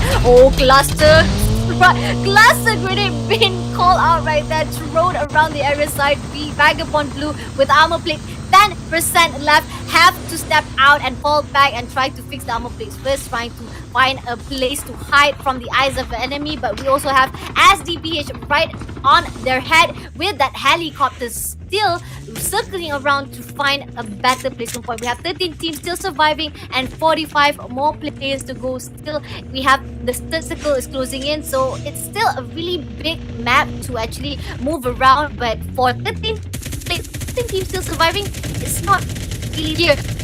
We have 2-0 pushing it towards to the team of IX. Are they going to go for the kill? Spawn right there to give a little bit of pressure, and Kape getting that kill. Aslo has been taken out, and is that the end for the team of IX? We have one more player to go. Guts is going to run away for his life, but somehow Kape coming for the push, trying to get that kill a little bit more, and able to take down Guts immediately with the help of Gay. Amazing job, Kape. Amazing job pushing forward. NRX 420 is not stopping at all.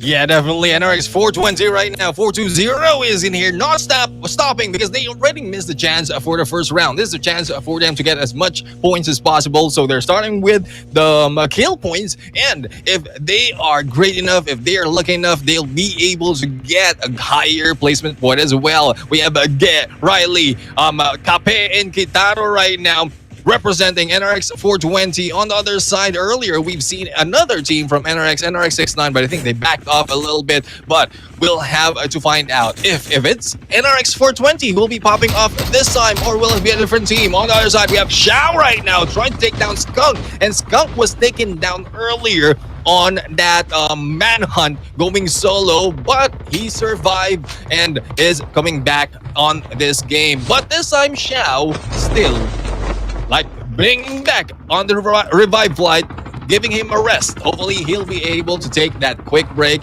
Ryujin on the other side, as well as NRX 420. A good positioning for the side of Vagabonds Esports. If they stay here, it might be trouble for them, but they have a good vantage point as Ryujin is being shot down by Shao and the rest of the team. And will Ryujin survive despite of being hit and using that medic class? Ooh, VB Zhao was actually too focusing on Quit Ryujin. Instead, he's been taken out by NRX Kintaro instead. But we have Swallow also been taken out with that Trapmaster being affected. We have Dom also been taken out. There's so many. This is what we're talking about. Every single time there is a circle closing in and there's too many teams still surviving at the second or the fourth zone. That's when the messy gameplay comes along, and we have V Vagabond right here trying to get into the zone slowly but surely, trying to get in. Circle is already closed out for the fifth, coming out for 15 more seconds left, and they are flanking into the right side. They see NRX defender has been opened right here. Kintaro has been taken out by the outside zone. 2 more players to go, and BB Blue is coming for the push. He's trying to get it, but bam! Being knocked down instead by Riley with that AK-47, that long range. Even with that recall, they are doing wonderful, but Blue trying to give a revenge a little bit side to the team of NRX, but Blue is also in a really cautious side as well. Armor plate has already been destroyed, so Blue, you have to be very careful, because right backside right here we also have the stupid expert Philippine also from behind, so they are being cornered out. They don't know where to go. The only place or the only hope left they have to hold on is the boulder. The boulder is their hiding spot, definitely, but throwing a little bit of gas to the side of the team of shooting expert, and they are also being affected by the snipers. So Vagabond, you are at the open space. It's going to be tricky for you. We also see the team SDPH is actually at the other side as well, and AMV Timothy. Oh, AMV Timothy, now I remember your name. You are the player that were able to clutch at one of the tournaments that I cast, and he is one of the top players. Definitely, I'm looking forward to AMV Timothy for a great gameplay from him. But somehow right here we are focusing on Vagabonds Nomad. Still 4 more players to go surviving. They're at the rooftop, but they are coming in because the circle is about to close in. There's gonna be a sandwich right here, guys. Too many enemies, too many teams right here. Travis has been taken out by Vivi Kason right there, backstab by the team of VVV Main V1.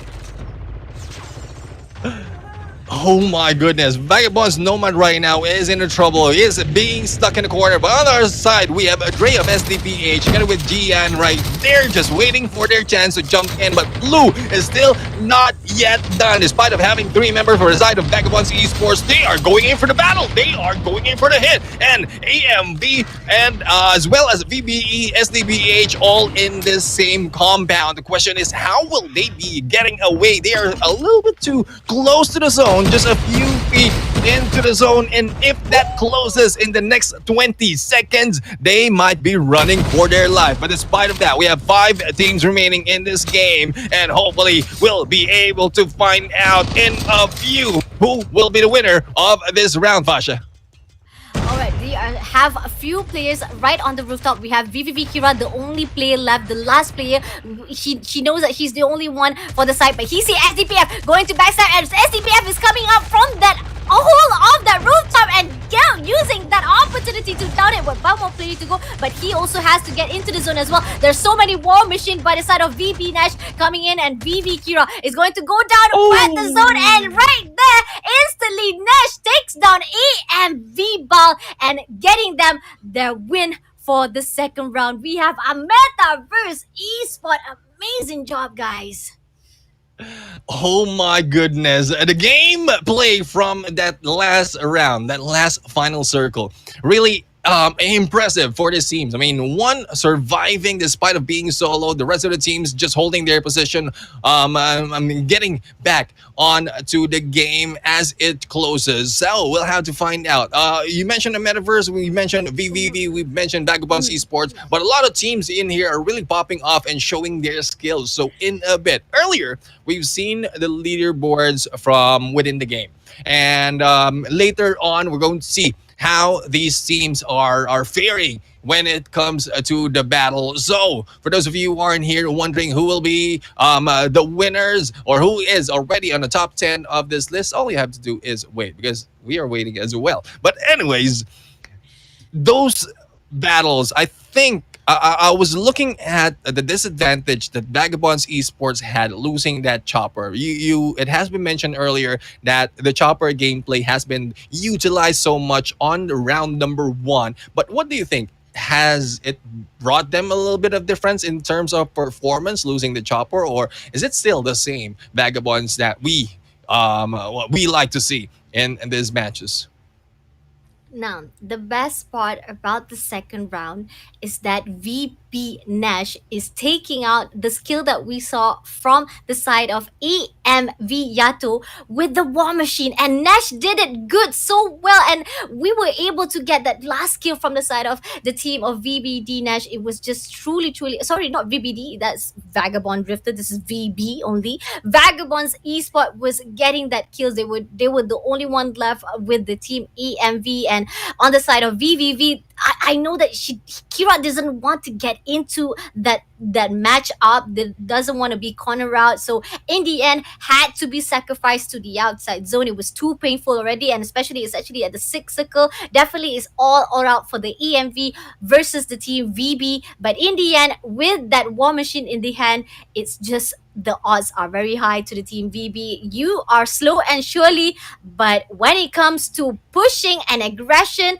VB does the job well done. Definitely Neptune. Definitely Neptune. Yeah, I mean, I would like to see a lot more of these games. In a few, we're going to see the highlights of this match because a lot of, I would say, it was a huge party, especially in the last part. It was a huge party. I wasn't able to catch up really on who's killing who already because I'm trying to focus more on the rotations of the team, their placement on the map, as well as who has a better position in this game. And the kill feed at some point I have missed. So guys, for those of you who aren't here, who is excited, just wait. Hopefully you can wait. And also, guys, for those of you, there's already a couple of surprises that has been given already in these matches. So if you want to see more of those surprises, especially brought to you by Garena Call of Duty Mobile, hopefully you're following the page. If you haven't, just type an exclamation notify to be notified every time we go live or if there are any new posts coming from this page because a lot of updates has been seen from the post in here, and it's a good talking points, especially for us shoutcasters, and also a good thing to get in game. Yep, definitely. And right now we are ready to give you guys what happened on the second round itself, the highlights of the amazing engagement from the side. It was actually again a slow game. It's the same as the first round, but second round it's a better movement from the side of Vagabonds. We did not expect they were coming out with that aggression, with that War Machine. So let's take a look of what happened on the second round of the game for the semifinals bracket number 2. Let's take a look. Are the graphics ready? I think there was a queue just now, or did I mistakenly actually thought about it? Yeah, Was the I actually highlights imagining is it? ready. The highlights is ready. Oh, it's difficult. I mean, it might be your own voice, but what was talking in there? All But right, here we it's go. ready. It's ready. It was too Highlight. soon. It was too soon. But nevertheless, it was not too soon for the team of Vagabonds because they are able to get that leaderboard with that. I think that is actually the wrong leaderboard. We're hoping for the next That was update from for the second earlier. round. Yeah, Yeah. that was actually previous. Yep. But right here, we are seeing the CLN coming in for the push. They're able to actually take down 3 other players from the team of Insurrectus Emperors, but one player is still surviving. Right here, we have the Vagabonds taking down Jesus, and they did not know Skunk was still surviving right there. Skunk was just hiding very, very stealthily. And the moment they came into the building, because they were actually being engaged by the Dovahkiin markers, that was when they found out that, hey, there's one more player from the side of Triple A. We did not even notice. But thankfully, they were able to eliminate him immediately. But right here, like I said, Vagabond was actually being engaged by the team of Triple A. That was the reason why they pushed in into this building. And Nash was doing a very wonderful job. Guys, please comment and such as say VB Nash. TOP on top, guys. Wonderful job by him with that echo, with that war machine, and here pushing towards the team. Like I said, Triple A Skunk, you can hide all you want, but the moment that you are being cornered out, you have no place to go, guys. Definitely, there's no windows. You Yeah. cannot chase away. But right here, we have VVB coming for the push. That was a really good backstab right there, coming in with the team of Pulang Arau, but somehow Pulang Arau was not able to give back a good fight towards the team of if I'm not mistaken. Oh, I lost my word again. I always lost my trail of thoughts. But coming here, let's push forward to what we are seeing right now. We have the VB Blue right here. I saw that he was actually going back. He wanted to actually fall back, but suddenly he turned around with his snowboard and come back for the push, and he able to get a secure one kill for himself. And right here we have NRX able to also get a little bit points for the kill points for themselves, but still for the side of NRX teams, right, most of the teams are not able to actually bag out that first place. Neptune, what do you think Yeah. the reason of the NRX failure of getting that first place point? Um, uh, it's more of an assumption. It's not really an analysis because we know we've pointed out already that there are familiar names right here. So the moment they come up on a kill feed, whether they're killing or being killed, and the teams are hearing the gunshots, so it's either their choice to go in for the push because this their chance to take them out, especially for the team of NRX, take them out early before they go in on the last circle. Because if you let them survive, they might be clearing you out. So that's just an assumption from my end. There's no really analysis right there. It's just that most of the time, if they see the name on the kill feed, and I'm not just talking about NRX. I'm talking about other teams as well, Vagabonds, VVV, even other teams. Especially if you went in, this is the second round, so there might be a few grudges coming from the first round. So, oh yeah, I've seen Fascia in there on the kill feed, and I heard the gunshots coming from the east. Let's go east and take them out. I mean, something at that point. Yeah, totally agree. Because the fact is, NRX is doing well when it comes to gunfight, but it's hard to see them at that top place. Especially the first round, they were able to actually head to head with Vagabond, but somehow Vagabond was able to actually secure the kill. They corner out NRX completely, and again, like I said, Nash was the one who able to actually get that double kill for the first round, and again for this last round also, he was the closer of the second round with that war machine. And right here we can see Vagabond trying to actually secure a side. I was actually very scared for Vagabonds because they were actually at the OP space, and there's so many enemies was actually engaging them first, but they were able to actually get into the zone first. And we have the Vagabonds Nomad also getting a little bit kills. They actually give a little bit pressure to the side of NRX 4-0 as well. And the moment that the circle was actually at that house, and everyone is actually inside the house, whether or not they're at the second floor or the first floor or even on the rooftop, like we saw how VVV Kira was it, and we have VVV Kira demanding to survive till the end. And right here we have Vivi backstabbing Vagabond not much. They did not know what was happening to them. They were trying to get into this building, into this house, but VVV come as a push, and Vagabond not much been taken out of the equation, left with SDPH right here hiding inside that attic right there. But somehow when VVV Kira was taking advantage, knowing that there was a hole on that rooftop, and immediately down Duda when he was trying to actually climb that rooftop. That was an amazing job by Kira, by the way. A really good advantage that he actually used it out. But right here we have few more players to go right on the circle, and they all was actually, oh, and that this is the best part. When I see VB Nash was actually downing BVV Bogart with that war machine, I say this is gonna be a good comeback from the side of Vagabond. Definitely, there's gonna Yeah. be a good gameplay from them. The moment that the war machine is inside his hand, is on his hand already, but in the end, the moment where the circle is closing in and Kira did not have any chances anymore because he was the only left, the only player, last player, but back to back able to down Dre. That was a great job by the side of Kira. Sorry, it's not Dude, it's actually Dre, SDPH Dre. And right now he's trying to actually secure that kill points. And right in front of him is actually AMV right there. You know, there's actually AMV right in front of him, but nonetheless, he was able to evade the engagement, but yet not able to actually survive that outside zone painful killing machine. So again, the second round is win by the Vagabonds Esports. Second win of them, back to back winner, guys. Vagabond Esports is just truly wonderful, Neptune. Yeah, definitely. I mean, it is looking like the what we've seen earlier from the first round, like two rounds already taken by one team. But hopefully, we are still hoping to see another team jumping in onto that winner's circle. But it's not just about the winning. It's not just the number one. It's more of the kills as well. And I'm pretty sure after those engagement that we've seen, a lot of teams has already made up their points based on their kills. So in a bit, we're going to see all those all those breakdown, all those leaderboard points earlier, and it's like probably it's up to you to judge if your team, the team that you are supporting, has a chance to take it onto the top 10. But so far, Fasha, two rounds already, and two epic rounds indeed. But we have to go in for a quick break before we go in for the third round. Once again, we are your host and caster. Together with me is the amazing Fasha Bunny, and I am Neptune the Gentleman Garcia. We'll be right back.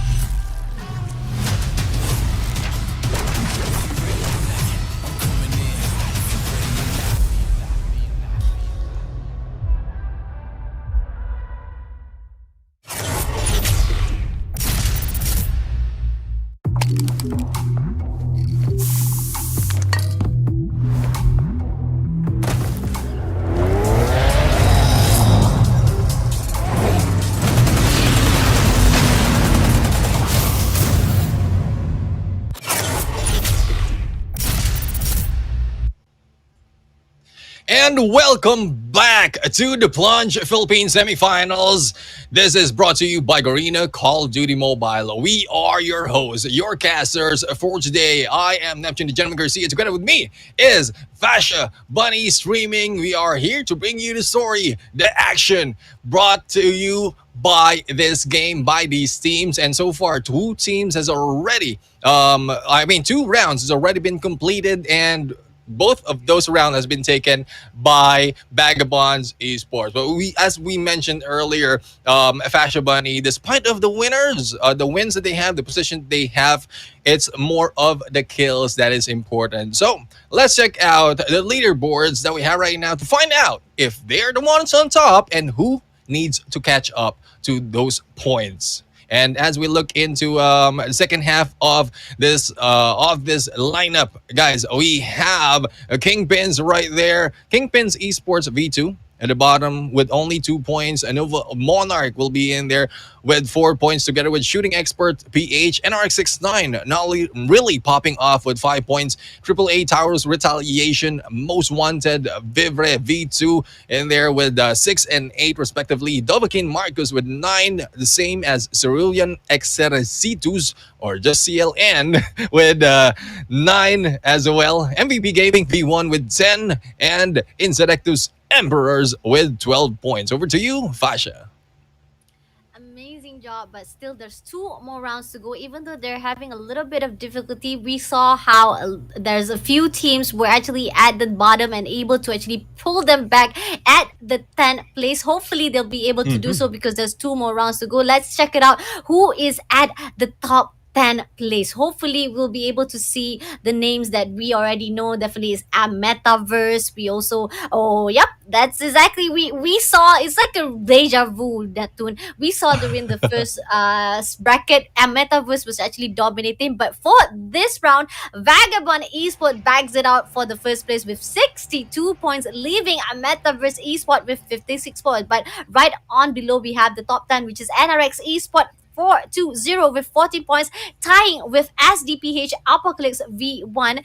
And at this 8th place, we have Cerulean Backfire with 15 points. Pulang Ara also not so bad at the 7th place with 17 points. Boss PH Viking Esport with 19 points.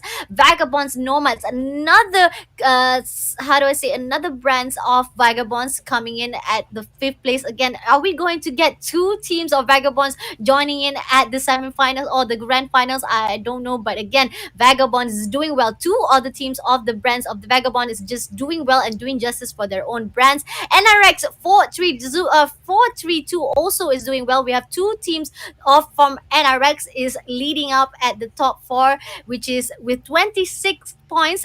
VVV main V1 also with 33 kills. Not so bad, guys. Not so bad. Amazing job. And kill points also is not disappointing. 17 kills. And again, the two teams that are back to back with each other, 10 points, only few points really close by. I think it's only 6 points difference from the side of Vagabonds Esport as well as a Metaverse Esport. So that is the full result for this two rounds, the overall result only for the two rounds of the semi-finals bracket number 2. Still two more rounds to go, Neptune. Yeah, definitely. I mean, there's a lot of changes that might happen on this lineup, but I'm pretty sure those at the top, especially on the top 2, a little be difficult to catch up on. But we're excited to see how these teams are going to fight. But before that, we've already given you 2 questions to answer and a chance for you to win prizes. So this is the third question that we have. Name the Call of Duty Mobile first season in 2021. This might be a trick question, so you'll need to do a little bit of research right here. Don't forget, guys, to answer this question, you need to put in, first is your answer, the next is your in-game name, the next is your open ID, and lastly but not the least, it needs to be in there, hashtag take the plunge. So once again, the question is, what is the name of the season, the first season of 2021 for Call of Duty Mobile? So Not quite sure if you remember it. I know you're bluffing me. You know this game. You know you're bluffing. You're just acting. You're a great actress. Come on, guys! This season was just started like 2 months ago. How can you guys not remember what happened during the upcoming update of the second anniversary? So definitely, you guys know what's it going to be for the first season of the CODM. We had a revamp. They didn't want to continue on to the next season, so they had a revamp of the season 1. So come on, I think you guys know the hint is something new. But that's just the hint I'm gonna give you guys. But come on, you guys comment on the section below. Only the first 30 who comments first will win the prize. Again, the Echo Epic as well as the Chicom Epic. Very beautiful. Do us justice, guys, because we cannot do it for ourselves. So you gotta do it for us, guys. Get it for us. Yeah. Please do so. Definitely. And for those of you who weren't here earlier, we introduced Jabin in here joining us on the caster scene, the caster seats. So let's welcome him back, and hopefully everything is fine with the audio, and he will be heard in this scene. And there you go. Welcome back, Jabin. Can you hear us? Hello, guys. Yeah, I can hear. Can you hear me? Yes, we Yay! can. All right, David, All right. welcome. Finally, we were able to hear you loud and clear. There was a slight technical issue that we could not actually talk properly, or how do I say, easily at the area for our side, but somehow we are able to get ready for the shoutcasting. Jabin, are you ready for your shoutcasting with us? Hopefully we'll do good, and hopefully I won't actually be burdening you down. Hopefully. Yeah, it's a pleasure. It's my first time to be casting in the Garena. All right. Yeah, I'm pretty sure Fasha Bunny will be carrying Jabin as well as I. And what you've been doing with me for the past two rounds. So carry us. You're good at this. You're great at this. And Jabin, welcome to the scene. Welcome to the seat.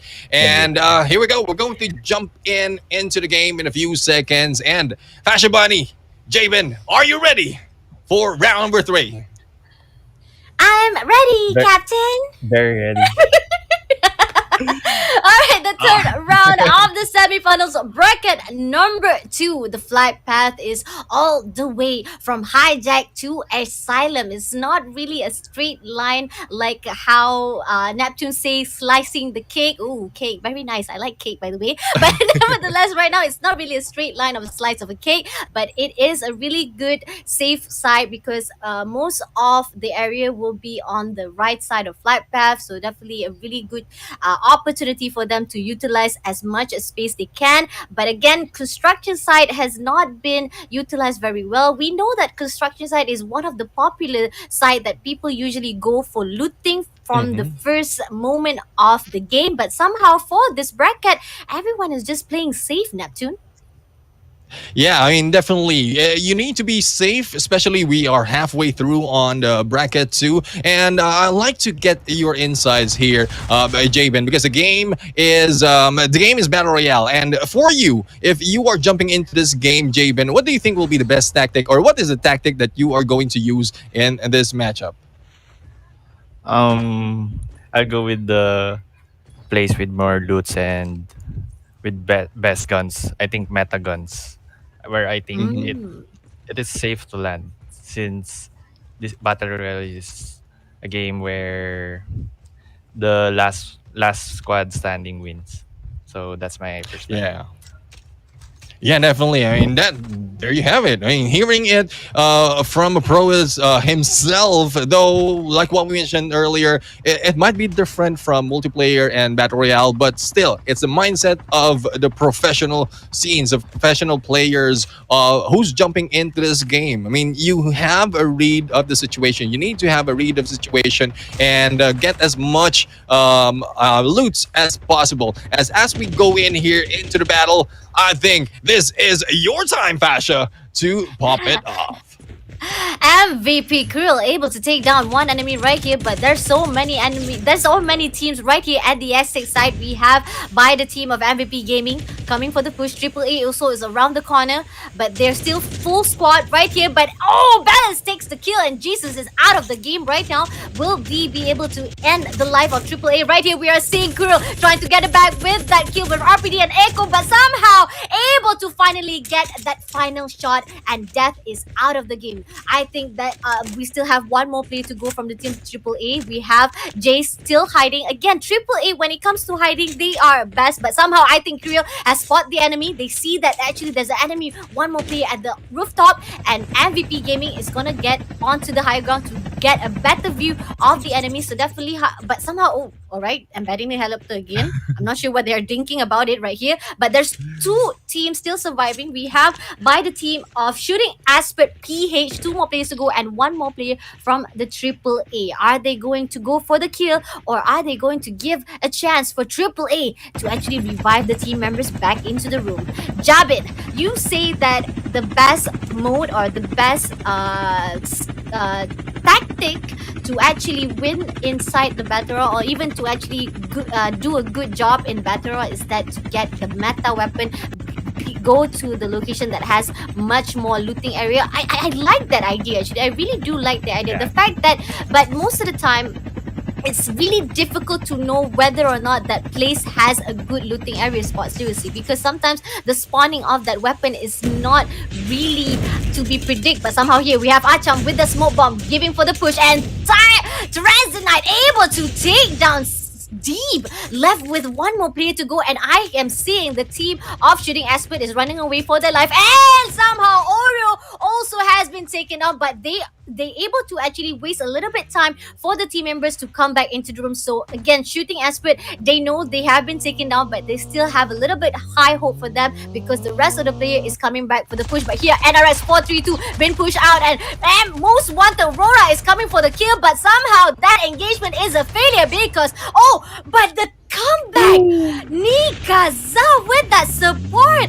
Amazing job from the Most Wanted. Amazing job. But here we have another player also coming for the push in the team. There's an enemy here for the third party. It's going to be tricky for the side of Most Wanted.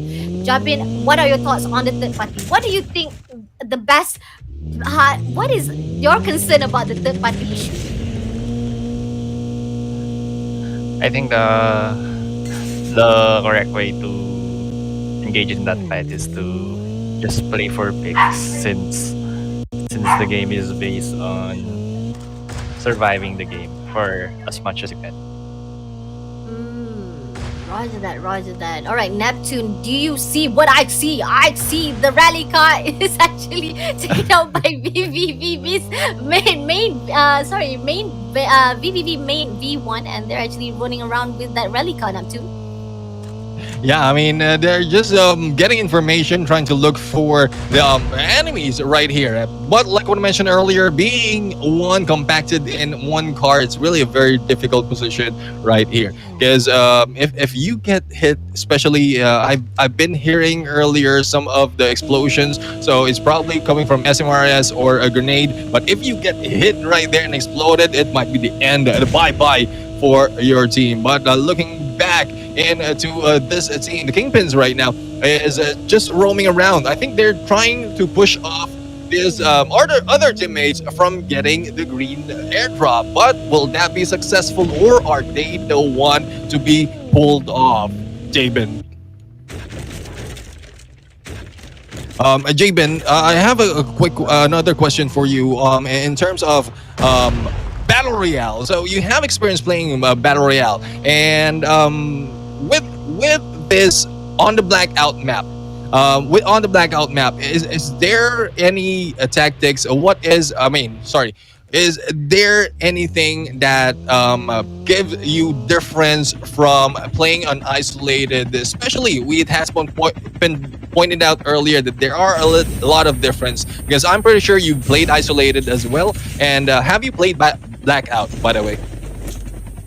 Ever since the map changes, I haven't played VR since isolated, but I think blackout is a very nice map, and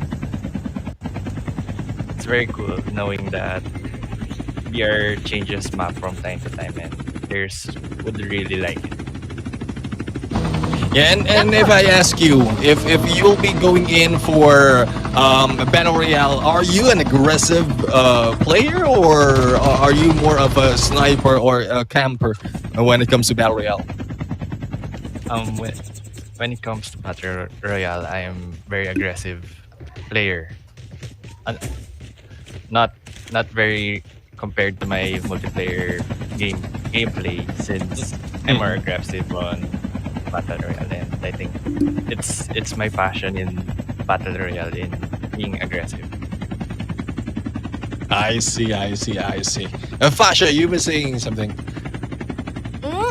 I agree, definitely agree on the side that when it comes to Battle Royale, it's very good. They actually introduced, I even actually say it many times on my live, the moment they actually introduced Blackout, it's like it's a nostalgic feeling, you know, like you're starting out the first time playing CODM mobile for the first time, and you're learning the isolated map, and it felt it felt similar, but at the same time, you're like thrilling to know, oh, how to learn this map. Oh, there's so many things new about this map. And not only that, coming back to the SMRS again, like I said, the previous season before the second anniversary, the SMRS was actually being nerfed because there were so many complaints. But right here, we are seeing Sea Island has been taken down right here. Supremo has able to down ISEMP side. Again, we are seeing the team of ISEMP Insurrectus Empress is having a really tough spot. Every single time enemy tries to actually engage them, they will be taken out immediately. But right here, we have by the team of Dovahkiin's Marcus is trying to actually get a little bit sniper side, trying to give a little bit pressure. He's trying to look to spot the enemy, but he's the AMV doing for the push, and right now being a third party, but AMV not enough to down it. But what's able to down one of the player from the team KPE with that SMRS. Again, I was actually talking about the SMRS, bro. SMRS during the first season, during the beginning of the CODM, SMRS is one of the OP weapon, and it is one of the favorites weapon. Immediately I can say it's a meta weapon for the SMRS, whether it's battle royale or even on the MP mode. But somehow, on the side of the moment when there were so many complaints from from our players, and they say like, please nerf it down because it's too damaging, and the area of damage is just too overpowering to a point that you cannot fight a really good squad, because it's a battle royale. You don't want to actually go for the long range. You want to have a little bit of the close range like the MP is. But somehow here, Coffee gets a little bit sniper side, but able to use that defender to actually hold out a little bit of that sniper shot. But somehow, if Coffee goes for that Plunge, he could have actually get one kill for himself. But again, KPE with that defender, with that evading mission, was just truly a really good shot. But again, continue. I keep on continuing but doing my play-by-play analysis. But coming back to the SMRS, they nerf it back. They nerf it out during the previous season before the second anniversary. And then the moment they actually introduced Blackout, they come back for the nostalgia, say, hey, SMRS is back nerf with that 300 points. It just, the damage was just truly wonderful. But for this season, it's actually been nerfed again, but just a little bit, guys, just a little bit, from 300 to 290. So it's still a still good weapon to be used. And right now we have 17 more teams to go and 61 players to be fighting on the third round. This is the third round, guys. Let's see what's going to happen. Jabin, let me know what you think of the SMRS. Is it the best weapon to be used on Battle Royale or MP? What do you think? Back in season 1, it really is the best gun, even in multiplayer. And SMRS in Battle Royale can destroy cars as well as kill players, and I think it's very OP since you can get one hit by it, or even half of your health if the user misses slightly on the enemy. So I think it's very OP, and it really is, and can explode the vehicle and kill squads on one shot. Yep, definitely. Neptune, they were we were just talking about the SMS, and right now CLN is pushing forward with that rocket launcher, but they're still not getting the car to be exploded. EMP Aslo is still fighting for that push, and he is actually running away with that Grand Thief again. Grand Thief Call of Duty is right here on the scene of semi-final, the Plunge Neptune. Yeah, I mean, the persistence of CLN right now, still not letting go of Aslo, and this might be trouble for them. I mean, yeah, they might be able to take down one, but unfortunate, there might be another team. They might be brought in to a different squad who was just waiting, but hopefully, I am just hoping for the side of Aslo that he will be able to survive, and LeBron will be missing out on those shots. And here we go, we are seeing a Nova right now, and this is what I'm talking about. You can be pushed, you can be baited to go in, and CLN right now still trying to survive right here, but grenades being shot from behind them. And well, good play with a medic class. At least they will have a few HP and a time for armor, but being in the middle of everyone else battling it on, and if you can see those dog tags, it's pretty sure there'll be someone from in front and on all sides against them. So CLN, hopefully that will be a good decision, and hopefully we'll be able to make those kills. But speaking of kills, here comes Vagabond Nash going in for that hit, and we have Aurora right there for those of being was able to go in for the takedown. But Blue right now a little bit risky, stepping a little bit outside of that circle, and on the other side we have LeBron right now going in against NRX69. NRX69 right now is not really doing that great in terms of their performance, so hopefully this is their chance to go in for those kill points. But Mwezi has been taken out with Echo, and Demon Fox, will he be a demon going in for that kill against Tamayo? And Champagne right now going in for that flank and get sick right now. Hopefully he will not be sick, because Demon Fox will be right there. And on the other side, there goes the hit. Cookie is the only one surviving, but a chance to go in for the scan with only a few seconds remaining. I think the second has already expired, and it will be a full minute or more if if Cookie plans to wait for their teammates, Fasha. Yep, definitely. I feel like he's actually at a really good positioning, but if he ever stumbles to any teams that actually knows that he's the only player left, it's gonna be very risky for the side of NRX 69 Cookie. Alright, this is a question. This is a good question. When it comes to actually being the solo player, this also happens on the multiplayer mode. What do you do if you are the only one left, Jabin? What do you do for your gameplay when you are the only one left, standing to be the one last hope for your teams? As the last man standing, as far as I wanted to win the game, I stay calm. It's very needed, knowing that you're up against 5 and your mind needs to work. Your mind needs to work to know what to do next, what to do in that situation, and win and try to win, especially even 1v5 or how many the enemy is left. We should try to win that, regardless of how many enemies still alive. Yep, Definitely. agree. Yeah, I mean, keeping calm really in those situations is really a key, because if you're not calm, if you're panicking, you won't be able to think straight, and that might be the end of you. And actually, a good question, because if you ask me, Fasha, what am I going to do? I'm going to pull out a grenade and then just wait for it, cook it just a little bit with a great timing, and then just let it explode in front of me. I mean, let's just reboot. Let's go to the next game. You know what? I already laughed before you even finished the sentence, because I already know what you're going to say. That's how we are already chemistry.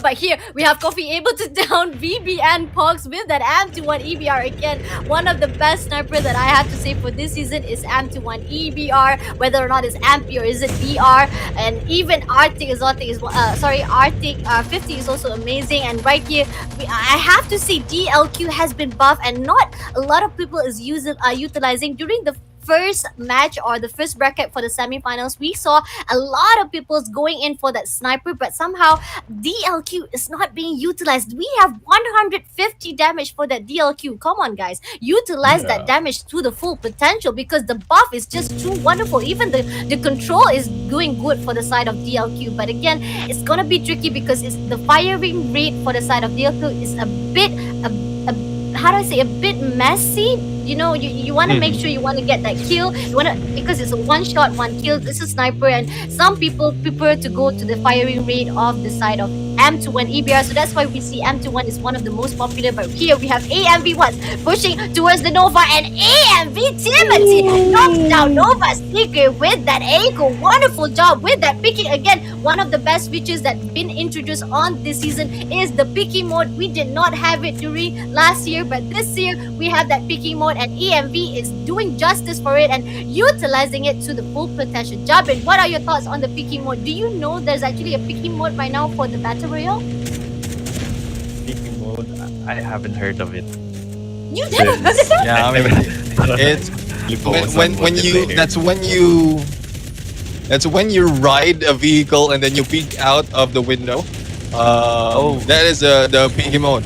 But right now, Oh, that's when you shoot. let's cut off, and we have a metaverse right now. Nerosa will be in there, and I think it is Nerosa who has been taken down now. Will he be picked off? Here comes the Vagabonds Esports going in for the hit, but one has been taken down. Nash right now trying to survive as Loki is in here as well. It is Blue who has been eliminated from this match with only 8 teams remaining fighting and 23 soldiers in this fight. Xiao and the rest of teams of Vagabonds Esports, they need to make their move. They need to catch up on the scores. On our side, we have was able to go in for that kill against Watts and AMV right now making their move. Nerosa will be taken down by Nash with that echo, and Raul with that backstab, and it is now left to Raul and Timothy for the side of a metaverse. And with the 19 points that they have, I think they have this already for the top, even if they don't get those the placement. But I don't think Metaverse will be backing off that easily because they want to catch up on the scores despite of it's only the 10 teams that we need on the finals. I think they want to show off and show that they have what it takes to be number one. Fasha. We have VB and Vagabond Nomads taken down with that M21 EBR. YWN is actually being taken out one by one right here, giving a little bit pressure with that grenade somehow. But we have 4 more teams to go.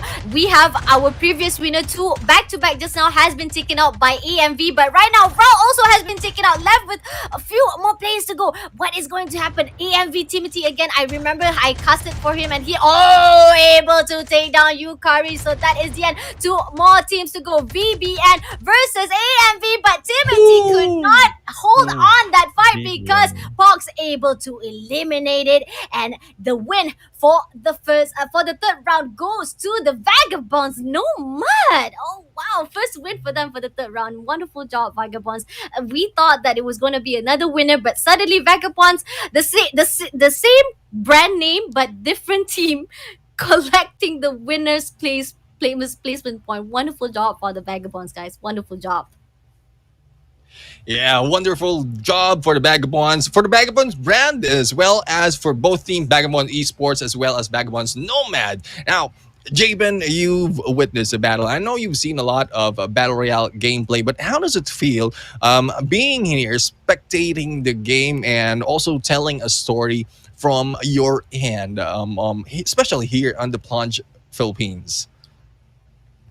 Spectating. When spectating, I mainly focus on best players' gameplay, so I learn from them. I learn from the best, and we learn from the best to improve ourselves more. And Vagabonds, as I've seen, their team is very competitive when it comes to battle royale, and different teams, different members, they always win. I see, as I saw.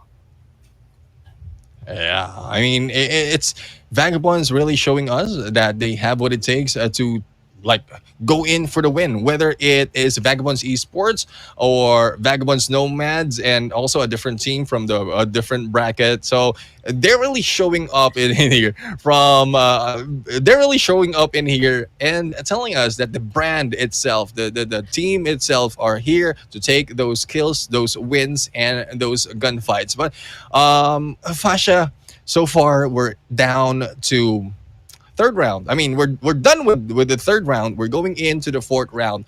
What do you think? Are there still chance for those of on the bottom half to be able to move up after that round number three, or is it really they can just enjoy the last round of this match and just be happy? I don't know. We saw how during the third round, Sickness was able to actually come back, really good fight, but somehow I'm not seeing that from the side of the team. Most of the bottom teams are actually from I think it was actually from Cerulean side. I think yes, Ceruleans we have by the team of Dovahkiin who's actually doing bad as well. ISEMP Insurrectus Empress, they keep on meeting with a lot of enemies and they end up being cornered out and straight away eliminated and sent back to the lobby, which really means something that if they're able to actually come back for this last round, hopefully they'll be able to back out at least a little bit for that top 10. Because again, this is the format for the semifinals of the Plunge. Top 10 from each bracket, from bracket 1 to bracket 2, top 10 of those teams will move to the grand final. So we are looking for the top 10s. Come on, if you guys are able to actually just bag a little bit points for yourself to even move to the top 10, it will be enough. And just like how Neptune said, because the fact that some players or some teams will do not want to actually show too much of the skills to so that want to play safe but at the same time want to qualify themselves, and because grand finals is where the stage that you want to pull every single stop that you have and every single skill. So sometimes you can overtake that. If those players or those teams are actually playing safe, use that to your full potential to get to that top 10, guys, definitely. But right now we are ready for the graphics. Again, let me remind you, the third round was win by the Vagabonds, but not the same Vagabonds. It is actually by the Vagabonds. No, my wonderful job, no, my seriously wonderful job, Neptune. What do you think of what happens on the third round? Yeah, I mean, it's a different game compared to what we've seen so far in the first two rounds. Vagabonds was left in a disadvantage right there, as well as a Metaverse. We have been seeing them always in an advantage point, but so far, during that last moment of that game, they were left in a disadvantage, only left with only a few players, and it's very difficult. It's very difficult to go against a full squad, despite of what Jabin mentioned. You did mention that we have to be chill. But anyways, enough for the game, guys. Let's head over to you. I mean, we've asked you a question earlier, and we have the answer. Actually, we have it written down. I'm going to post it right now. No, I mean, it will be flash right now on the bottom of the screen. So hopefully you were able to put in on the comment section the answer to those questions. And the answer is season 1, new order. So that is a question, or that is the answer from the previous question. Once again, guys, for those of you who aren't here, hopefully you can stay longer and, well, actually all throughout the end, because with this chances, the opportunity to get those skins like what we have on the bottom of the screen. We have the Echo Reverberation and the G-Com on whatever that is called. Whatever that is called. Like the skin for the Echo and the skin for the G-Com. I mean, that's it. Yeah. That's it. I mean, whatever you want to call it, it's your prize. Just if you get it, guys, if you get it, post it on your profile and then mention my page telling me that you can read it better than I do.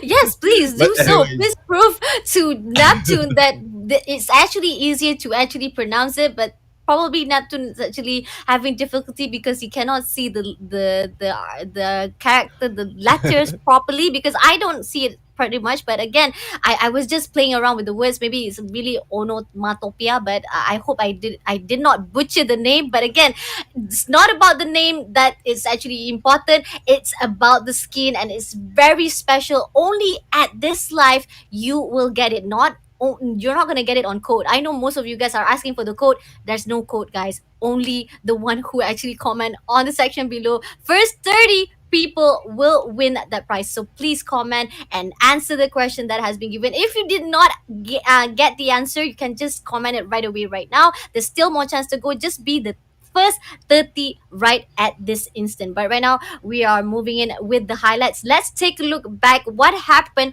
on the third round of the semi-final bracket number 2. Let's figure out from the first beginning of that scene. We have the MVP fighting with the team AAA. They were coming for the push, and I like this part. This is the Korea was actually trying to get a kill, and even with that support by the teammates, he's still able to bag one kill for him. And here we have the NRX 432 able to down Rora, but suddenly we have Nikaza coming for the push with that support. That was truly amazing. Even Neptune was like, right, Neptune, you even had a sound. You were like, amazing job by Nikaza, right? Yeah, I mean, it's a good tactics right there. One will be rushing in first, and I think Javen will also support me on this. One will be jumping in, and then we will have another one from behind going in for backup, just in case the first one who jump in will be taken out. At least there will be plan B. Am I right, Javen? Yeah, yeah. Yeah, because I've And seen the gameplays so far in multiplayer, and like the buddy system has been done so far. Like one will be rushing in, and just in case they will be taken out, another will be following through for the kill. yes, we call that body or body Hmm. system, I think. Yeah. But we mainly call it body since you will have a body which always backs you up whenever an enemy engages, and it's a play for pick for a pick or a pick. Yeah. Yeah, definitely. I mean, Ah. yeah, I'm because learning new like terms. It's I know I'm a caster, but there are certain times that I do not really grasp the terms of the CODM. So this is something new for me. TIL. Today I learned about pig by pig, and the most cute sound is that the most cute term is buddy buddy. I'm like, oh, cute buddy buddy. I like that. But nevertheless, when it comes to being a buddy, which role would be the best to actually support? Is it going to be the sniper part, or is it going to be more aggressive to the side of close range, like like more to slayer part, Jabin? as the support, it depends. You will you will need to communicate with the rusher or your body, since it's Mm. Mhm. basically a body or your best friend. So it depends on the both of you if you will go push or go hold. So whenever they engage, it's always a play for a trade. So it's a risk. Oh. So Yeah, I Ah. mean, it's a risk that it's a calculated risk, I would say, because once your buddy rush in, say he's a rusher or the slayer, it's more of just in case he loses that fight, there's a backup that you have. But just in case he wins that fight, you'll be able to go back another round for the buddy system or for the buddy buddy. But just in case, I'm going to have a team, and then I'm going to teach them the same tactic. I'm going to call it BFF. All right.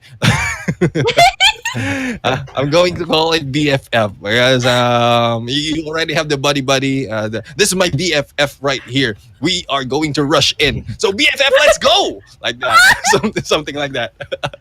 But anyways, here we have it. I know all throughout the highlights we've seen the game already, guys. We've seen the game. We just want to find out more as to what Jabin has in mind when it comes to this game. And Vagabonds Nomads taking the win in round number 3. So far, 1 round remaining, and we're curious as to who will be taking round number 4, because this will dictate who will be stepping into the semifinals. And Jamin, it was mentioned earlier by Fasha Bunny that there are tendencies wherein teams hold off on tactics. I mean, they're hiding out their tactics. Is it really true, or is it just our assumption that, especially when you're going semifinals, it's only the top team? You don't really have to be number one. Is it really true that you're hiding off your tactics, or is it just a myth created by the casters right here? I think it's just a myth, and the plays are based on the players and on their moods. Cause there are times the players are at their peak. What this Yeah. means is they're very good at that day, but at the next day they're not that good as what they did from at their peak, or what we call their what do you call that? I forgot the term, but that there's a day for you. There's your time. Yeah. Yeah. Agree, Yeah. I mean, definitely. Yep, it, definitely. I it, agree. The sorry. fact that is sometimes there are days that are not good for you. You perform so well. Even I myself. That's why I always praise, and even we agree on this, Neptune. We're not a pro player, because pro player you gotta be consistent. There's no way out of you saying that the day is not my day, but because you have to be consistent, you gotta know that your accuracy. You have to believe in your own skills to actually be accurate position. The only way that you might lose is only whether you lose to the game fight, to the gunfight, or because you wrongly mistaken took a mistaken road or path, or even wrong move for the site when you are fighting when it comes to MP or battle royale. But when it comes to actually consistency, that's part for you guys, for the pro player. For our caster, we're just gonna stick to the casting part. But nevertheless, we still have one more round to go. The last round will be coming up soon. We want to take a break first because I gotta give a little bit break, guys. But it's like how Neptune say, give a little bit thrill, get a little bit of suspense. But in the meantime, while you are taking the break, get some water, guys. The last round is about to start, and I feel a breeze is coming, guys. Fire emotion is about to come because everyone is gonna go for that kill. Everyone is gonna go for that placement point because this is the last chance for the semifinals to go to the grand finals. We'll be back with Jabin as well to shoutcast it. I'm gonna even brushing up him more, even more, because I'm gonna squeeze him even more for the shoutcasting for the last, because this is going to be the last time I'm going to see him. I hope I will see him again. I hope to see Neptune as well again, but we're gonna take a break for a while. I'll see you guys after this. Stay tuned. Do not go anywhere.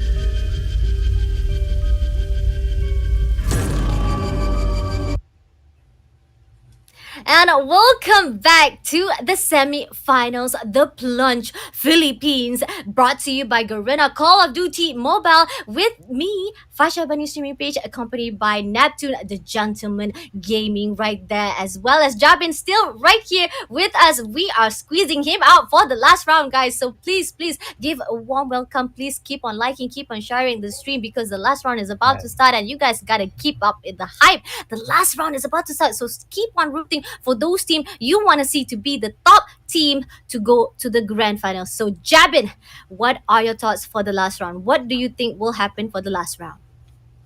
In the last round, everything can happen, and everyone can get or go into the finals, even those at the top 20. And anything can happen. You just have to trust your teammates and yourself. Agree. Neptune, what are your thoughts? Yeah. I like to hear your thoughts. Yeah. Well, about that, it is true. It is true because we've seen earlier that some of the teams who might be out of the top 10 might be able to jump in and get as much kills as probably the number one as well for additional points. But is it's true because I know Jabin as a professional player, if he says it, that's the mindset of what the pro players are thinking because it's not over until it's over. There's still a chance to go for the comeback. But here we go. We have round number 4 ready for you in a few seconds. And hopefully you're liking and sharing this stream because we're going to jump into round number 4. And here we go.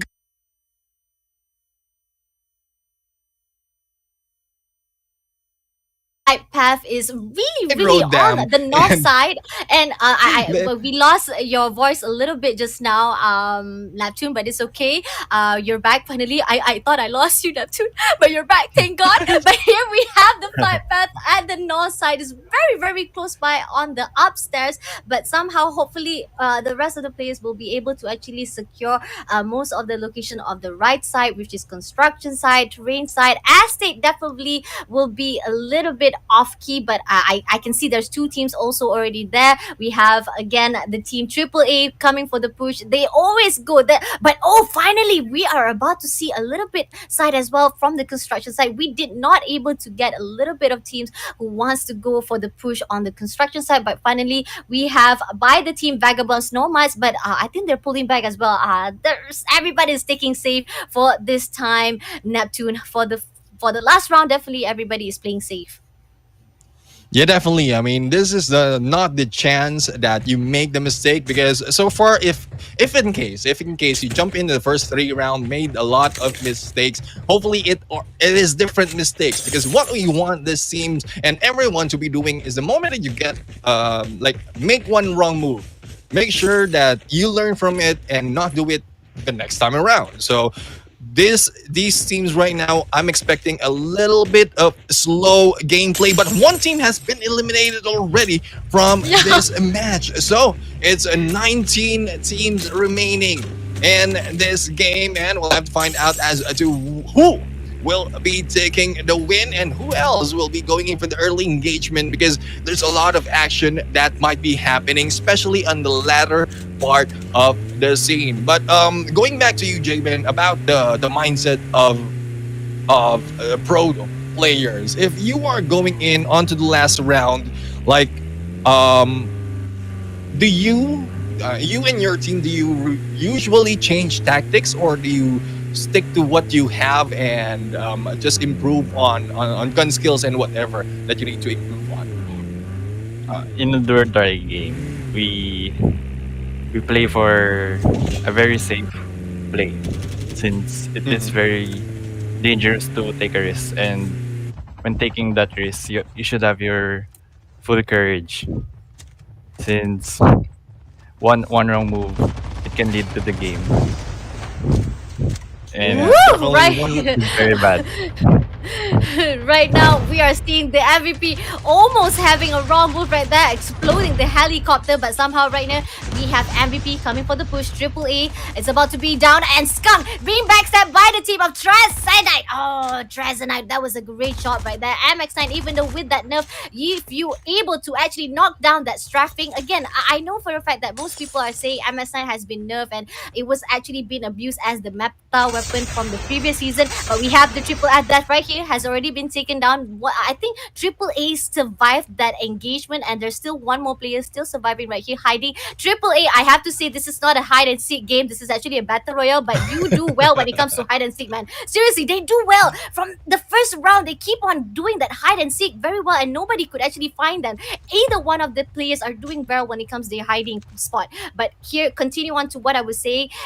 MX9 was the one who was actually being abused as the meta weapon for the previous season, and even with the nerf, I have to say it's still quite good. And even those the one who was abusing MX9, they were actually choosing to go to to the Type 25 right now, because Type 25 has been buffed back. And again, it's the same motion as how do I say, it's an AR, an assault rifle like MX9. MX9 is actually MSG, but SMG, sorry, MSG, that is not the right word, but it's SMG. But the fact that right now we are seeing that Type 25 is the meta weapon for this season, I have to say is the reason why is because you guys are so beat up for that MX9. You guys are so used to using it so easily, because MX9 was being used so easily. You can use it as a long range, you can use it as a close range, and when you had that recall coming along, and even so with that recall, it's still good to be used, okay? The only reason that you guys could not use it because your strafing,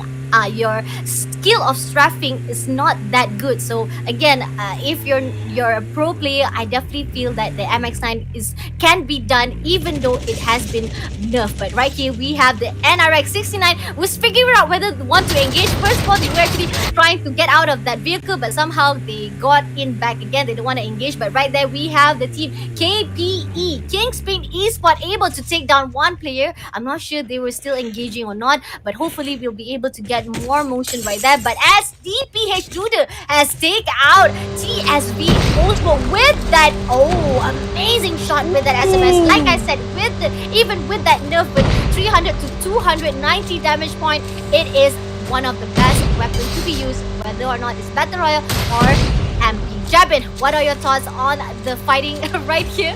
We have them on the motorcycle, but yet they're doing well with an SMRS. Jabin? Peeking. So that's what you call peeking, right? No, peeking is actually inside the car. Usually when you are inside the car, during the previous season, when you are inside the car, you cannot peek outside your car. You know, you cannot get out of the window. But the new feature for the Battle Royale is that once you go inside the car, if you're not the driver, you can actually peek outside and you can kill the enemy. It's a very good move, definitely. One of the best features that has been introduced for the Battle Royale mode. But right here we have NRX69, able to take down Nova Alpha even with that long range. Amazing shot, and I'm impressed. Even with that long range, he's able to take down Alpha, and we still have two more players to go from the side of Nova. Right here we have NRX69 coming for the push, trying to get that kill, and Cookie able to down Secret with that sniper. Amazing job, Neptune. NRX is trying to come back. Neptune, what are your thoughts? Yeah, I mean, we have pointed out already, NRX69 needs to make their move. They need to make up for the points that they've lost earlier on the first 3 rounds, and this is their chance. If they'll be able to keep this up until probably the final circle, they might be able to get a #1, but I'm pretty sure it will not be that easy, because some of the teams right here are trying to catch up as well, especially for those hanging in probably 11 to 13th position. They are here as well to try as much to get that #1 spot for additional 15 points, as well as plenty of the kills. So far, 18 teams remaining in this game. Sucre has been taken down in there by Duda.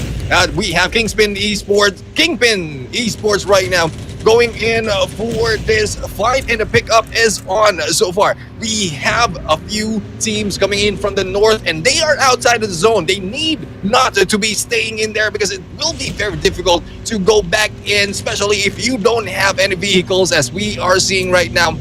Teams are just trying to explode all those vehicles. They want to take them out, releasing the escape or the reason, the way for the escape for these teams. And KBE might be in a very difficult position because they will be left out a little bit outside of the zone, Fasha. Yep, definitely. Jabin, all right, what are your thoughts when I know that you don't really play Battle Royale, but you've seen how the mode is when it comes to actually survival. You have to make sure that you not fight at the outside zone. But is it okay to play a little bit of risky because you know that the enemy is at the outside zone? Do you do that, Jabin, when you are playing Battle Royale? Yeah, I do that, especially when the zone is at its first or first to third shrinkage, and I think the damage is not that bad, and we can stay at the zone, outside the zone. I mean, we can stay for about as long as we have the meds. We can stay at that zone as long as it's first to third shrinkage. And how about you guys? Yeah, I mean- The one thing that we also wanted to actually inform, the new update, there's no more medics. You know, I do kind of miss the adrenaline. I kind of miss the med kits. There's no more anymore right now. The new format right now is that the Got fact that the healing part is that they have to heal it automatically. And right now we are holding on to the armor plate. Armor plate is our only weapon, the only hope for us. We have to get as much as armor plate for ourselves. And right here we have AMB Narosa able to take down KP Kingspeed Esport. I'm not sure if Kingspeed Esport still surviving. Hopefully they'll be able to do so. But right here we have Vagabond right back with their own tactic. This is their normal, their familiar formula tactic, whereby they are using the helicopter to roam around trying to get kills. And right now they're engaging the NRX 69, a little bit damage to the side of their vehicle, but still not getting a lot of kills so far, not enough to down the team NRX 69. And they are running away from that engagement. They don't want to. Again, Neptune, we talked about this already. Vagabonds always have this analysis. They know how to play safe but yet be aggressive. And Jumpin, do you do that on your own battle plays as well when it comes to MP or Battle Royale? Battle Royale, yes. Even though I have a helicopter, I used to rush and rush. Ooh. Back in isolated map, I always rush when I have the helicopter. It's very fun having the helicopter. Yeah, Yeah, and Yes, one thing sir. about the helicopter, I mean, it's right now. Some of the teams are just viewing at it at an eye level, but if you have a chopper, you have a better view and a better view of the situation from above, so you'll be able to read the situation from above. But here we go. The situation, I think, for NRX 420 right now is on their favor because they already have 2 kills. I think they missed out on the 2 more members of this team, or probably they have been taken out by a different team. But NRX 420 will be right here trying to catch up onto the points as well. But hopefully they will be staying in there because we want to see more of this team, the familiar name that we jump in onto the last 10, or the first 10 to go into the finals. But going back to the point that I was saying about Vagabond Esports having a top, like a bird's eye view using that chopper gives them a better advantage of analyzing if they can go in and fight or probably back off a little bit. And with the SMRS that they're using, it's also another way that they can do once they knock out or take out a 1 using the SMRS, they can just jump in and clear the area.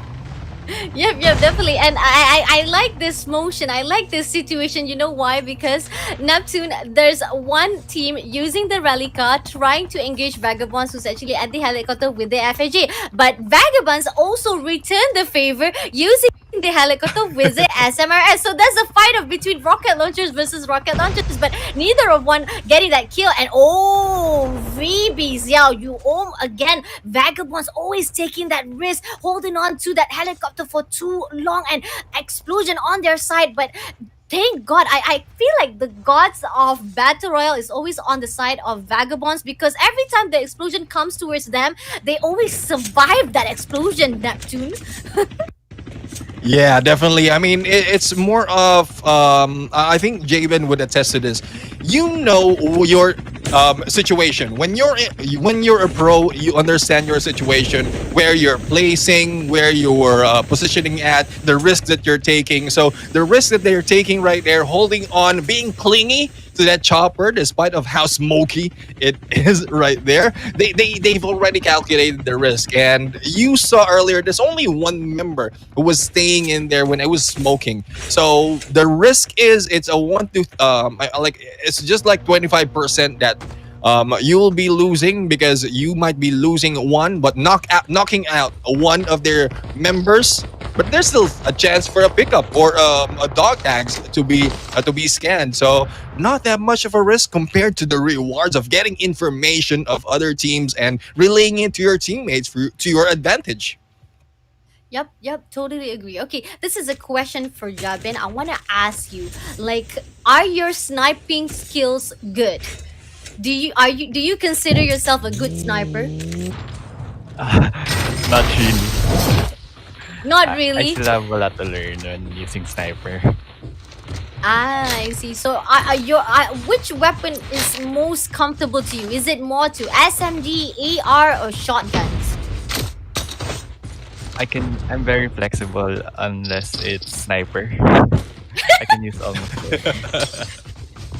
Roger that. So that means the blackout map is out of the game, guys. Blackout map for you, Jabin. You have to make sure that you can actually counter out the sniping because blackout map is the best place to use sniper because it is a very open place. Like I said, oh, but here SDPH Chemical taking again a really risky motion to actually hide inside the attic. And right now we can see Vagabond trying to go for the push, but right now, but somehow they're not getting it because they're being careful as well. They don't want to be down the moment they get in, but Nova gets been thrown out by Chemical right there. But somehow, there's also a lot of cluster grenade being taken out as well to SDPH Chemical right here. But that Nova gas is too painful. Chemical, your name is Chemical, but yet you are not able to hold down that Chemical gas. Somehow, Chemical has been taken out. One more player to go from the team of SDPH Neptune.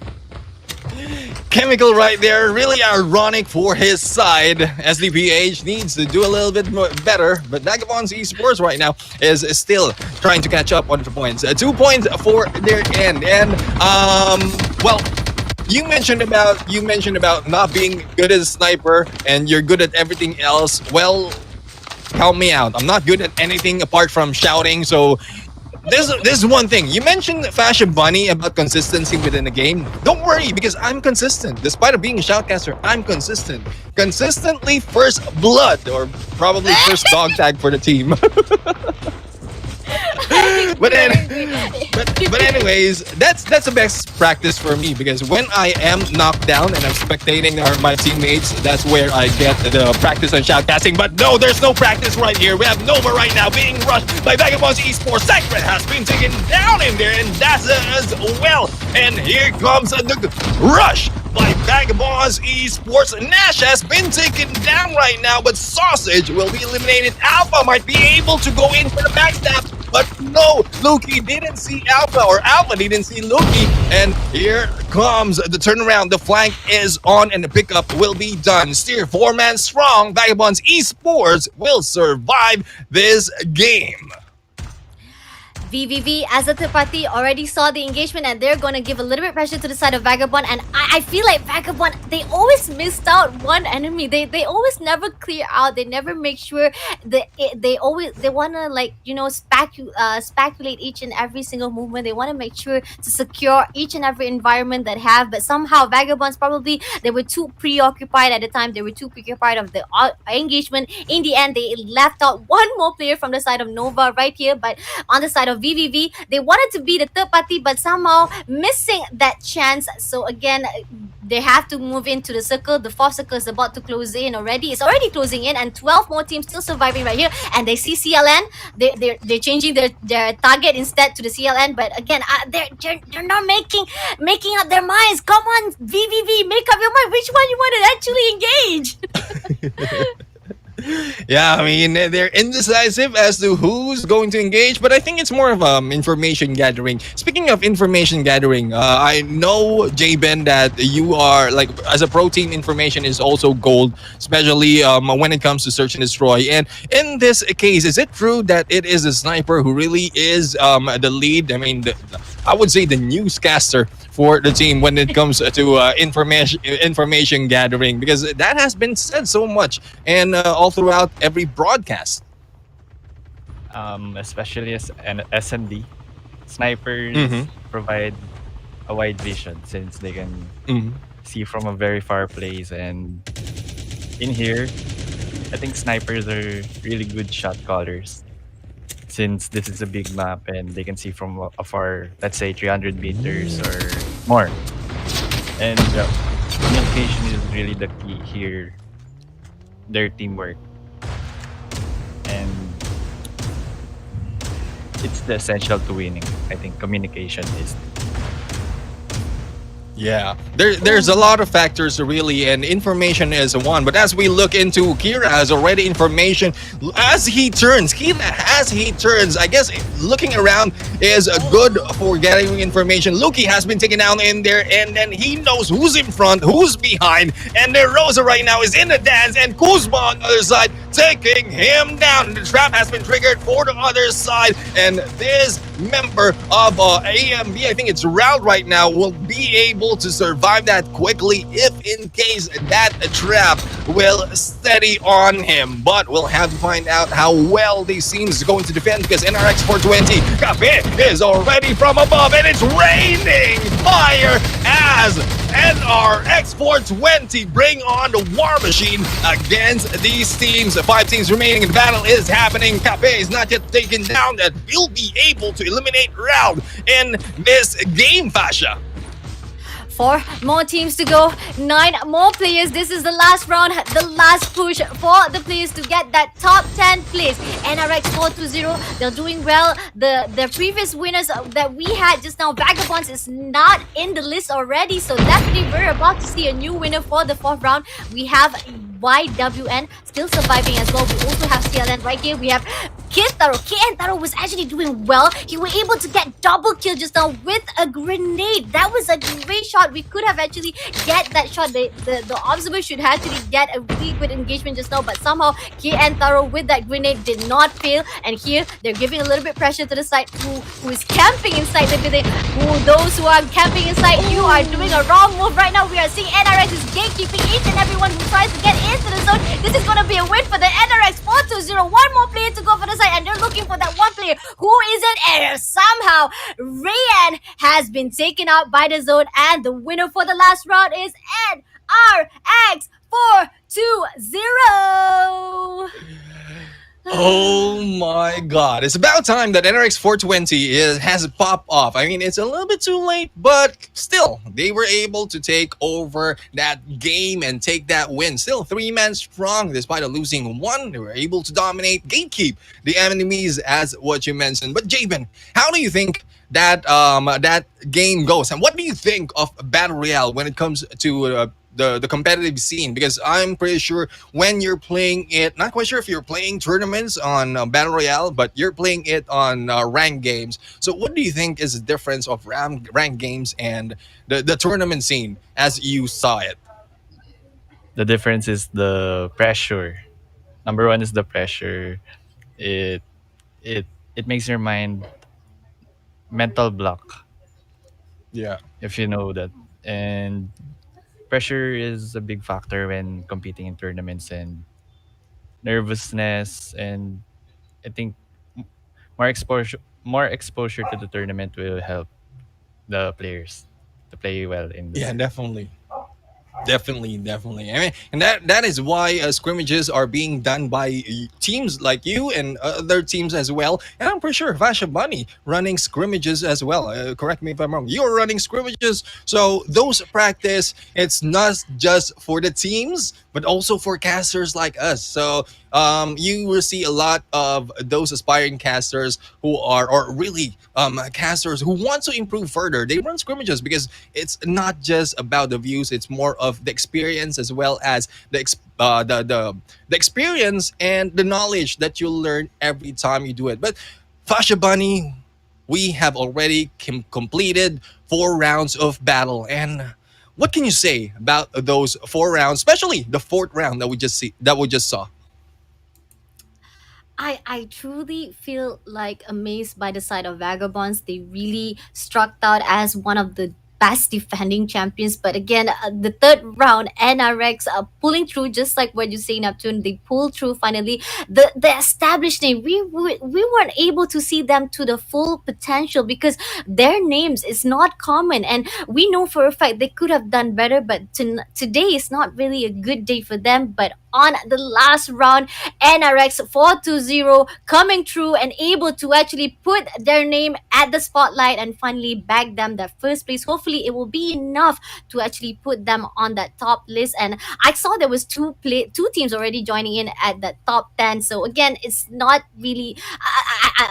We heard from Jabin's mouth himself. He said that it's a myth that probably NRX is just keeping a little bit skills from themselves. They want to play safe, but in the end, it could be also another case side. Maybe they're not doing so good because they're not performing well. As Jabin said, some teams they're trying their best, they're at their peak, but it's not doing good because it's not their good day. But hopefully, if they're going to the top 10 and they're able to go to the grand final, they'll do their best and cover up everything that they've done on the semifinals to do even better on the grand finals. And but this is going to be another case because Vagabonds is back on the grand finals, guys. Our kings of the plunge is back on the scene and it's about to be a fight to the fittest on the grand final stage. Are you excited for the final stage, Jabin? What are you looking forward for the grand final of the plunge, Jabin?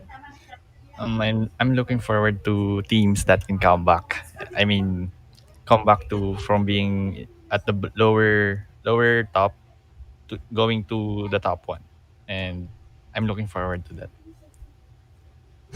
Yeah, definitely. I mean, it's a good story to tell, and that is one reason why it's.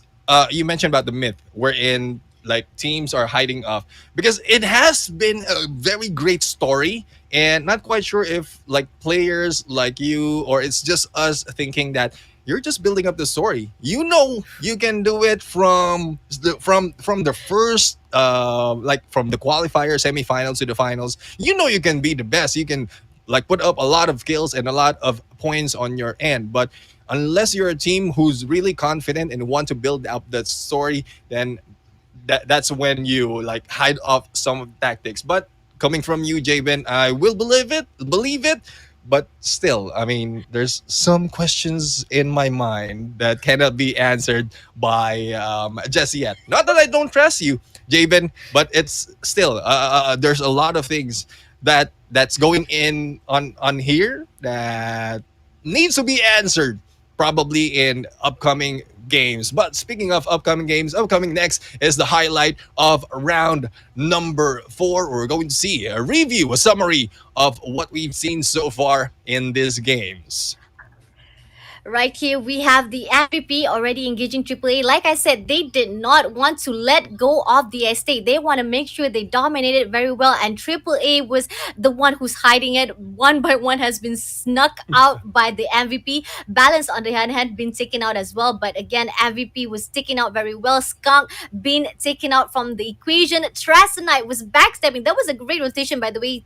Finding the right place, the positioning to actually down one enemy, but somehow that was not enough because Triple A was still surviving, hiding from the ice. Like I said, they were playing hide and seek, and it was just doing well. But on the side of NRX 16, right here, they were actually trying to engage Nova, but not enough to down them because they were able to actually ran away from the engagement. Nova was actually falling back. They were actually trying to run away as fast as possible. So that was giving them a little bit time to actually survive a little bit more. But here, this is the most irony part because Chemical was not able to even secure a safe mode because he was actually being down by the chemical gas instead. And that's the irony part, Neptune.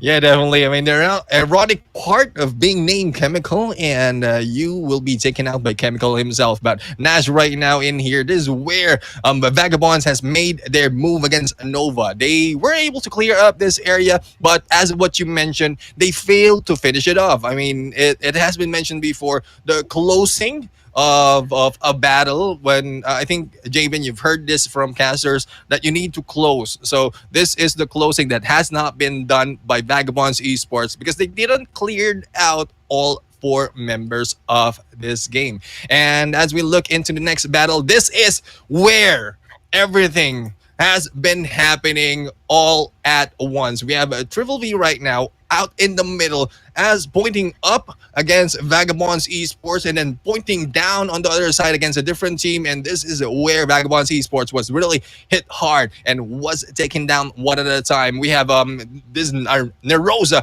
from a Metaverse has been knocked down as well by Kuzma, team member of Akira, and rest of the teams are just trying to struggling going in because it's coming from a lower ground and a different team has the advantage and better weapons as well as we've seen from NRX 420, the War Machine.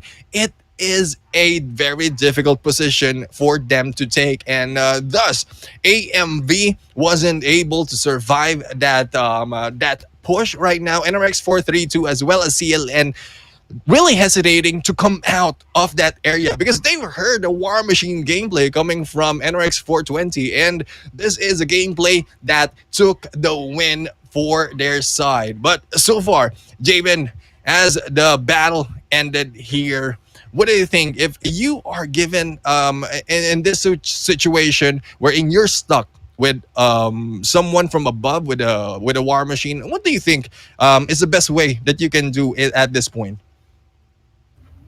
I think it's to risk going out the zone at the back, Mhm. so you can pick Yeah. people from the high grounds and try to kill them. I think that's the only way Yeah, you have to risk. yeah. I mean, that's great. I mean, it's risking, and like, have you done that? I know you haven't played battle royale since ever since the update, but have you done that? That you were able, like, you were risking it on your for your team to be able to take the win in this game. I used to have a risk. Then that risk can win you games and can win you championships. And that risk can even lead to defeat. So who knows what? And I think it's great taking that risk. Yeah, I mean, Definitely, it's I a risk agree. against the rewards. Yeah, go ahead, Fasha. Because the fact is, you even though you know that you're at a tight spot, and especially when you are already at the top two and there was actually only three teams left, placement point wise is already on your side. So the risk that you want to take is either you die or you die with at least kill points in your hand. So do whatever you take to at least get a little bit points for yourself with that placement point and that kill points. It will benefit you even though you know you're already been cornered out. But again, I feel like they wanted to actually secure that points because the fact that the building is already there, but the moment that NRX took advantage and gatekeeping that side, it was just truly amazing from the team of NRX 420 and CLN. I like how Jabin say like they could have actually picked it out. Maybe one could be a bait and risk it a little bit to see what can they do if they flank from behind. That was actually an opening side right there for the team of Yeah. CLN, but they did not took the risk. So in the end, Jabin, a theory will always maintain a theory if it did not actually been done. at the scene itself. Is that right, Jevin? Yeah, yeah. It's it's a theory unless it's proven and tested, as we all know. Yeah, All right, definitely. I mean, guys. the theory there is probably someone will be able to make it like pull it through, make them work at this point. But again, it's a pleasure to be sitting next to you guys. I mean, there's no risk in here sitting next to Pashabani and Jabin right here. I'm all out, I would say, being shoutcasting next to you guys. Guys, I know there's a lot more that you want to see in this game, but so far, after 4 rounds of battle, Vagabonds Esports took round one and round number two. Vagabonds Nomads took round number three, and NRX 420 NRX 420 or Philippines 420 took round number four. Is those placement points enough for them to take the leaderboards, or will they be in there just climbing up because of kill points? In a few seconds, we're going to see it in here in this game, and here we go. Coming from the bottom right here, I'm going to start off probably from 20 to 16, and then I'm turning it over to you, Jabin. All right, from 20, we have shooting expert BH taking the 20th spot, and we have Nova Monarch taking the 19th spot. Kingpin Esports V2 taking 18th spot with 11 points. Hold on. All right. We have AAA Tauros Retaliation taking 13 points in here in 17th spot, and NRX 69 14 points on 16th spot. Over to you, Jabin. Dovahkiin Marcos with 15 points. And SDPH Apocalypse V1 with 18 points, most wanted. Viver 2 with 19 points. Insurrectus Emperors with 20 points at 12th spot. Cerulean Exercitus with 26 points. And There there you you have have it. it. That Thank you is very the much. bottom 20. Thank you so much, Javin, for Yeah. introducing those who are at the bottom 20. But here is the teams that you guys are waiting to actually find out who are those who will be going to the grand finals, the plunge. Top 10 teams coming up to you guys. Let us introduce those who are able to go to the grand finals. Top 10, we have MVP Gaming V1 with 31 points. 9th place, we have Boss PH Viking Esport with 30 kills at 33 points. At the 8th place, we have NRX 432 with 38 points as well. We have Cerulean Blackfire with 45. I'm sorry, my bad. It's actually Boss PH Vikings with 33, NRX 432 with 38, and Cerulean Blackfire with 45 points. VVV main V1 at the 6th place with 47 points. Pulang Araw able to actually secure at the top place as well. Oh. Amazing job by them with 50 points. And Vagabond Nomads. We are talking about two teams of Vagabonds coming back for that championship title. Amazing job, Nomads with 54 points, and not far behind by NRX 420, only 1 point leading by the side of NRX 420. At the second place, we have Vagabonds Esport being left behind by a Metaverse 111 points. Oh my god, Vagabond was the one leading just now, but suddenly a Metaverse comes up on top at the last point for the whole entire round, 4 rounds of the semifinal bracket one. Neptune, can you believe this, Neptune? Yeah, not really. I mean, yes, they were able to survive it in the last part. It just so happened that we haven't seen that much of the gameplay. A Metaverse right there, we've seen the drive-by that they have done, the tactic that they were doing to find out any enemies. I think that was their key to being able to get the kill points as well as the placement points for that last battle. As you can see, 71 kill points in here in this game, and that is a lot compared to what they have from the previous round. So I'm quite curious as to how many kills they have right there from probably from the last two rounds, because we weren't shown the kill points right there. But for the total points, 111. A Metaverse Esports introducing themselves to us with this battle. But so far, for the first or for the top 10 teams in here, this is your second batch. So, are you ready? Are you guys ready for the finals? Because tomorrow, the next day, the next fight that we're going to have, it is on Tuesday, 30th of November at 8 p.m. That will be the final battle for the Plunge Philippines Battle Royale. And hopefully we will see everyone there. This is the schedule, guys. Take a screenshot just in case you forget, and also put in a comment. Put it on your calendar, because I have that on my calendar. But so far, um as I mentioned earlier, Fasha Bunny and Jabin, um it is such a pleasure to have to be here casting right next to you, and especially Jabin. I mean, if you plan to go in further into this career of shoutcasting, I mean, there's a lot of things that we can talk about.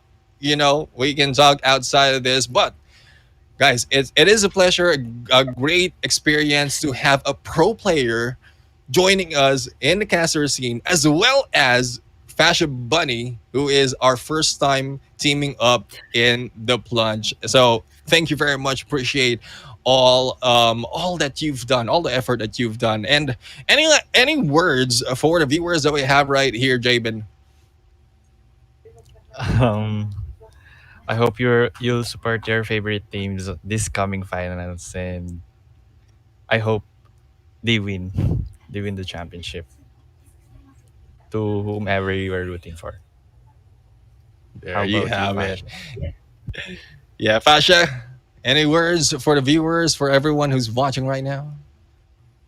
First and foremost, I also want to say thank you, Jabin. Do you not see the camera has become darkened? He came through to shoutcast with us right after he had actually a family outing. We are truly sorry that we had to drag you out, but we wanted to squish you to go into shoutcasting for the plunge. And thank you so much for taking your time to join in with us for the plunge. And nevertheless, we are saluting you because you were here during the day. I can see there was a light on your room right now, but suddenly there's no more light anymore. Do you see how dedicated Jabin is? So please salute him for his ultimate dedication and passion for joining us for the plunge and shoutcasting. Please also follow us, our page, Fasha Bunny streaming page, Black Jabin. There's the link right there, Jabin Gaming, as well as Neptune, the Gentleman Garcia, Gentleman Gaming PH right there. So just type on that search bar and follow our page, because who else to support the community if not the COD community itself. So please keep on supporting Garena COD Universal. I'm truly honored to be casting with both of these gentlemen right here. But nevertheless, gentlemen, you made my day. Definitely, we are enjoying definitely tonight. Seriously, we are enjoying the whole day of the stream of the plunge, and I'm looking forward to the plunge. Congratulations to all of the teams who qualified yourself to the grand finals. Hopefully, we're about to have. This is the one question that I asked: is Vagabonds going to bag that title, or a metaverse is coming for them? Yeah. Questions coming up will be answered at the 30th of November. I am Fasha Bani. This is Black Jabin as well as Neptune. Take care, stay safe, have a great night. Bye bye.